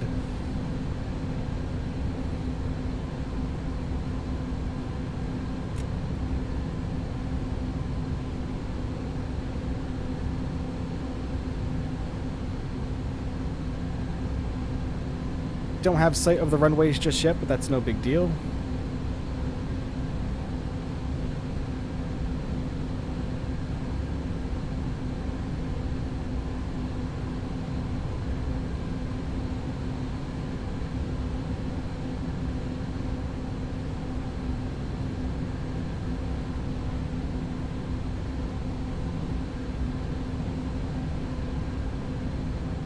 My goodness, Autopilot, what are we doing here?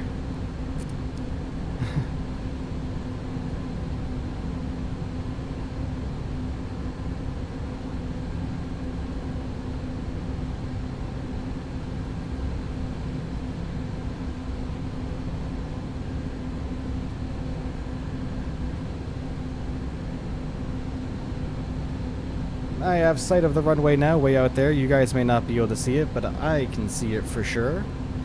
We are getting blown around a little bit here, but it's not anything too terrible, so I think that we should be okay. We're going to get down to 2,000 feet here by the time we get to Owell. We are just coming below 3,000, which is perfect. We are right on track, everybody. Right on track indeed. You can see the ILS is functioning nicely for us right here, giving us some guidance, so we are looking good.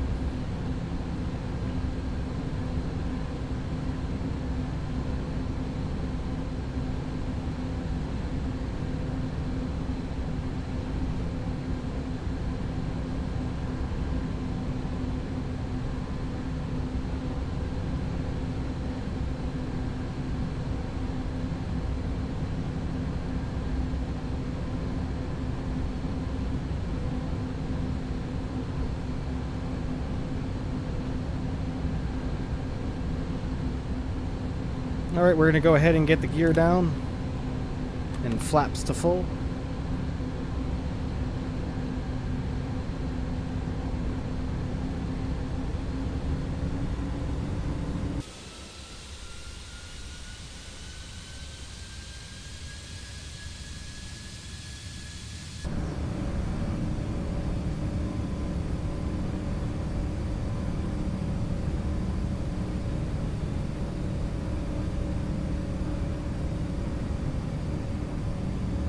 Alright. I do believe that we are at the proper landing speed, so let's pray, everybody. Let's pray indeed. Can't wait to see the replay, me either. Should be interesting. Let's lower our speed just a little bit more, actually. And let's just take manual control of the airplane now. I feel much better about just taking manual control, so the volume is going to go up. Everybody enjoy the arrival of the AN-225. Wow, okay.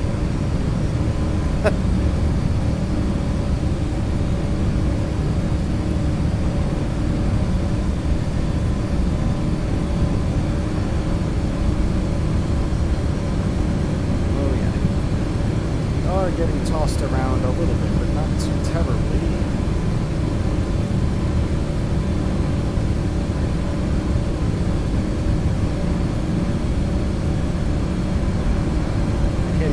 Runway markers out there, and it's giving us vertical guidance. Wow. Right, my mic is getting in the way, so it's just going to go over here. Sorry, folks. I'm having to make very large control inputs here, and my microphone is in the way, so it's getting pushed to the side.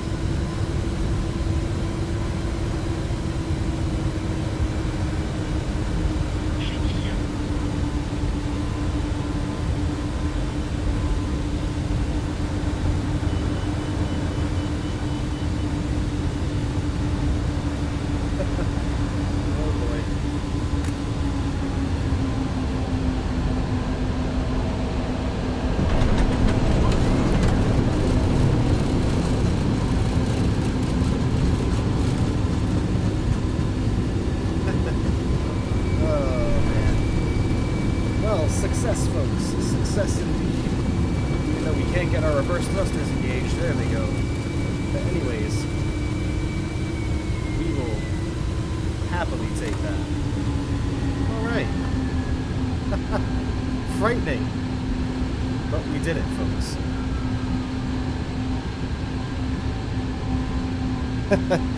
Absolutely frightening. But we got it. The only reason why it's frightening is because the airplane is so darn big. But we did it.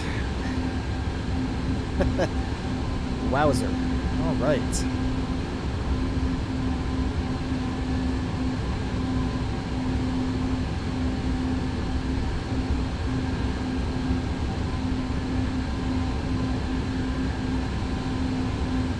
Alright, let's go get her parked, shall we?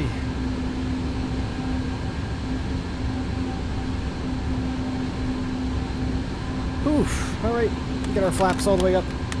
Thank you, guys. Not bad, minus 209. Yeah, not terrible for my second landing with it for such a heavy airplane. I will take that all day. Absolutely all day we will take those, folks. Alright, we got to get this airplane to an appropriate parking spot, so we're just going to kind of continue along here. Bring the sim volume down a little bit now. And let's take a look at our chart.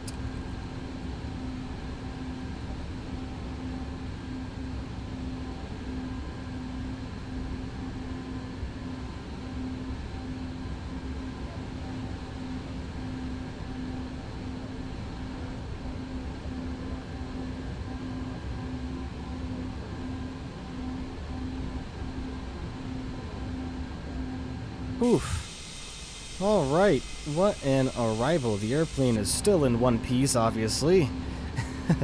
So we didn't damage anything. As long as we didn't damage anything, guys, that's all I care about, to be completely honest with you. Missed the landing? No big deal. There's going to be some replays coming up. I am not sure where we are going to go park this big old beast, but we will find a spot. We probably should have turned back there because we have a cargo spot that we could have went to up here, but I didn't realize that. Oh well. No big deal. We can catch the next one. We'll go ahead and follow this all the way down, and then we'll take a left onto taxiway Charlie Charlie up here. And then that'll take us all the way down to the cargo ramps, which is where we're going to have to go park this big girl. That taxi line is way off center, huh? Just finished my dinner. Chicken and potatoes. Nice, man. Sounds delicious.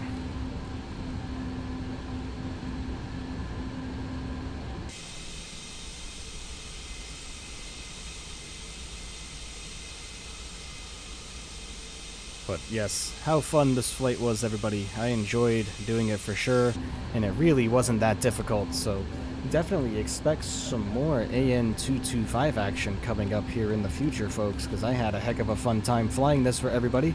Here's this turn that we were just talking about right here, going left onto Charlie Charlie. That is going to take us to the cargo ramp, which is the appropriate spot for this airplane to go park. So let's just head towards it now.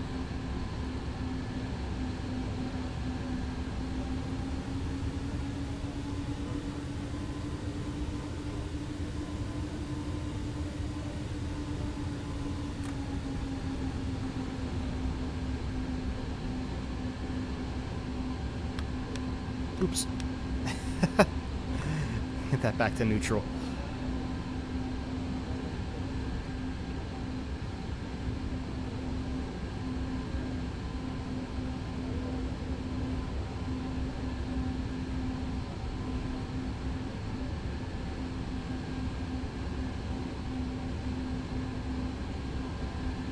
You did a hard landing? That's alright, man.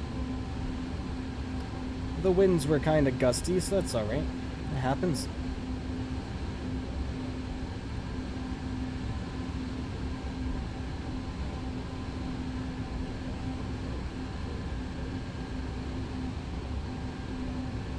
I didn't land quite as smoothly as I would have liked to.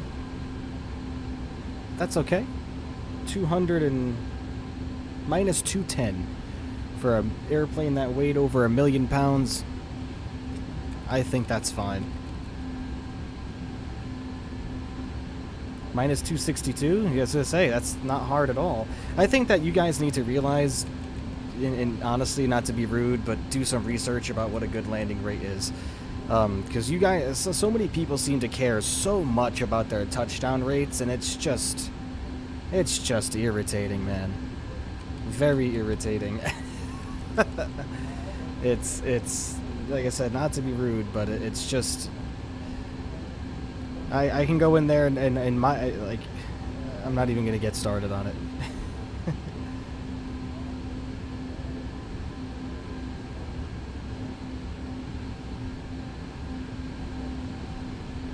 Your username becomes you in real life? Oh boy.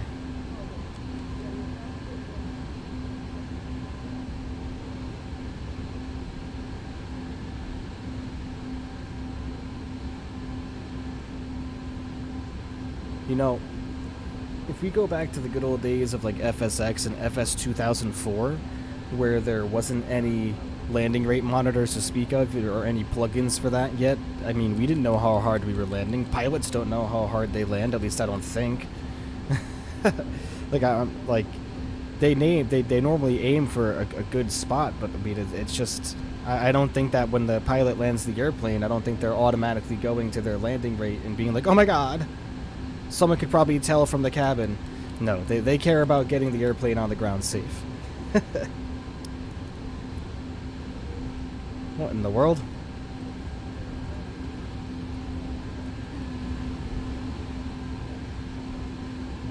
It's quite the convoy we got going on there. Oh, man.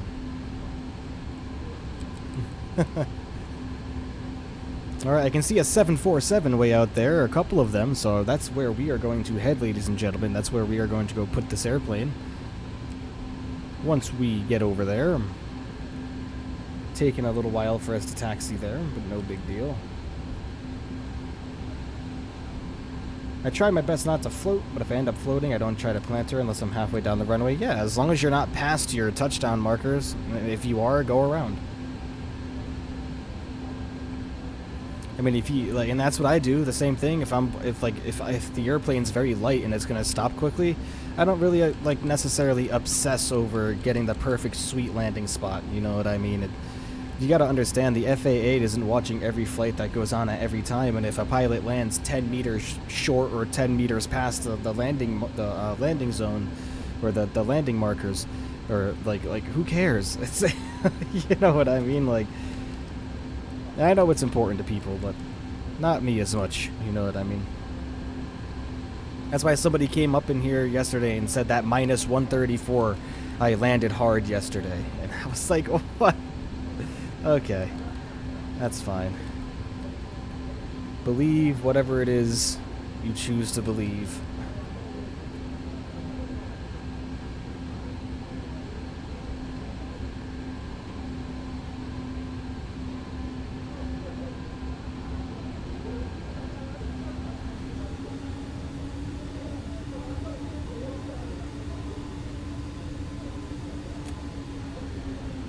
These taxiways need to be fixed here in Houston. What the heck is going on with that? All of our taxi lines are all off-centered. Interesting. Alright, that is where we are going, folks. It's going to be right over here with those other 747s. It's just going to take us a little bit to get there.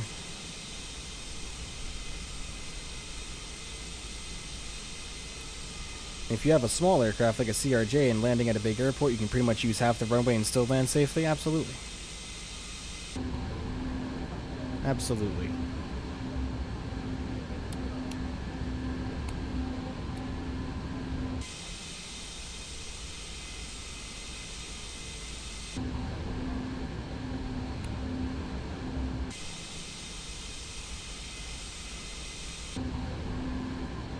Alright, here's a turn here to get us towards the east cargo ramp, which is exactly where we want to go.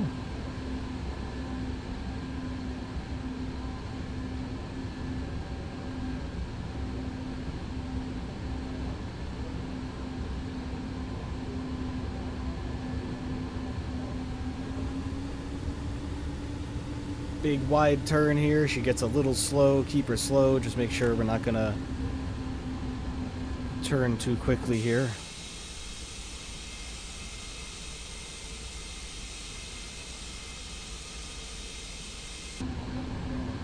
Okay, there we go. Mriya in English means dream. I believe that is the case, yes.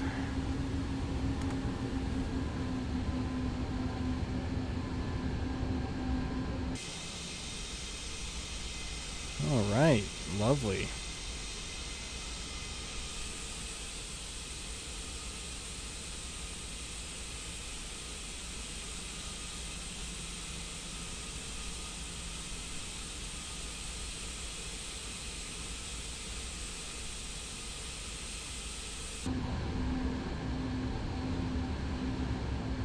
And once we land and shut her down, folks, we're going to go ahead and do the replay and get a couple of different angles, and then that's going to be it for the stream, folks.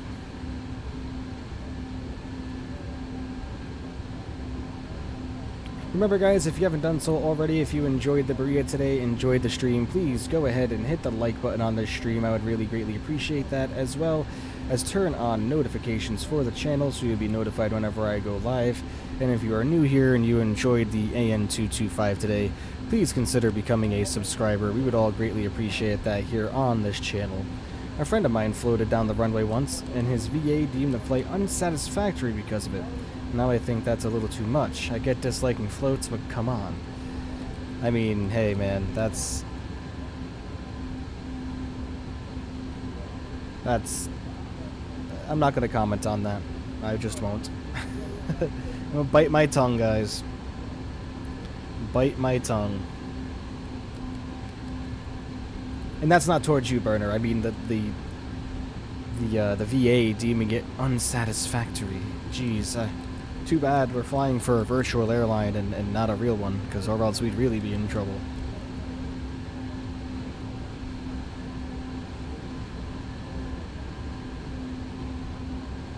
Okay.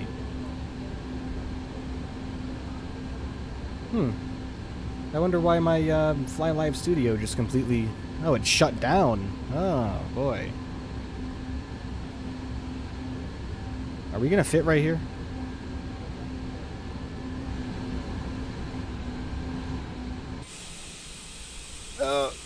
Barely. We're gonna go nose to nose with this 747, guys. Right here in front of us. We're gonna go nose to nose. Let's go ahead and get ready for this nice wide turn here.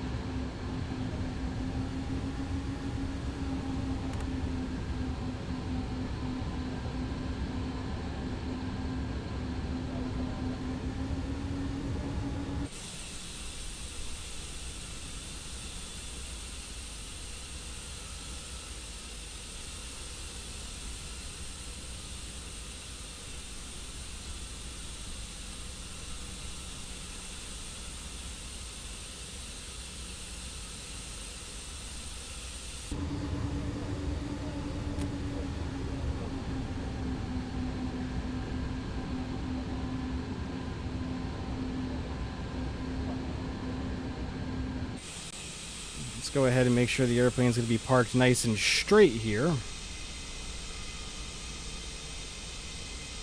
Ooh boy, easy on that. Because I would like to have her parked as straight as possible here with the lovely 747 sitting in front of us also.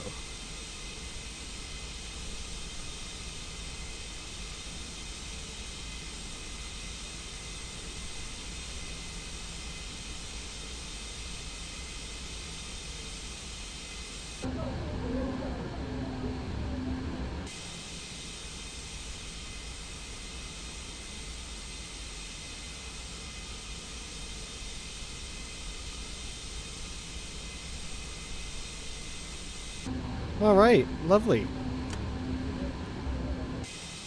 Well, welcome folks. We are all parked nose to nose with another 747. I am parked on my spot. Is he? I'm parked pretty straight. What about him?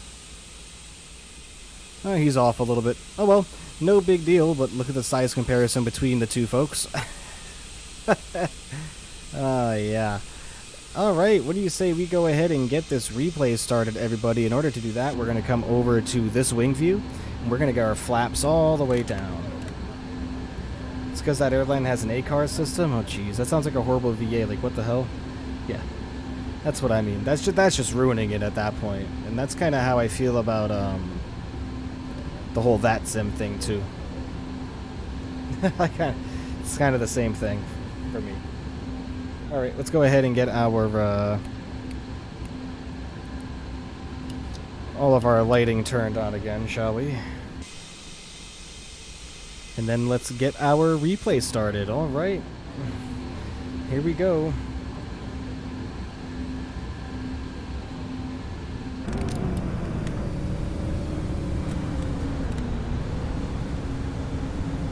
Alright.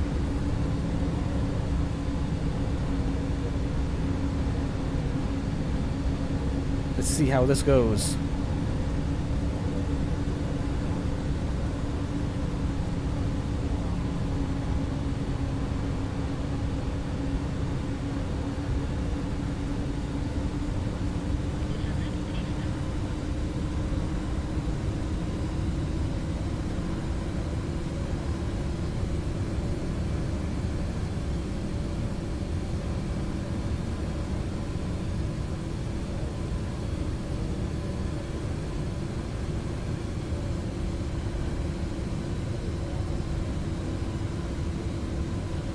Yeah, the wind was really pushing us around, huh? For such a big airplane like this? I mean, it makes sense because it has such a large wing area, but my gosh.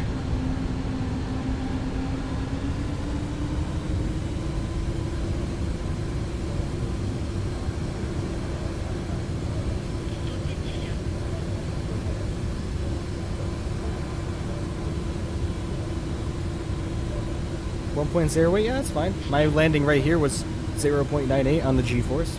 Landing speed of about 144, which is perfectly where we wanted it.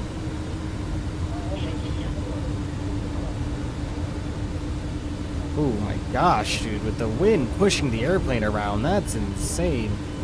For as big of an airplane as this is, for it to be getting blown around like that is just absolutely insane.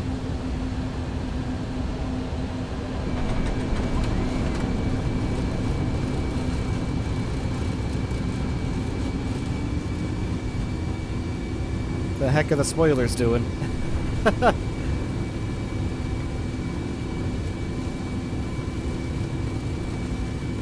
Weird.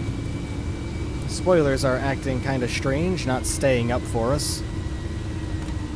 Weird.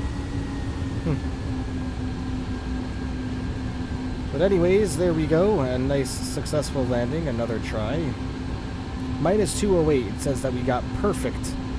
We were perfect. We will take that, folks. A -208 and a perfect rating. We will take that all day long, ladies and gentlemen.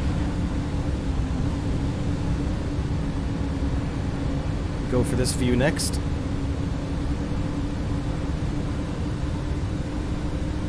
Ooh, you know what? You know what might be the reasoning? Let's see if that helps.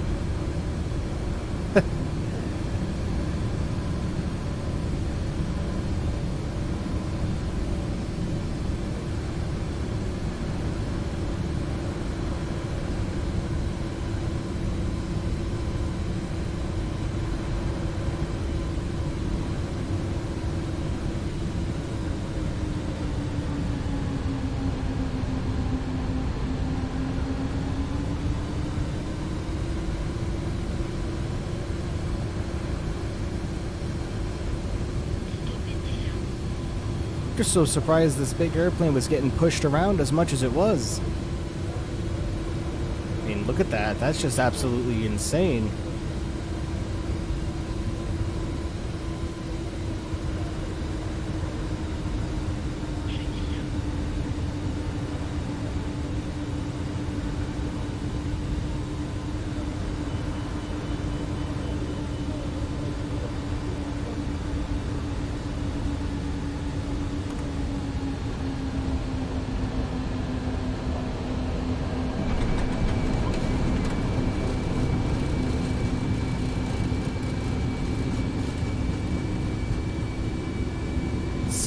Spoilers, man.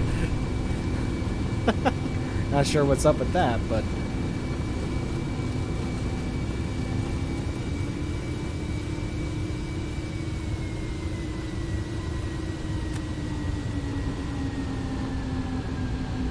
Alright, we'll get a view of the outside now.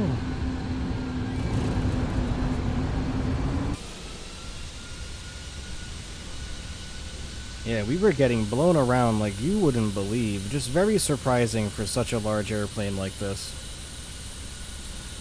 Go ahead and... Oh boy. There we go.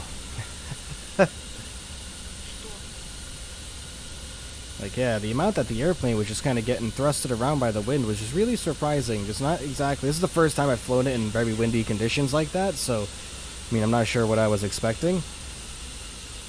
But, yeah, very surprising that the airplane was getting pushed around as heavy as it... Like, as big as this airplane is.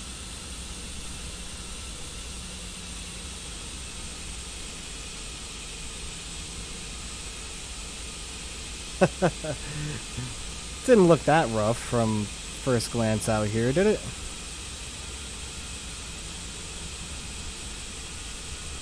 Still got the minus 208, which I'm fine on. Thrust reversers deploying super late.